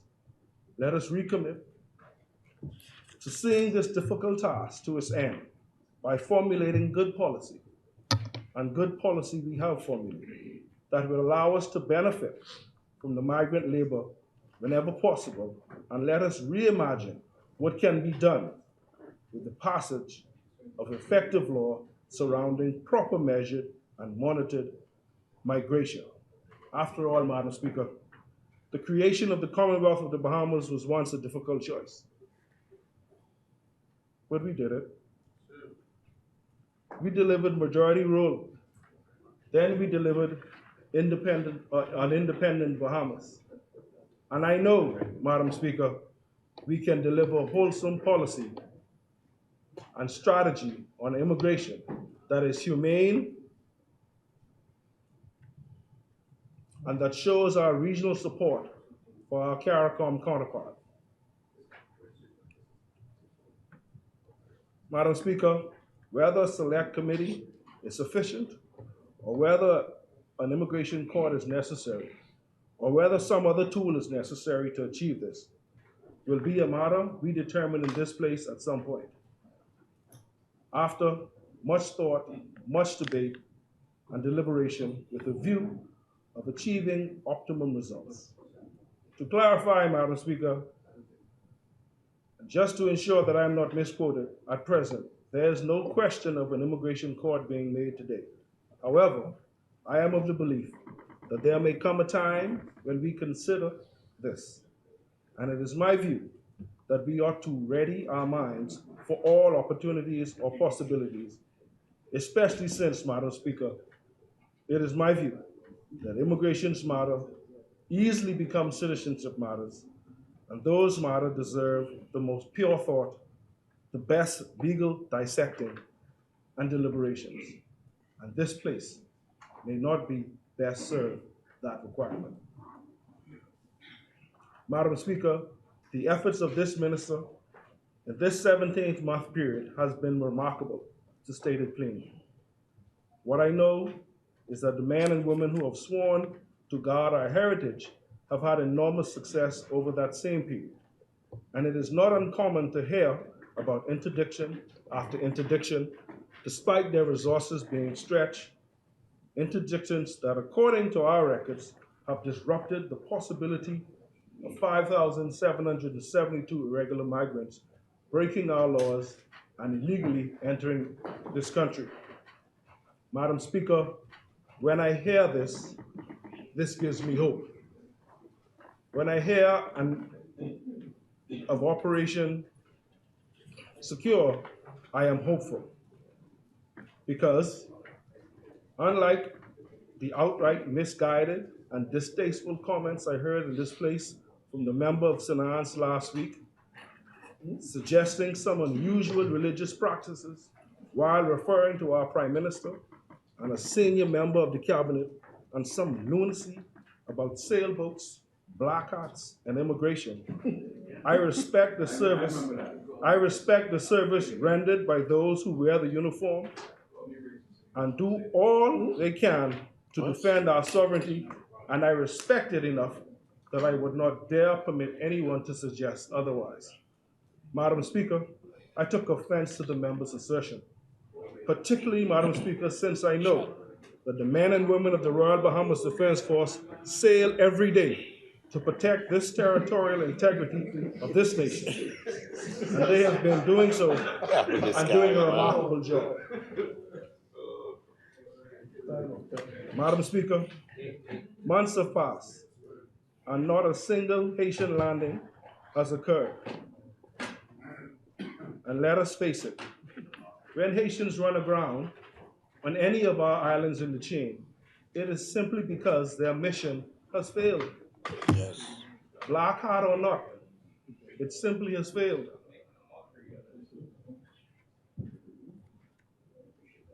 Their mission has been failing miserably thanks to the work of Dr. Raymond King, a seasoned seaman of many years with years of seagoing command experience, and his fine officers and Marines at the Royal Bahamas Defense Force. Madam Speaker, I support the government in its pursuit to manage and regulate immigration.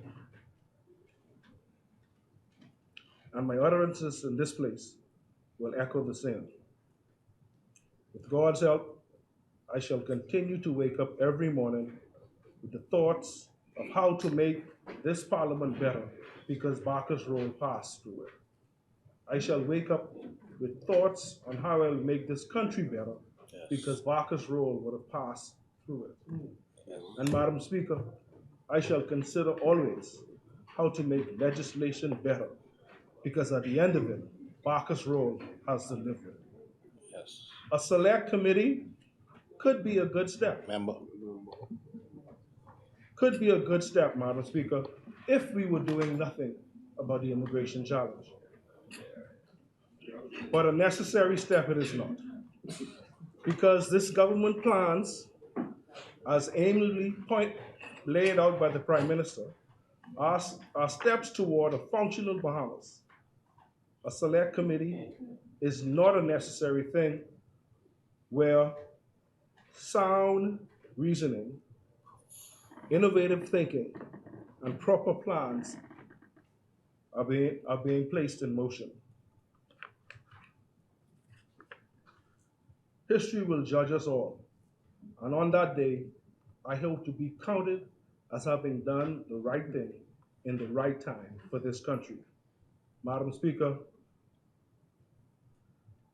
as we move towards the next 50 years, I have decided to challenge myself to reimagine the Bahamas, Madam Speaker. I have decided not to just be concerned with the difficulty, the task are. Instead, Madam Speaker, in my reimagining of this wonderful place, I have decided to reconsider the how. How will we fix it? And how will we get to the place we all envision is a better Bahamas? I believe beyond doubt, Madam Speaker, that the steps of this administration, the policy for immigration, that would have taken over the past 17 months, are taking us in that direction and doing so quite responsibly.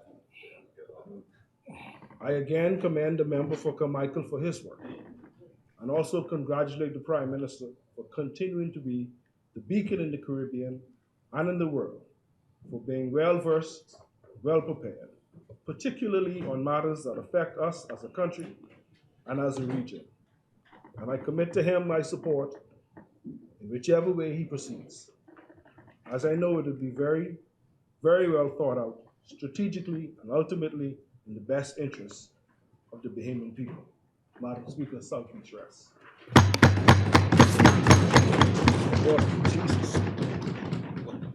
Thank you, Honorable Member Asmini. The chair recognizes the Honorable Member for Carmichael. Good evening, Madam Speaker, honorable members. Madam Speaker, may the words of my mouth and the meditation of my heart be acceptable in thy sight, O God, my strength and my Redeemer. Madam Speaker, I wish to begin by expressing my sincere thanks to Almighty God for the blessings He continues to bestow on me and my family in this beautiful country. Oftentimes, we can become subsumed with the challenges of life and leadership, that we can forget that in spite of it all the challenges and all the problems, God has been faithful. For this faithfulness, I give thanks. Madam Speaker, I stand to make a contribution on this most important matter as the Member of Parliament for Carmichael and the Minister with responsibility for immigration and labor. This contribution, Madam Speaker, marks my third communication to this Honorable House in just recent weeks surrounding migration.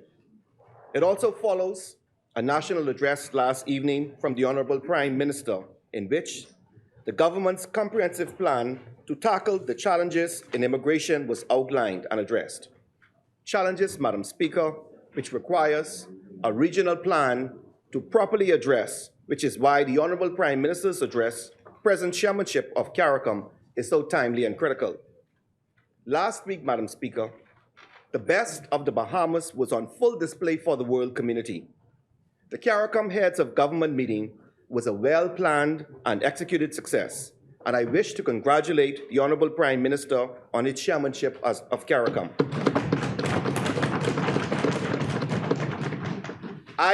We have no doubt that he will continue to use his platform to bring much-needed focus, attention, and resources to issues which are of critical importance to the Bahamas and the region, a key component of which is irregular migration from Haiti and Cuba.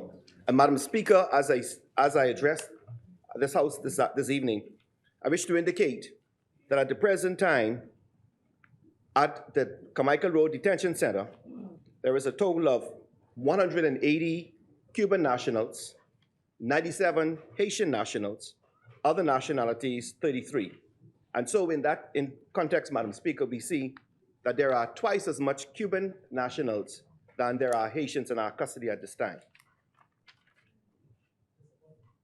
Madam Speaker, separate from the important diplomatic work which has been undertaken, as a Bahamian, I must express the immeasurable pride which I felt for the Right Honorable Dame Janet Boswick in receiving CARICOM's Triennial Award for Women.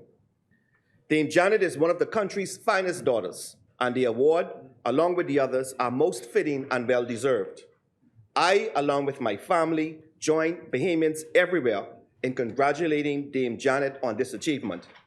I also wish to convey to Dame Janet my prayers.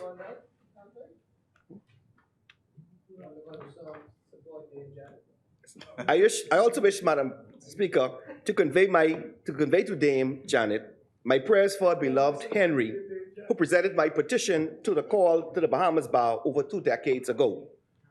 Henry and Janet Boswick are two of the most consequential members of the Bahamian Bar and have forever changed the country's legal landscape. My wife Clara and I, and all of us on this side, extend very best wishes to this couple. Madam Speaker, in his national address last evening, the Honorable Prime Minister laid out the major challenges on migration that is affecting many countries, but which disproportionately impacts the territories closest to Haiti and Cuba. The Honorable Prime Minister outlined the pillars of the CARICOM plan to address the Haitian migration crisis, which includes coordinating a meeting with Haitian stakeholders to develop a plan to restore security and the rule of law, strengthening the capacity of the Haitian National Police, developing a plan to hold elections and restore a fully functioning Haitian government, and securing support from international partners, including the Canadian government, which has committed to providing security assistance as well as millions of dollars in humanitarian assistance. Madam Speaker, the efforts of the Honorable Prime Minister for the region and international community to provide assistance to Haiti and to Cuba must be congratulated. The reality remains that stabilizing the situation in Haiti is the most effective way to decrease the amount of people seeking to unlawfully enter the Bahamas from the Republic of Haiti. This brings us, Madam Speaker, to the debate this evening, the proposal for a select committee on immigration. Madam Speaker, we on this side do not support the appointment of a select committee, and therefore we will not vote in support of it. Madam Speaker, we question the motive of the opposition in calling for a select committee. And Madam Speaker, I will allude to it later, but let me just say from the moment, upon being appointed as Minister of Labor and Immigration by the Honorable Prime Minister, when I took office, the first document I was presented with, Madam Speaker, was a draft bill for the Nationality, Immigration and Asylum Bill 2021. The Nationality, Immigration and Asylum Bill 2021. Now, I take note, Madam Speaker, that this bill was drafted and prepared in 2021, which was the year of our general election. So, Madam Speaker, when this evening or this afternoon, I heard the Honorable Leader of the Opposition and many members opposite speak of engaging the public, consultation, collaboration, so on and so forth.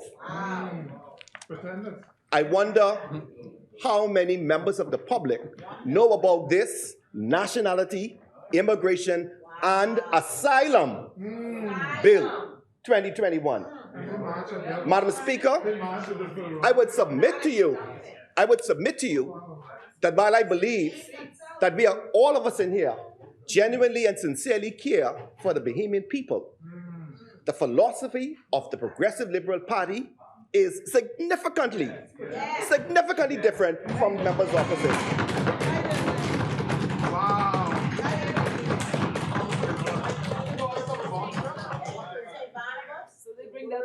Madam Speaker, immigration is a serious issue, and serious attention is being paid to the issue by this Davis-led administration. Over the past weeks, I have made several presentations to this House to provide members with updates on the considerable efforts being undertaken by this administration to address the challenges faced from irregular migration. Simultaneous with my statements and the unrelenting work of the Department of Immigration, there have been various releases and statements from members opposite which seek to tell their story, a story where their past actions are ignored, and a story that they have all of the answers. Today, Madam Speaker, I give another view, one which is more balanced, more accurate, and more aligned with reality. Today, I join members on this side to demonstrate why is not the time for a select committee, but for work. Action, not a report, work. No more posturing, but work, actions, and results. Madam Speaker, the Commonwealth of the Bahamas is a democratic country founded on an abiding respect for Christian principles and the rule of law. Our Constitution, together with our laws as interpreted by our courts, form the legal basis of our society and the work undertaken by the Department of Immigration. Madam Speaker, as a starting point, I believe it is important for us to define who is the Bahamian. While this may seem obvious, this very question often strikes at the heart of many debates on immigration. There are some who define Bahamian by virtue of a surname. There are others who use ethnicity. There are others who use place of birth, parentage, or some combination. The very controversy surrounding this question negatively impacts debates on illegal immigration, as oftentimes persons tie their perception of an illegal immigrant to their personal definition of a Bahamian. Consequently, there are often calls to deport persons deemed to be illegal, even in instances where such persons are in fact Bahamian citizens. For the purpose of law and the work of the Department of Immigration, the person who obtains citizenship at birth are 1. Persons born in the Bahamas prior to the 10th of July, 1973. 2. Persons born in the Bahamas after the 10th of July, 1973 to a Bahamian mother. Now, Madam Speaker, let me just put a plug right there. The Honorable Casey on my side, King's Counsel, pointed out something to me. In this draft Nationality, Immigration, and Asylum Bill 2021, which the side opposite almost imposed on the Bahamian people. Sneak on the Bahamian people. Yes, sneak. It says, now, under Article 9 of the Constitution, it says, notwithstanding anything contained in Article 8 of this Constitution, a person born legitimately outside the Bahamas after the 9th of July, whose mother is a citizen of the Bahamas, shall be entitled, upon making application on the attaining of the age of 18 years and before he attains the age of 21 years, in such manner as may be prescribed by law, to be registered as a citizen of the Bahamas. In this draft, Nationality, Immigration, and Asylum Bill 2021, there is a clause. Article 10, subsection 3 says, a person who attains his 21st birthday but fails to make application under Article 9 of the Constitution before attaining that age shall not, after the commencement of this act, be entitled to be registered as a citizen of the Bahamas.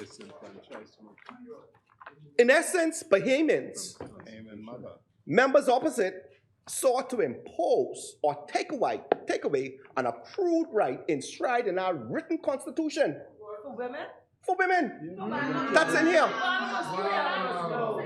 That is in here.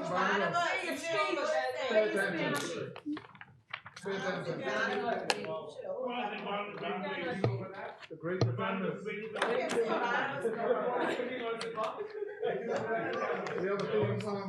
Oh, my Lord. The third category, Madam Speaker, of persons entitled to be registered as a Bahamian are the illegitimate children of a Bahamian woman born outside the Bahamas after the 10th of July, 1973. Fourthly, the legitimate child of a Bahamian man born inside or outside of the Bahamas after the 10th of July. From the 10th of July, 1973, the Department of Immigration has taken the view that these four groups described was complete. However, there presently is a case before our final court following two rulings of the lower courts which opine that automatic citizenship should also be given to the illegitimate children of Bahamian men born in the Bahamas. Madam Speaker, in addition to those persons who obtain citizenship automatically, there are other persons who are entitled to apply for citizenship under our laws. These persons are the wives of Bahamian men after meeting policy requirements and satisfying the department that the union is genuine. Secondly, the minor children of Bahamian citizens who did not receive automatic citizenship, such as the children of Bahamian women who are married to non-Bahamian men and whose children were born abroad. Thirdly, persons born in the Bahamas to non-Bahamian parents. Fourthly, other persons under the Nationality Act. These include longtime residents, the husbands of Bahamian women, the adult children of Bahamian women, and others. Madam Speaker, of the various categories of applicants, by far the largest cohort are persons born in the Bahamas to non-Bahamian parents. By law, such applications are made upon the 18th birthday of the applicant and no later than their 21st birthday. The typical applicant would have been educated in the Bahamas from birth, resided exclusively in the Bahamas, and has extensive ties in the community. I note, Madam Speaker, that the Honorable Leader of the Opposition is reported to have said in a statement dated the 1st of February 2023 that the government of the Bahamas must also find the means of expediting applications for citizenship duly made by children born to foreign nationals in our country during the period of time designated by law. He continued, the process is simply too long and intolerable. Madam Speaker, while the Honorable Leader of the Opposition makes statements, the government continues its work to eliminate the backlog left by the cabinet of which he was a member.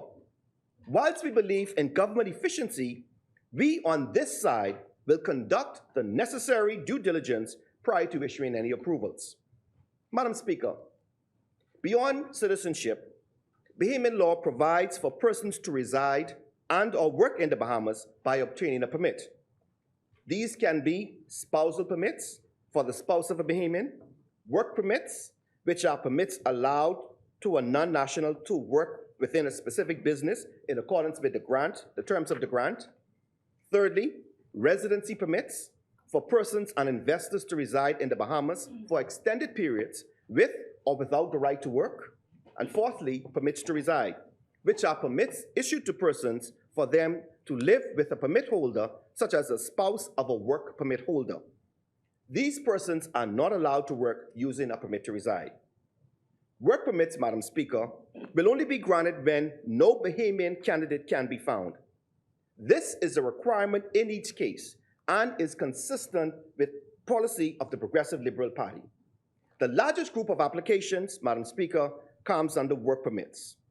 Each applicant for a work permit is supported by a letter from the prospective employer in the Bahamas stating the reason for the application and the details, a police certificate confirming the applicant has no criminal history, a medical certificate demonstrating that the applicant is in good health, up to 2 written references from the applicant's previous employers, proof that the employer advertised the position in a local newspaper, and sixthly, a labor certificate from the Department of Labor confirming that there is no Bahamian available to fill the position.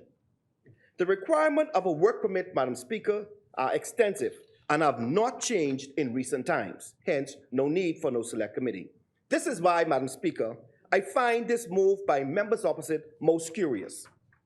The opposition appears to have recently discovered that there are challenges with immigration whilst simultaneously discovering they never governed in the Bahamas.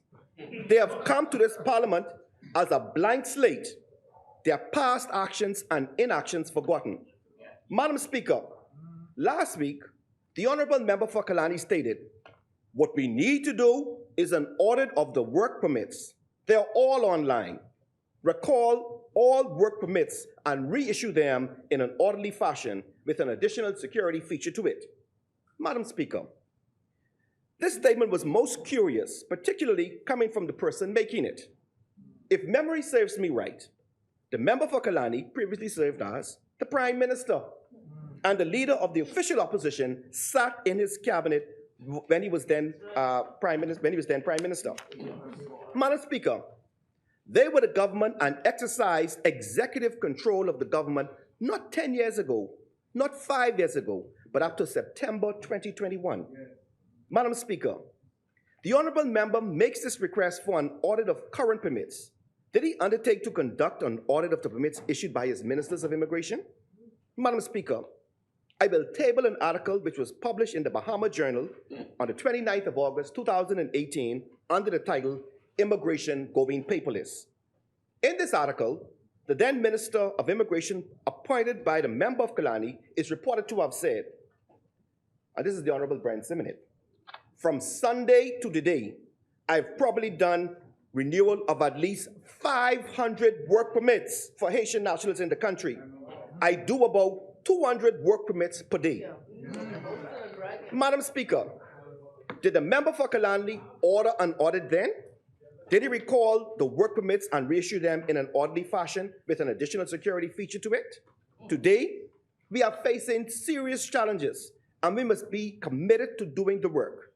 I am proud of the work that the department is doing under its current leadership, in spite of criticisms from persons who were big on speeches but did no work. Madam Speaker, I believe that in light of the rhetoric and untruths circulating on social media and statements from the opposition, it is important to emphasize that the Ministry and the Department of Immigration, in collaboration with our local law enforcement and social partners, undertook the largest number of repatriations in the history of the Bahamas. And when we speak, Madam Speaker, let me indicate, in 2022, there were 4,748 persons who were repatriated in one calendar year. Now, I would submit, Madam Speaker, that there are figures on the immigration website where the figure appears to be higher, but that is the overall complete figure of refusals. Everyone who came in this country and immigration refused, combined with the interceptions, combined with the operations, everything was put into one big category. What we are speaking about in 2022 are interceptions. Interceptions. Pure numbers. And you will recall, Madam Speaker, that immediately upon coming to office, just the year before, we were baptized by fire when approximately 1,000 irregular migrants landed on our shores in 1 week. They were treated with the greatest degree of care and compassion, processed and repatriated to their homeland promptly and without incident. We continue to hold up, Madam Speaker, our law enforcement agencies and can't thank them enough. And I ask every right-thinking Christian Bahamian to continue to pray for our law enforcement officers. Madam Speaker, our aggressive efforts to protect our borders and deport those who enter our country illegally has not ceased in 2023. In January of this year, some 570 persons were repatriated. Between the 1st and the 14th of February 2023, some 454 deportations were taken. Madam Speaker, this totals 1,024 deportations for the first 6 weeks of this year. If present irregular migration trends continue, and from all indications it will, we will experience another record-breaking year. Nonetheless, I am pleased to report that this Davis-led administration is up to the task ahead. That is why, Madam Speaker, That is why, Madam Speaker, we continue to invest in our Royal Bahamas Defense Force. We continue to invest in the human resources of all of our law enforcement agencies. We have constructed a temporary detention facility in Inagua. We have enhanced our partnership with the Coast Guards of the United States, of Cuba, and the Turks and Caicos. We have amplified, Madam Speaker, our efforts through diplomatic channels to address the ongoing challenges in Haiti. And Madam Speaker, let me just indicate, we are not just simply concentrating on our brothers and sisters from Haiti or Cuba. Madam Speaker, we have repatriated to Cuba, Haiti, Guyana, Dominica, America, Jamaica, Nicaragua, Ecuador, and Brazil.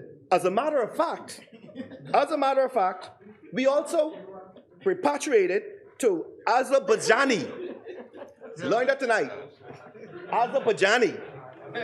This is, listen to this.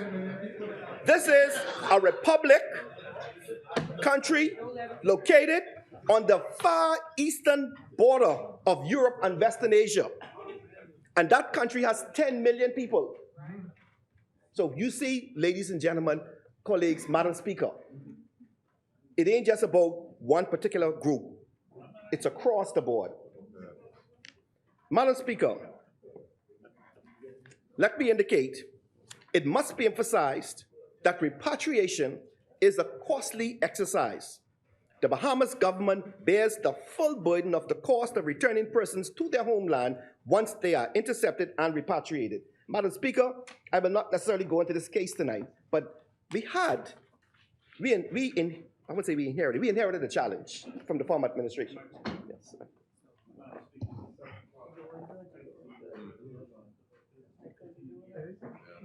Thank you, Honorable. Thank you, Honorable Members. It has been moved and seconded that the business of this House proceed beyond the 7 p.m. hour. As many are in favor, will remain seated. Those opposed will stand. The motion is agreed. The business of this House will proceed beyond the 7 o'clock hour. May continue, Honorable Member. Thank you, Madam Speaker. Madam Speaker, this Davis-led administration, we're not necessarily only doing the work of this government, that is post-2021 when we became the government. We're also doing the very heavy lifting of the former administration. Madam Speaker, when we came into office, we were faced with a Chinese national who was in custody from 2018. 2018. There was only one attempt by the former administration, Madam Speaker, to repatriate this woman to her hometown. I am pleased to report that she has been repatriated and the officers, immigration and law enforcement, are in tow and they're on their way back home. That woman was in custody for some 5 years. It took this Davis-led administration through the diplomatic channels, through traveling through a number of countries to get that lady out of this country and also to remove the liability to this government. That is what you call collective responsibility, and that's what you call action. Madam Speaker, in 2022, we were forced to return an African lady and her 3 sons who were found abandoned in Bimini, where she was attempting to smuggle in Florida. Madam Speaker, as I informed you, the overall cost of repatriation for 2022 was some $1,506,077.10. Since my last communication, for this year, for the 1,024 persons repatriated, the government has had to spend some $326,257.91. Madam Speaker, in my previous communication, I advised the public that all applications coming into the Department of Immigration would be subjected to enhanced vetting, and I wish to provide an update on some of the issues we have discovered. Madam Speaker, last month, a Bahamian submitted an application for a work permit. Upon review, it was discovered that the prospective employee was in the custody of the Immigration Department at the Carmichael Road Detention Center. The review of the application also highlighted concerning documentation, namely a medical certificate from a Bahamian medical practitioner in which the physician confirmed that he had examined the individual and found that person to be medically fit. This declaration was of significant concern to us, as the applicant, as I said, was in the custody of the Immigration Department at the time. To give the physician the benefit of the doubt, the visitor logbook at the Carmichael Road Detention Center was reviewed, and there is no record of any physician having visited the center. It was therefore impossible for the physician to have examined this individual as stated in his declaration. As a matter of fact, Madam Speaker, in another recent case, a Bahamian medical practitioner confirmed that he examined an individual and found the person to be medically fit.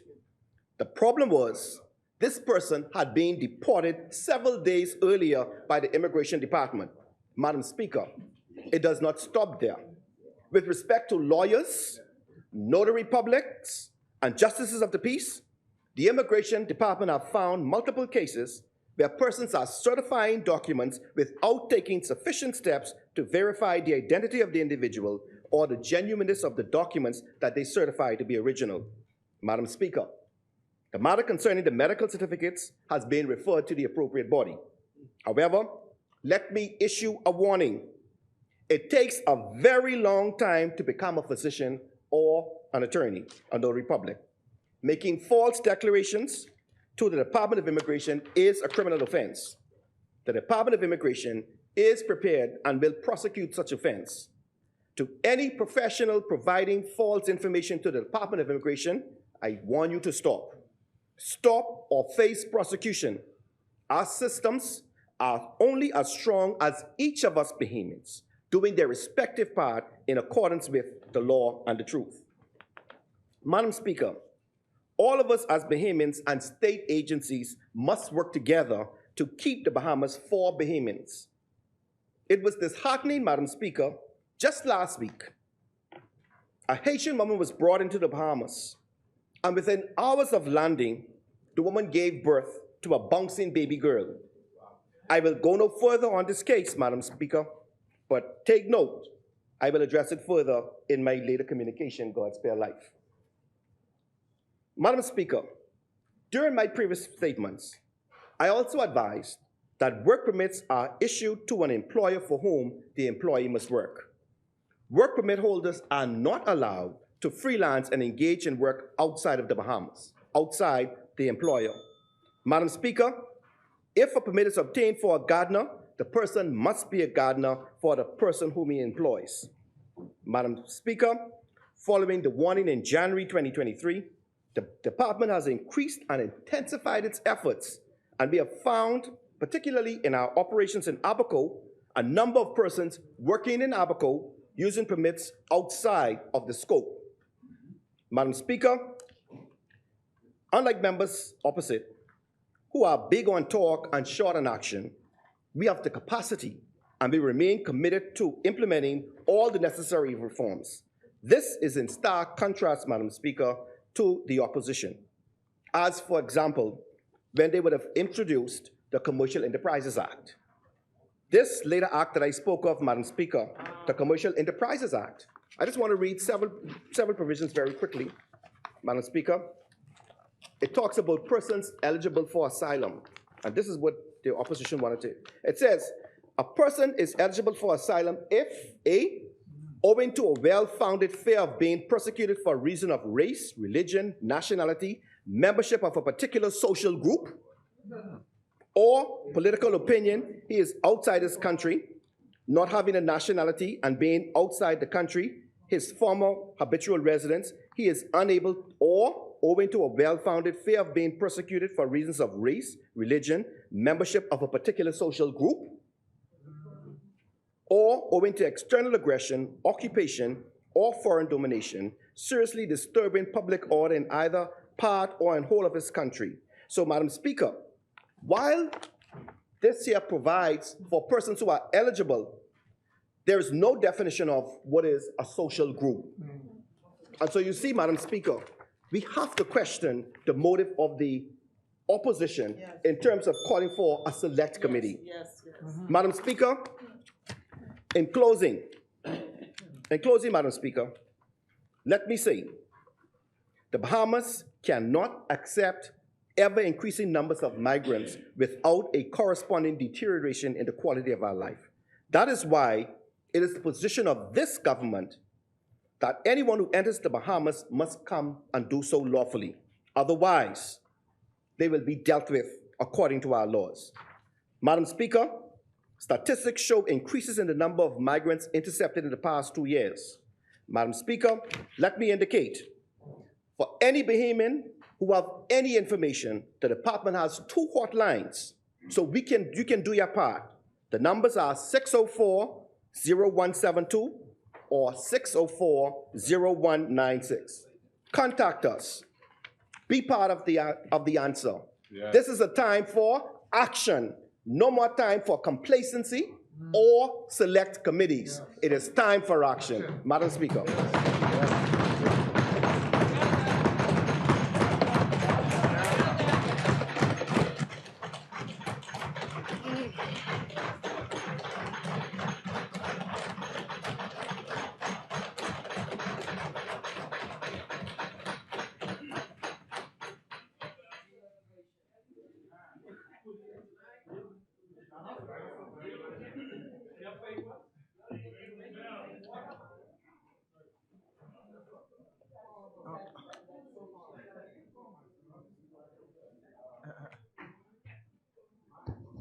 As many? The chair recognizes the honorable member for Cat Island, Rumkey, and San Salvador. Madam Speaker, just trying to find a document here.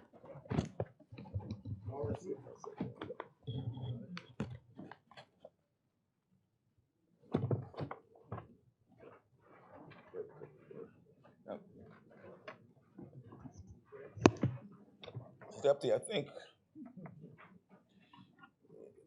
it is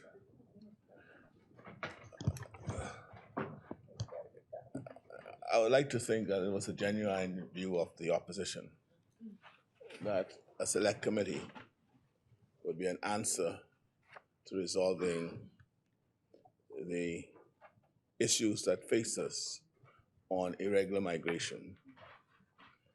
And they're entitled to have that view.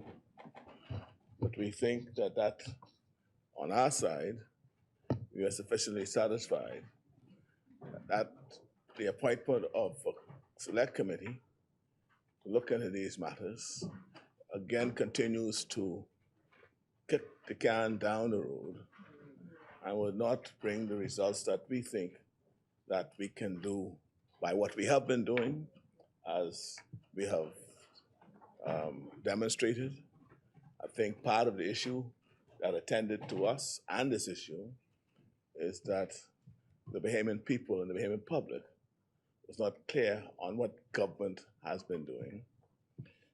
They were unaware of, or we have not properly communicated, and we accept that, of the things that we have been doing, and that in fact we do have a national policy framework on immigration. I set some of that out last night. And we invited further comments on it. I will lay, when I'm finished, a copy of the National Policy Framework on Immigration on the table. And we'll invite the members opposite to look at it. And if you have any comments, do send them into the Department of Immigration. And we will look at them, and obviously we'll take them into account. There's nothing wrong with you as the opposition, to engage persons in the community to help form and shape your views, to get their views on these matters. You formulate it, and then you could send it to us. We have done that on a number of occasions when we're in opposition. We get to seek to understand what our people are thinking, we let them know how we are thinking, and then we shape our views from that and put it to the public and to those who would wish to listen and hear. And so so we on this side don't see it as a necessary tool at this time. And I don't know whenever we'll see it as a tool, but at this time, as the minister has indicated, the time is for action, not talk.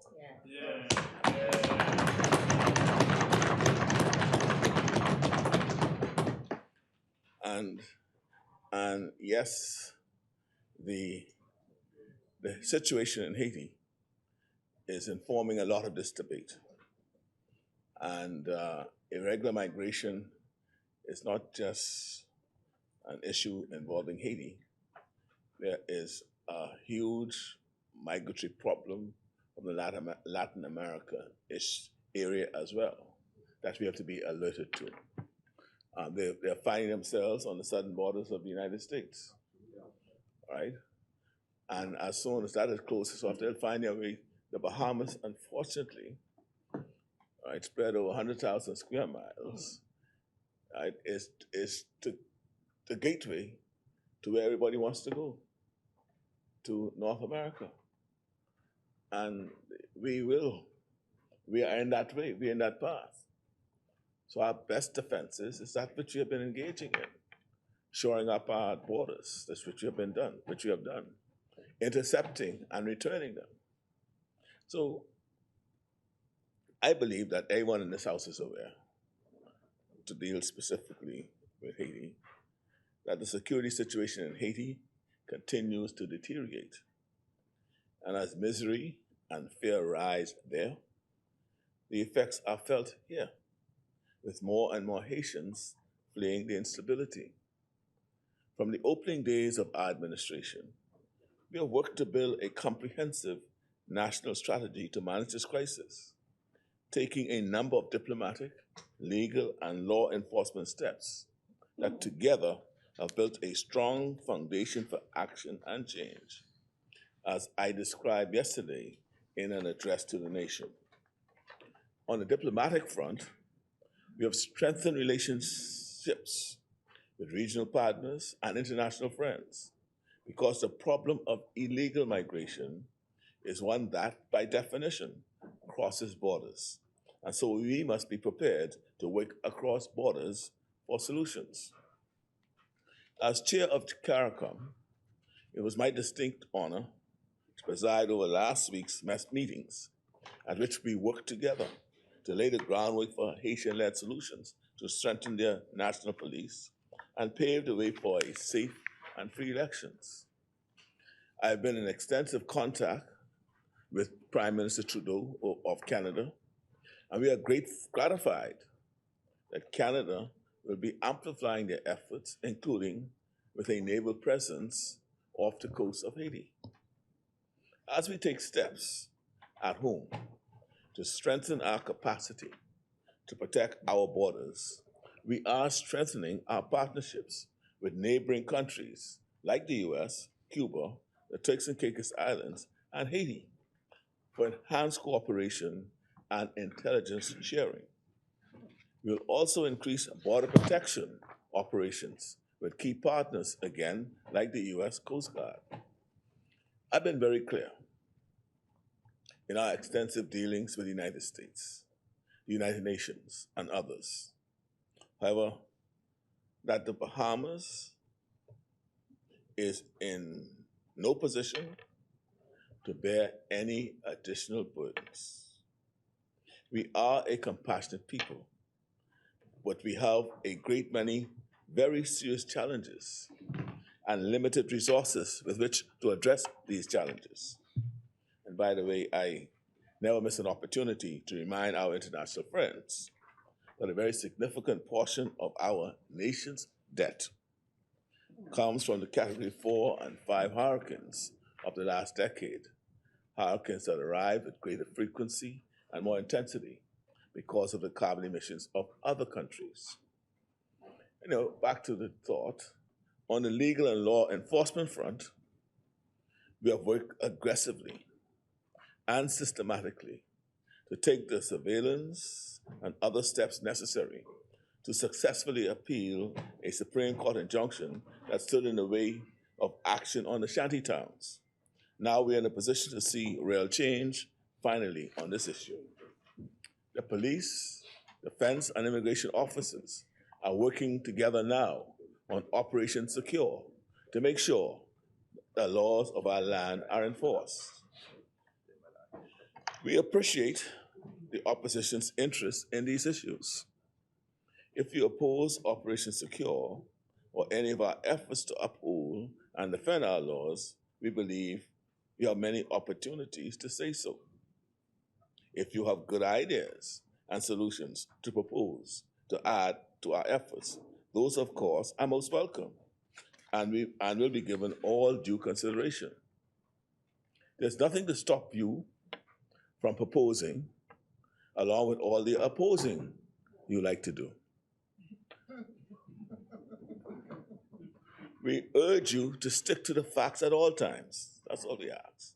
For example, this fact. Over the course of 1 year, we have repatriated more individuals than any other year in our country's history. And you heard the Minister of Immigration explain the numbers that you spoke to put, as it were, to correct our numbers. In 2023 alone, to date, you heard 1,024 persons have already been repatriated, meaning we are on track to break the record we set last year. Also, you heard only one sloop has landed on an inhabited island in the Bahamas since September 2021. Right? South Andros. Right? Inhabited islands, right? That is undeniable progress, Madam Speaker, Deputy Speaker. The record makes it clear that we have taken appropriate action. And while we secure our borders, we are also addressing the shantytown issue and repatriating the undocumented migrants already here in record numbers. This is the data, and these are the facts, and no amount of theatrical rhetoric and grandstanding can change them. Deputy Speaker, we are a nation of laws and will continue to enforce those laws responsibly and humanely. It was only a week and a half ago that the Supreme Court lifted the injunction. Immediately following, we launched Operation Secure, a joint security operation between the Royal Bahamas Police Force, the Defense Force, and the Department of Immigration to address security and migration-related issues in unregulated and unlawful communities. The operation is focused on identifying irregular migrants, documented migrants, and Bahamians living in these communities and addressing their status in a comprehensive and coordinated manner. Our priority is decisive action based on the laws of our land. Undocumented migrants will continue to be processed and repatriated. Documented migrants living in unregulated communities must relocate at their employer's expense or face repatriation.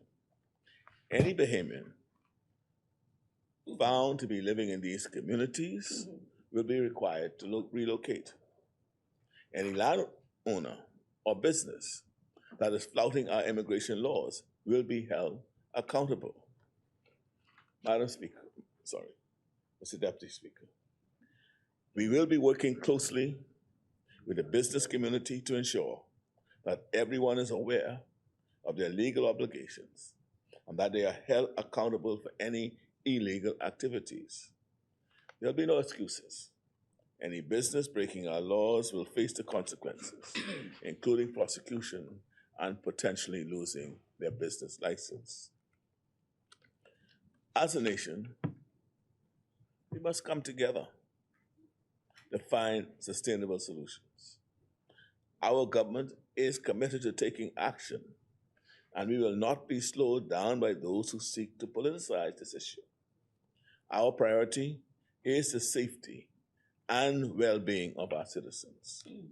I also want to take a moment to say that everything we do to protect our citizens and our country.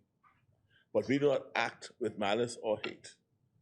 To the contrary, as a Christian nation, we must always enforce our laws as humanely as possible in the recognition that all of God's children deserve dignity. And let me add,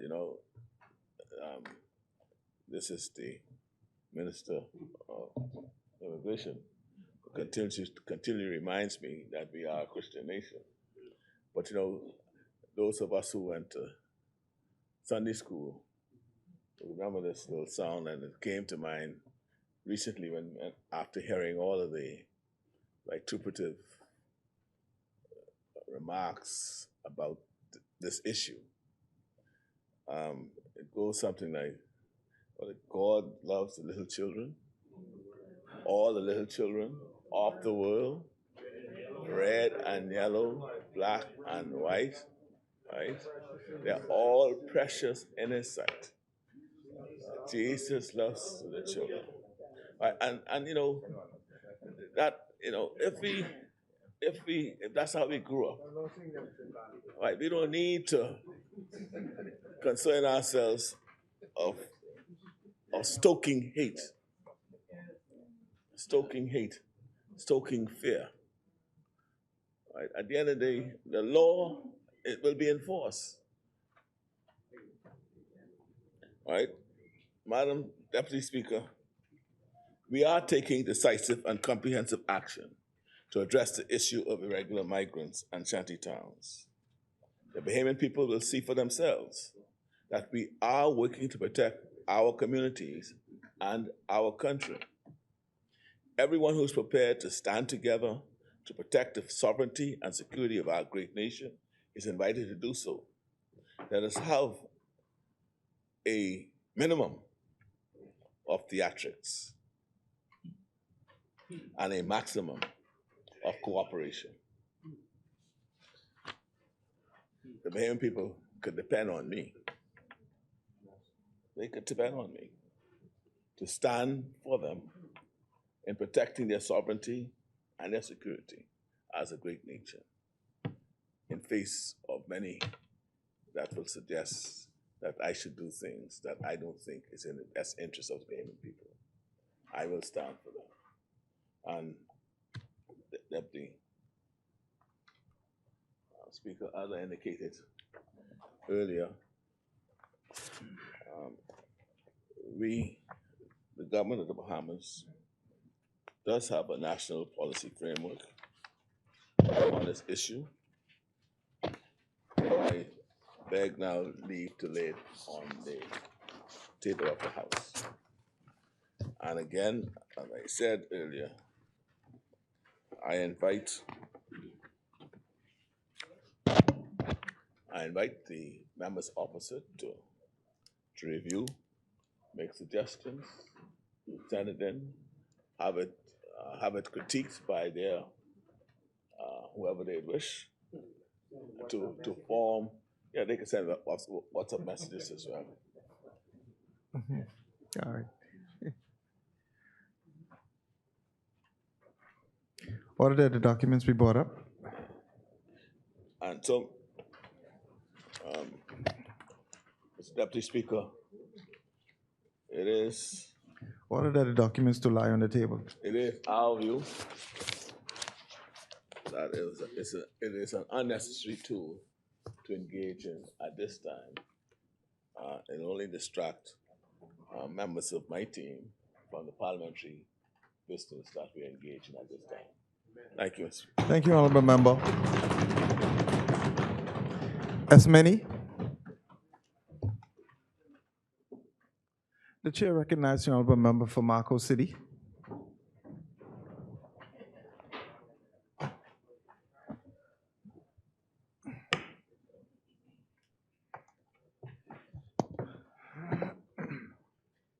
Thank you very much, Mr. Deputy. I wish to say to the members of the Marco City community how much I am grateful for this opportunity that you've given me to be in this place and the honor to lend my voice to the causes that affect your lives and the lives of your children. I also wish to thank my colleagues for an outstanding job in laying out the case that we continue to be committed to being helpful to this administration, in much the same way we were when the deputy leader and myself, benefiting from the advice of our colleagues, attended a press briefing by police officers at the office of the Prime Minister to learn about the patterns of violent crimes in the Bahamas and the role that gangs are playing in that regard. We went expecting a conclave. It was a briefing, and we were most appreciative for the information, but saddened by the misrepresentation of what that meeting was. Again, we have sought to, over the last year, to be very helpful in the way in which we engaged with this administration on a variety of issues. So we didn't come in with the traditional tribalism. We came in acknowledging that we didn't get everything right. We got some things flatly wrong. But consistently, certainly our hearts were in the right place. And we were pleased to hear from some of the members opposite that at times when they missed the mark, they acknowledge that they have feet of clay also. Mr. Deputy, we came into this discussion not with any ulterior motives, or as the member for Carmichael would have some believe, some conspiracy theory that he hatched as to what motivates us. What motivates us is having been born in the Commonwealth of the Bahamas, grew to love the place where God planted us, and recognized early what our mission in life was, and sought in different ways, including being elected to the Parliament of the Bahamas, to discharge that responsibility to empower the Bahamian people. We did not appeal to fear that people often have when others from other distant lands come to the land of our birth to realize their dreams.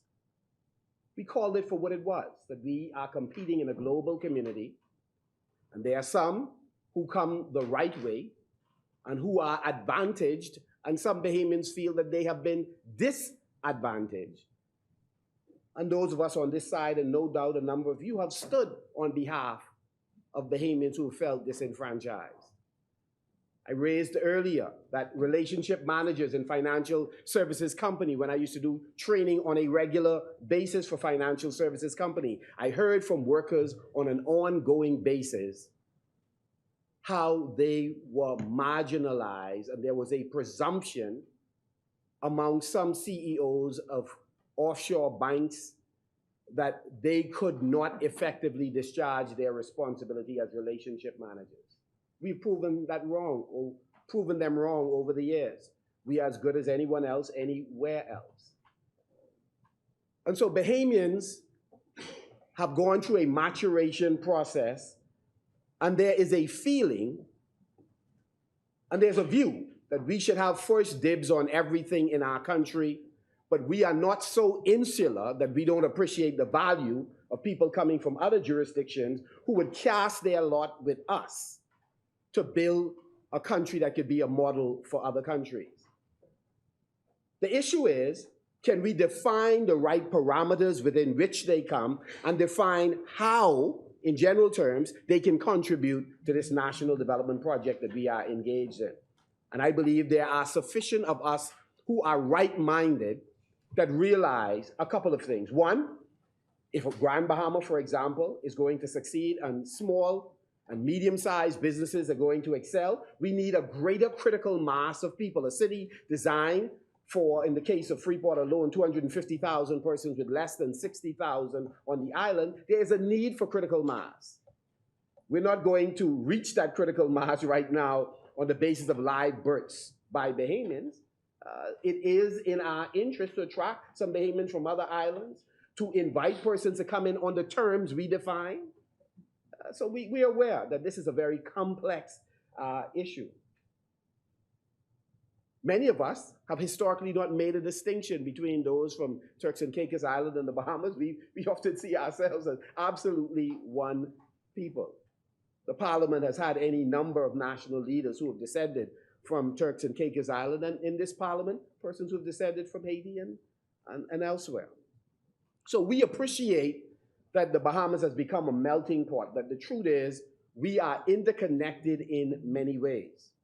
But what is also true is that we have limited resources, and the more difficult it is economically for Bahamians or any other nationality in different countries, the more strident that population is in trying to protect what they believe is the piece of the pie that they have access to. And in the Bahamas case, during this period, there are persons who feel locked out, disenfranchised, marginalized, and so they are susceptible to messages from persons who will seek to convince them that they would be doing far better if folks from other countries were not here. We know that that is not a credible argument. But what is true is the fear and anxiety experienced by Bahamians, it's real. And Bahamians, particularly the most vulnerable, have enough examples of where people who they trust, policymakers, sometimes business leaders and others, that where they see that their interests as vulnerable Bahamians are not being served, it is easy for someone to convince them that we are not acting in their best interest. And so today, we thought it would be a wonderful thing for us to hit the reset button, change the conversation to a serious conversation about how we can collaborate with each other to address the challenges that our people face, and to let them know that this need not be a shrinking economic pie where we are at each other's throat, figuratively and literally, for our share, but we will work in tandem with each other to grow the economic pie so there are greater opportunities for all Bahamians and others who wish to cast their lot with us here in the Commonwealth of the Bahamas. And we know, contrary to what has been asserted by the Prime Minister, a select committee could never be a distraction or reasonably be perceived by insightful people as kicking the can down the road, because the Prime Minister would have the ability with his cabinet to do the work he is doing now alongside more talented Bahamians being engaged in a select committee addressing the same issues simultaneously that would inform the policies he's working on, that would add value to the efforts that he and his team are making.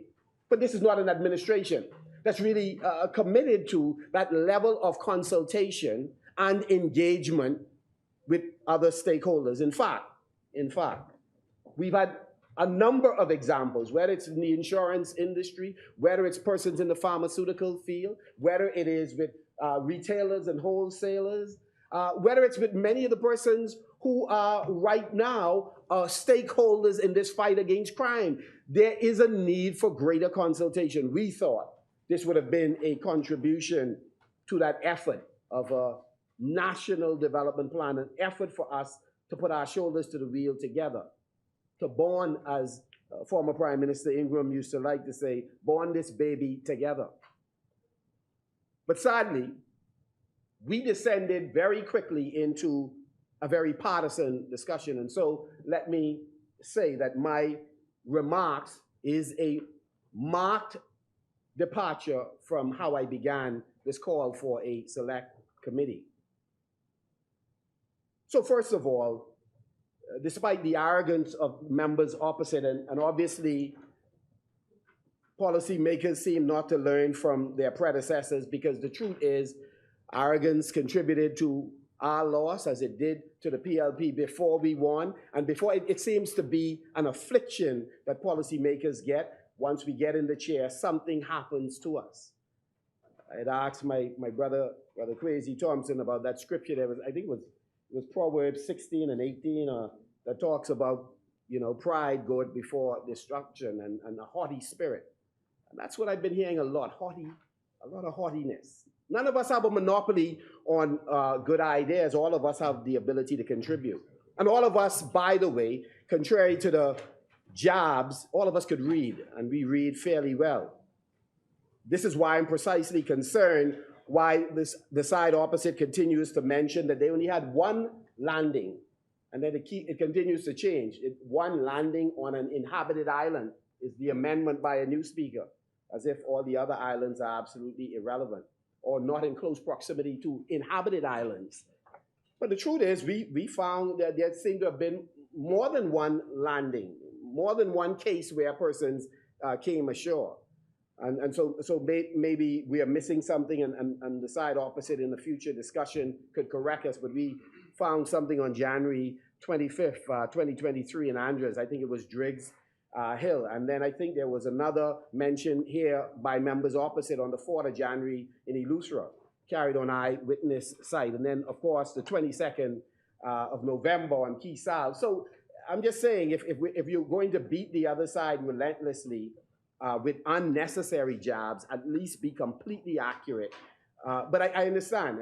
It may be, again, our sources may be wrong, or it could very well be that in your attempt to exaggerate the extent of the work that you are accomplishing, you just narrowed it down to one. In much the same way that this administration, should we really be today arguing about who repatriated the most? Isn't it ironic? We talk about our love for the offspring of Dessalines and Toussaint Louverture, or the Negritude poets, some of whom hail from Port-au-Prince or Cape Haitian, or lived in Petroville, or some of the Haitian artists. And then, there's this rush that we've done the largest repatriation, as if that is to allay the affairs and concerns of Bahamians who don't believe you are doing sufficient. And worse, you may actually be inaccurate in your claims. I shared some figures earlier that was rebutted with a lecture on what is a calendar year. Calendar year, I figure, is January to December. But I went to public school like a few of you on that other side. So maybe you may think I missed something, but public school produced some wonderful students. I wasn't the brightest, but let me just read something from this wonderful book, which I commend to all of you. I say what I mean, and I mean what I say. Hubert A. Ingram in his own words. On page 912, it says, repatriation of illegal Haitian immigrants continued unabated, also under the terms of the accord. Again, this is under the 1995 Haiti Accord. During 1995, for instance, more than 5,000 Haitian nationals were repatriated to Haiti. I think that exceeds 4,748. Okay. And then Haitian nationals were repatriated to Haiti. More than 4,800 in 2000. That exceeds 4,748. Over 6,000 in 2001. And I'm told that more than 5,000 in 2002. We take no great pride in calling off these numbers. Our brothers and sisters who have braved treacherous waters, substandard vessels, looking for a better way. But since we are in the business of attempting to count what efforts you would have made, clearly your figures were wrong. And it's amazing, no amount of bombing on the desk relentlessly will confirm a point that is false. Nevertheless, you are relentless. The members of the government are relentless in this regard. I note, and this is an aside, but forgive me, Mr. Deputy, this administration seemed to despise the creative community, despite the fact that there's so many talented persons on that side who themselves have some skills. One of the ways I see it consistently is their attempt when you're looking for insults, bear in mind you have some stakeholders out there who you talk to from at different times. So when you believe issuing a label of an actor or comedian or talking about theatrics, just know that there's a whole community out there, I wish to say, that here is a group of leaders who despise you, who don't believe that you could be about serious business because at some point in your development, you happen to have been on a stage. You happen to have a gift of writing. This administration, so when you see a failure to empower persons in the orange economy, which they have the ability to do, just know what motivates them. Just know what motivates them. The chair recognizes the creative community. Marco City. The chair recognizes the honorable member for West Grand Bahama and Bimini. For Marco City knows exactly how wrong he is. The members of this side celebrate the gifted Bahamians of our country, the orange economy. We've made it a part of our platform and we continue to pursue and to lift all actors, comedians, dancers, singers, the whole gamut. I think the problem is when members refer to you, they talk about theatrics in the House and they are simply making a point, that in this place there's no acting. This is the real game. And you are supposed, this is the real game. This is the real game. This is the real performance of a member of parliament we expect, a debate we expect, not someone just putting on a show. Not someone just putting on a show. No, let's put on the show. As the Prime Minister loves to say, smart cat island man, whenever you are in a hole, stop digging. And so I commend the words. I commend the words of the Prime Minister to the member, to West End and Bimini. When you are in a hole, stop digging, my brother. Stop digging. You use the terms that, imagine if a lawyer, that term was a pejorative, that you use it, but no. You find other vocations. I won't personalize it, but we have at least one member who is related to possibly the most incredible poet and writer in this hemisphere. And so I listen to you with all of the pejoratives that you tend to use to label members of the creative community. It's a shame, and you ought to be more mature. Mr. Deputy, the member for Carmichael, who again recited a poem the other day. I was so pleased to see him in touch with that side of his person. But it was wonderful to hear him then, but today it was very disappointing. And it was intellectually disingenuous when he talked about the Nationality and Asylum and Identification Bill. He talked about a bill almost in the terms as if it had been passed in cabinet and laid in the House of Assembly, which is quite incredible. So I want to say to members of the public, no, you didn't have to say it. The inference was clear. The insinuation was clear. The telegraphing of the message was clear. So he sought to mislead this public that we were in the process of releasing this bill on the Bahamian people in an election year when the bill never passed in cabinet and was never laid in the House of Assembly. So you were seeking to paint a picture that was false. That was false. How many drafts did you leave? How many drafts did you leave? I'm advised that when you were in government prior to that, including in the ministry he was, there were boxes of applications that was there as well. I believe every administration leaves a series of boxes of information, and so did you. So don't mislead the public. So let me say clearly, there was no bill that was approved in cabinet that did what the member for Carmichael said, and no member on his team is able to defend it, nor was such a bill laid here in the Parliament of the Commonwealth of the Bahamas. It is untrue. Untrue. and I stand by my statement. Bahamian men and women, single or married, should be in a position to pass on citizenship to their children. And I agree. We must carefully evaluate the various pathways to citizenship and have a mature conversation with this public. To your credit, Rested and Bimini, when you were looking at the marital rate issue, you did that was one thing I had to applaud you for, the fact that you were able to workshop one matter that's being considered. Now, obviously, you all are unable to find the finish line to the left or to the right with it, but the bottom line is, at a minimum, you presented it to the public and you had a discussion.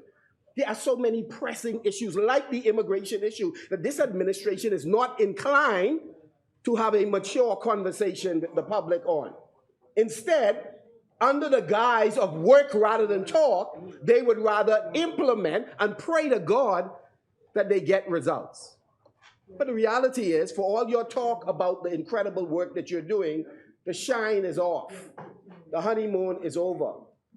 And the PR machinery is not as effective as it was in the early days of this administration. Mr. Deputy, the Davis administration did not account to this Parliament for any number of matters.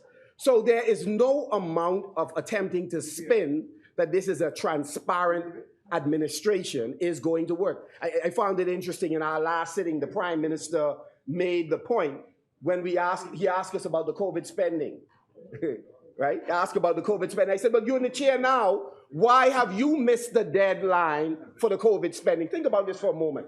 And we have some senior ministers on that side on the front bench. A sitting Prime Minister says, the reason I have not reported yet is because we cannot find the figures. Really? See, it would have been a little bit more credible had the Prime Minister made the point that there are some categories of funds that they are searching for or having challenges with. But you're telling me that hundreds of millions of dollars have been spent and you can't find any of the funds? So it has evaporated out of the Treasury? It is not a credible argument. So serious people locally and internationally are listening to a sitting Minister of Finance who is saying he is in no position to identify funds spent during COVID, which he is expected to give an account of. So I'm raising this issue to make this point. We came here to discuss the serious challenges facing immigration. Instead, you all, the members of the Progressive Liberal Party, did a historical retrospective on independence, on the various institutions founded while the PLP was in power, with a number of persons from, obviously from the FNM as well as other stakeholders, without talking about the burning issues that people are angry about. And one of the things they're angry about is our failure to tackle the issue of land reform. How do you explain? How do you explain? You've been in government now, and as for some of you, you've been in government, I mean, this is the only career you know, right? But you've been in government for quite some time. And you're now back in government. It isn't as if things have dramatically changed, because we know the geographical areas where you still have government land, crown land, that is being occupied by Bahamians as well as the migrant community that has not been addressed. While other Bahamians are struggling to get a lease agreement or to get a crown grant.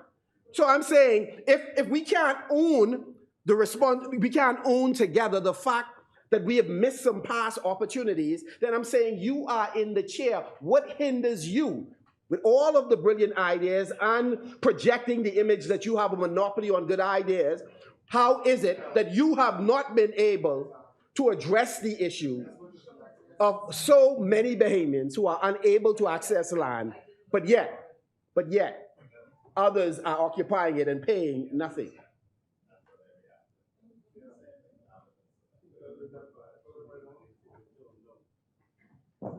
And so again, the concern that we have is that when I talked earlier about more of the same, the member for Freetown sought to take that in a completely different direction, but I believe members of the public clearly understood.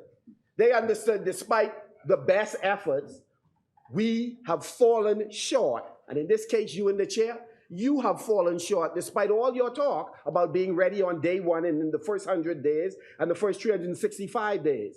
Fallen short in addressing this issue of immigration. In fact, you sought to identify so much with the migrant community that when people start calling you out of your name, you got offended. Well, why would you be offended? If at some point you link yourself to say, I am you, then it's not offensive for people to say you are them. And so we ought to be careful with the rhetoric and the games we play with people's lives. The reality is, we ought to love our brothers and sisters no matter what country they come from, but the Bahamian people must also see that you are prepared to discharge your responsibility in a responsible way. And so even when people disagree with you, you have no right to take women and throw them on the ground and lock them up and keep them for 48 hours simply because they are expressing a different point of view that you have and a different point of view that I have. And so, again, here I've said before that this is a very undemocratic administration. A very undemocratic administration. And you have to be very careful of the image that you are projecting of who we are as a people, because what you demonstrate oftentimes, it's not us. It's not us. It's not us. And just for the record, in case you're all going to keep raising this, I'm going to keep raising this. When we were on that side, I used to sit right next to where the member for Elizabeth is sitting. Yeah, then I move a couple of times. But the bottom line is, I always answered the questions. Always answered the questions. And I was not alone.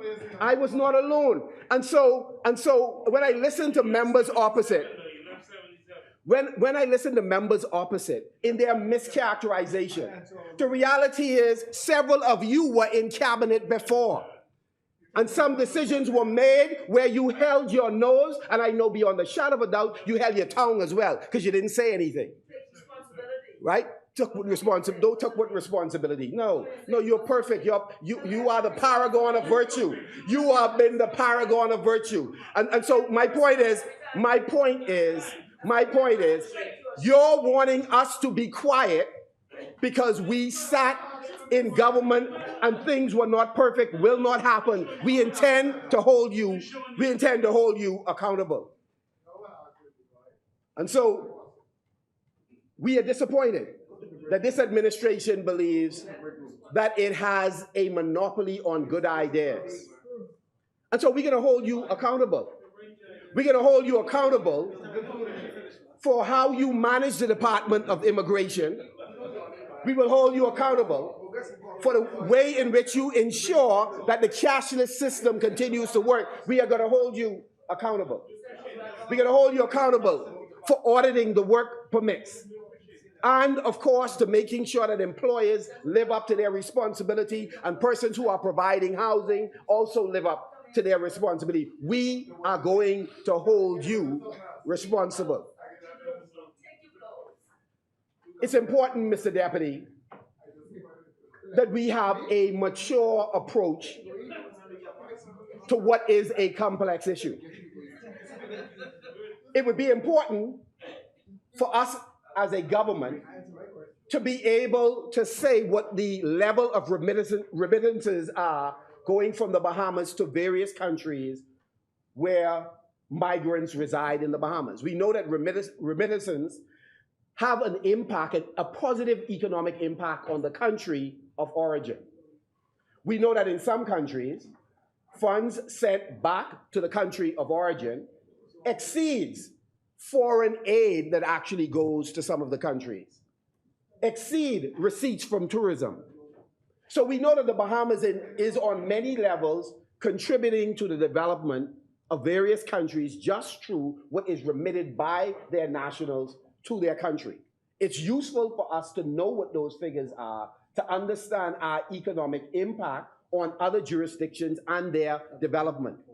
It makes a difference when we begin to engage colleagues, multilateral organizations internationally, and we begin to talk about what our contribution is to our neighboring countries and countries far flung that some of our migrants, some of our brothers and sisters come from. And so we believe that all of these matters ought to be discussed and discussed in details.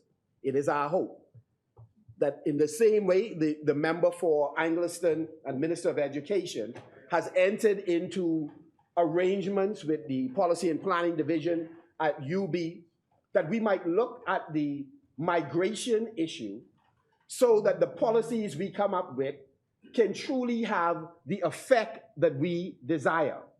And so we should be commissioning studies on any number of the issues I raised in my opening remarks. And I believe that the template being used by the member for Angliston would be a wonderful template to engage Bahamian scholars and others so that we are in a position to gather the required information to make evidence-based decisions. Mr. Deputy Speaker, as I wrap up my remarks for this discussion, I wish to go back to a couple of things raised during the course of this debate. One of them, Mr. Deputy, relates to the Prime Minister's presentation last evening. We thought that the Prime Minister would outline this comprehensive plan that he had in mind. Unfortunately, the presentation fell short of that. But let me say this. I heard the member for Carmichael make the point that the way in which we tackle the fundamental crisis we face with illegal migration in general, illegal migration of our brothers and sisters from Haiti in particular, is to first solve, along with the international community, the crisis that is in Haiti. And again, it is a misguided perspective. We ought to be working on parallel tracks, that while we collaborate, that while we, well, let me help you out then. The member clearly gave the impression that a disproportionate amount of our energy and time and resources should be spent trying to solve the domestic matters of Haiti, rather than us working on a parallel track to tackle the issues here in the Commonwealth of the Bahamas. Tell us the housing plan that will take care of persons who are going to be displaced. And so I gave you 3 different ways it could be rephrased. You must be able to work with one of them. And so my point is, we ought to be able to work on parallel tracks to address this issue. And so I want to just say to the Bahamian people, we are committed to working on your behalf and in conjunction with you, because we have confidence that 39 in this House cannot be consistently right on behalf of 400,000 plus. We have enough respect for you, which is precisely why our team intends to travel throughout the Commonwealth of the Bahamas, holding town meetings with residents to hear their concerns, to lay out our recommendations as it relates to the immigration issue, as it relates to the crime issue. And we believe this is what a caring, sensitive government ought to be doing, to get ideas from the public, to incorporate those ideas in their policy planning. But instead, these folks who have knocked on your door relentlessly, chase you down the street to ask you for the support, feel that they can discharge their responsibility from the perchy loft where you have placed them. And despite our best efforts to collaborate with them, they demonstrate an unwillingness to do so. And so with those words, Mr. Deputy, with those words, I leave you with this. Far too many lives are being lost of persons who are traveling from other countries seeking to come to the Bahamas for a better way of life. Far too many Bahamians are anxiety-stricken. They are hurting because they do not believe that those who they have invested their trust in politically are doing sufficient to address their concerns.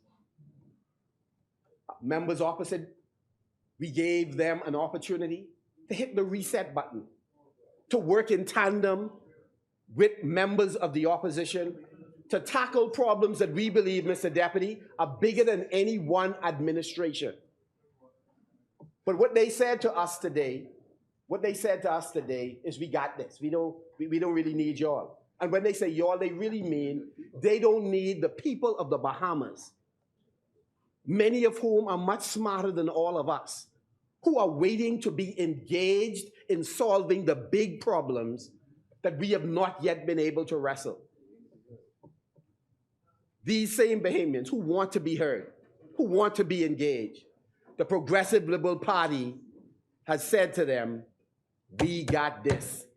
And what is clear on our streets, what's clear at our borders, what's clear in our homes is they don't have it, Mr. Deputy. Thank you, Honorable Member. As many as are in favor will remain seated. Those opposed will stand.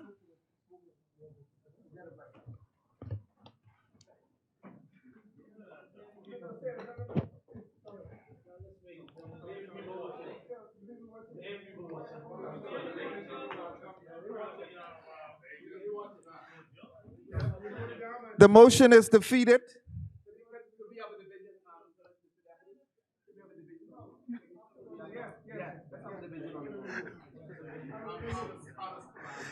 The motion is defeated. Could we go one by one? We want to see who they are, Mr. Deputy.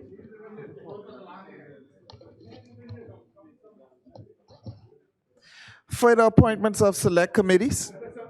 No.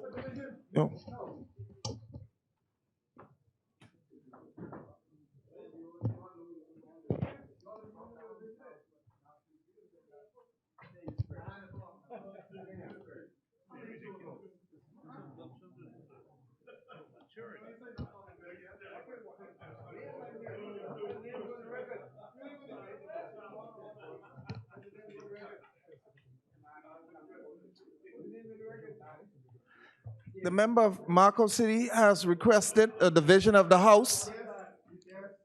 Please listen carefully.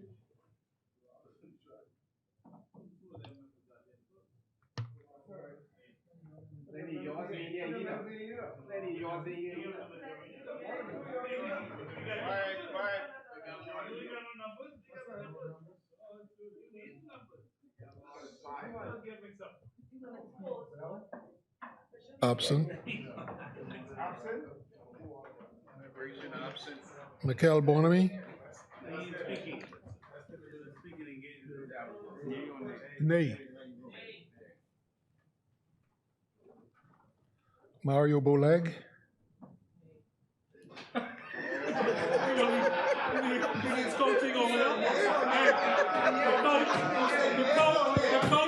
Order, members. Members. Nay. Shannon Dawn Cartwright.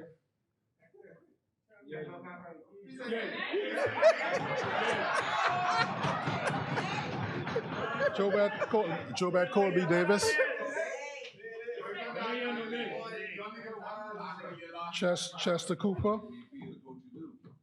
Chester Cooper.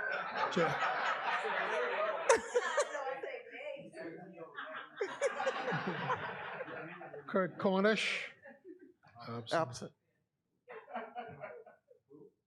Kurt Cornish. Michael Darville. Michael Darville.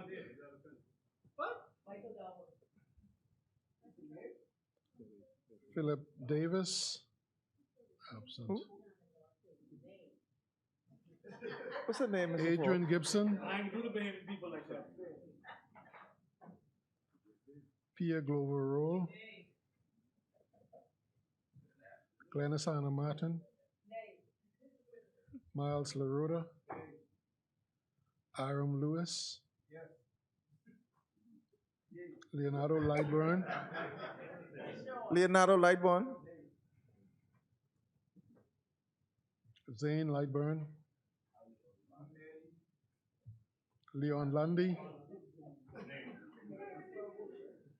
Leroy Major. Basil McIntosh.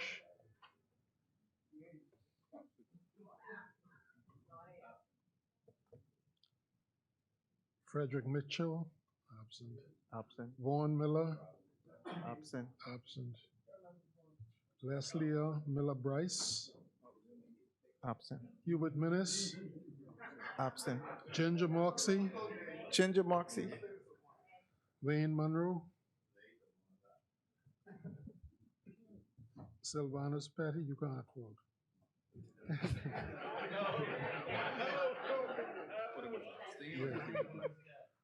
Yeah. John Pinder, I tell you.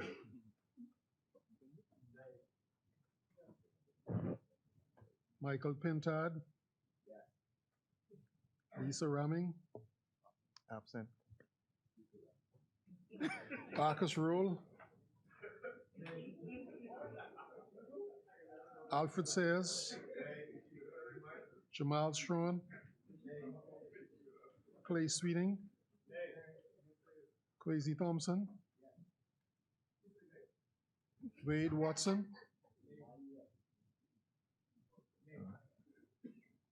Adrian White. Yes. Obi Wilchcombe.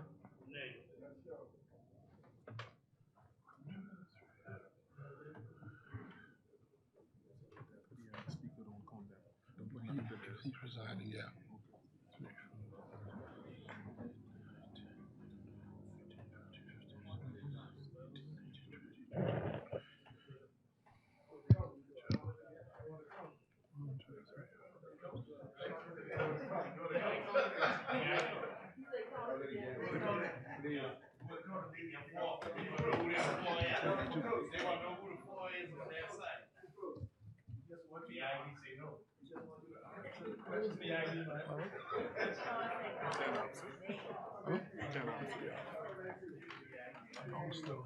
How much? The nays, the absence.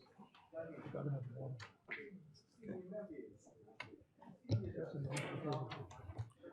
Honorable members, yeas 5, nays 22, absent 10.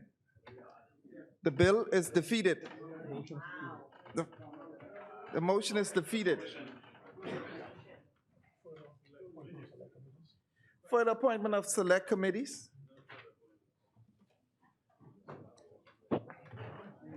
Instruction of select committees. Discharge of select committees. Notices for future meetings. Review notices. John. Yes, So we now- have notice for further questions, Mr. Deputy. He's doing it. Are they written now? The chair recognizes the honorable member for Marco City. No, they have to be written on a piece of paper. Thank you very much, Mr. Deputy. Notice of questions. Some of these, Mr. Deputy, we also raised in the Public Accounts Committee. 1, will the government and Prime Minister Davis provide the following documents from the Ministry of Finance and the Central Bank? 1, the MOU for the SDRs, 232 million, the amount drawn down on and the purpose for which the amounts were used. 2, will the Honorable Minister provide the breakdown of the $150 million in arrears at BPL? 3, will the Honorable Minister provide the record of the bidding process to select the driving certification company with the Ministry of Transport and secure the contract and or MOU that was signed with such company? 4, will the government provide all expenses, receipts, and donations toward the trip to Bermuda that was made by Prime Minister Davis and delegation to attend the convention of the Progressive Labor Party? 5, will the government provide, sorry? Progressive. No, Labor Party, yeah. Will the government provide the record of payments that were made to the following persons? Former Cabinet Minister Shane Gibson, Clayton Fernanda, Lamont Delaveau, and Simon Wilson. 6, will the government provide a travel cost for each ministry and the government corporation from September 16, 2021? Will the government provide the records of all funds owed to all government corporations by FTX or any of its subsidiaries? And will the Honorable Minister provide the records, this is number 8, will the Honorable Minister provide the records of all loan arrangements in which housing or the mortgage corporation was involved? 9, will the government or Honorable Minister provide the extent of the government exposure as a result of the re-engagement of retired permanent secretaries and other senior civil servants? 10, will the government or Honorable Minister provide a statement of all increases in responsibility allowance across the public service? And finally, will the government provide a list of all lease arrangements entered into by the various agencies since September 16, 2021? Thank you, Honorable Member. Order that the notice be brought up.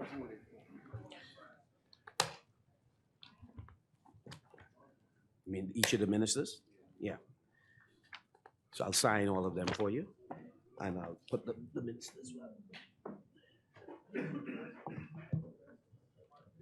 Good job. Thank you.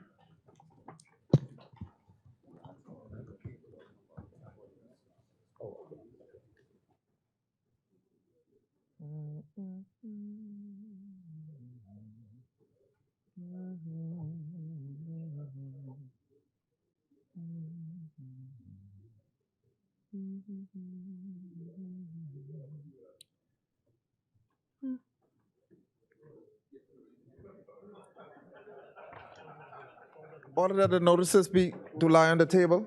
Sorry. Further notices? Of the government.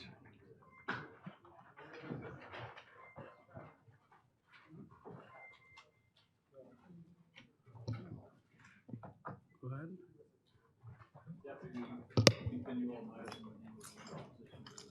Thank you, Honorable Member.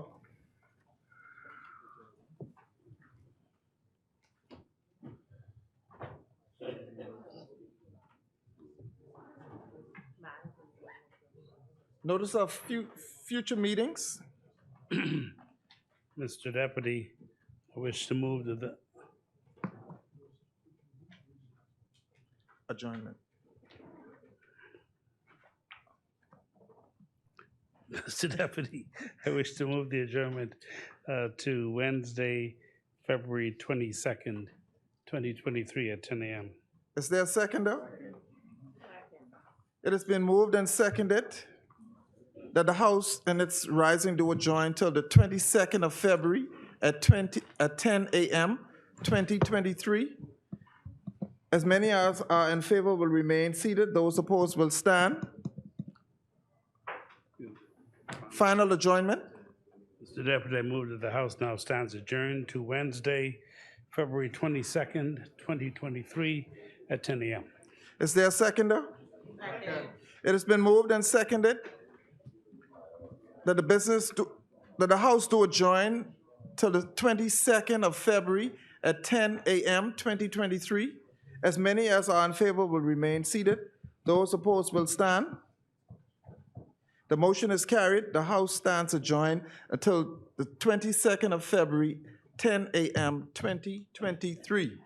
All right.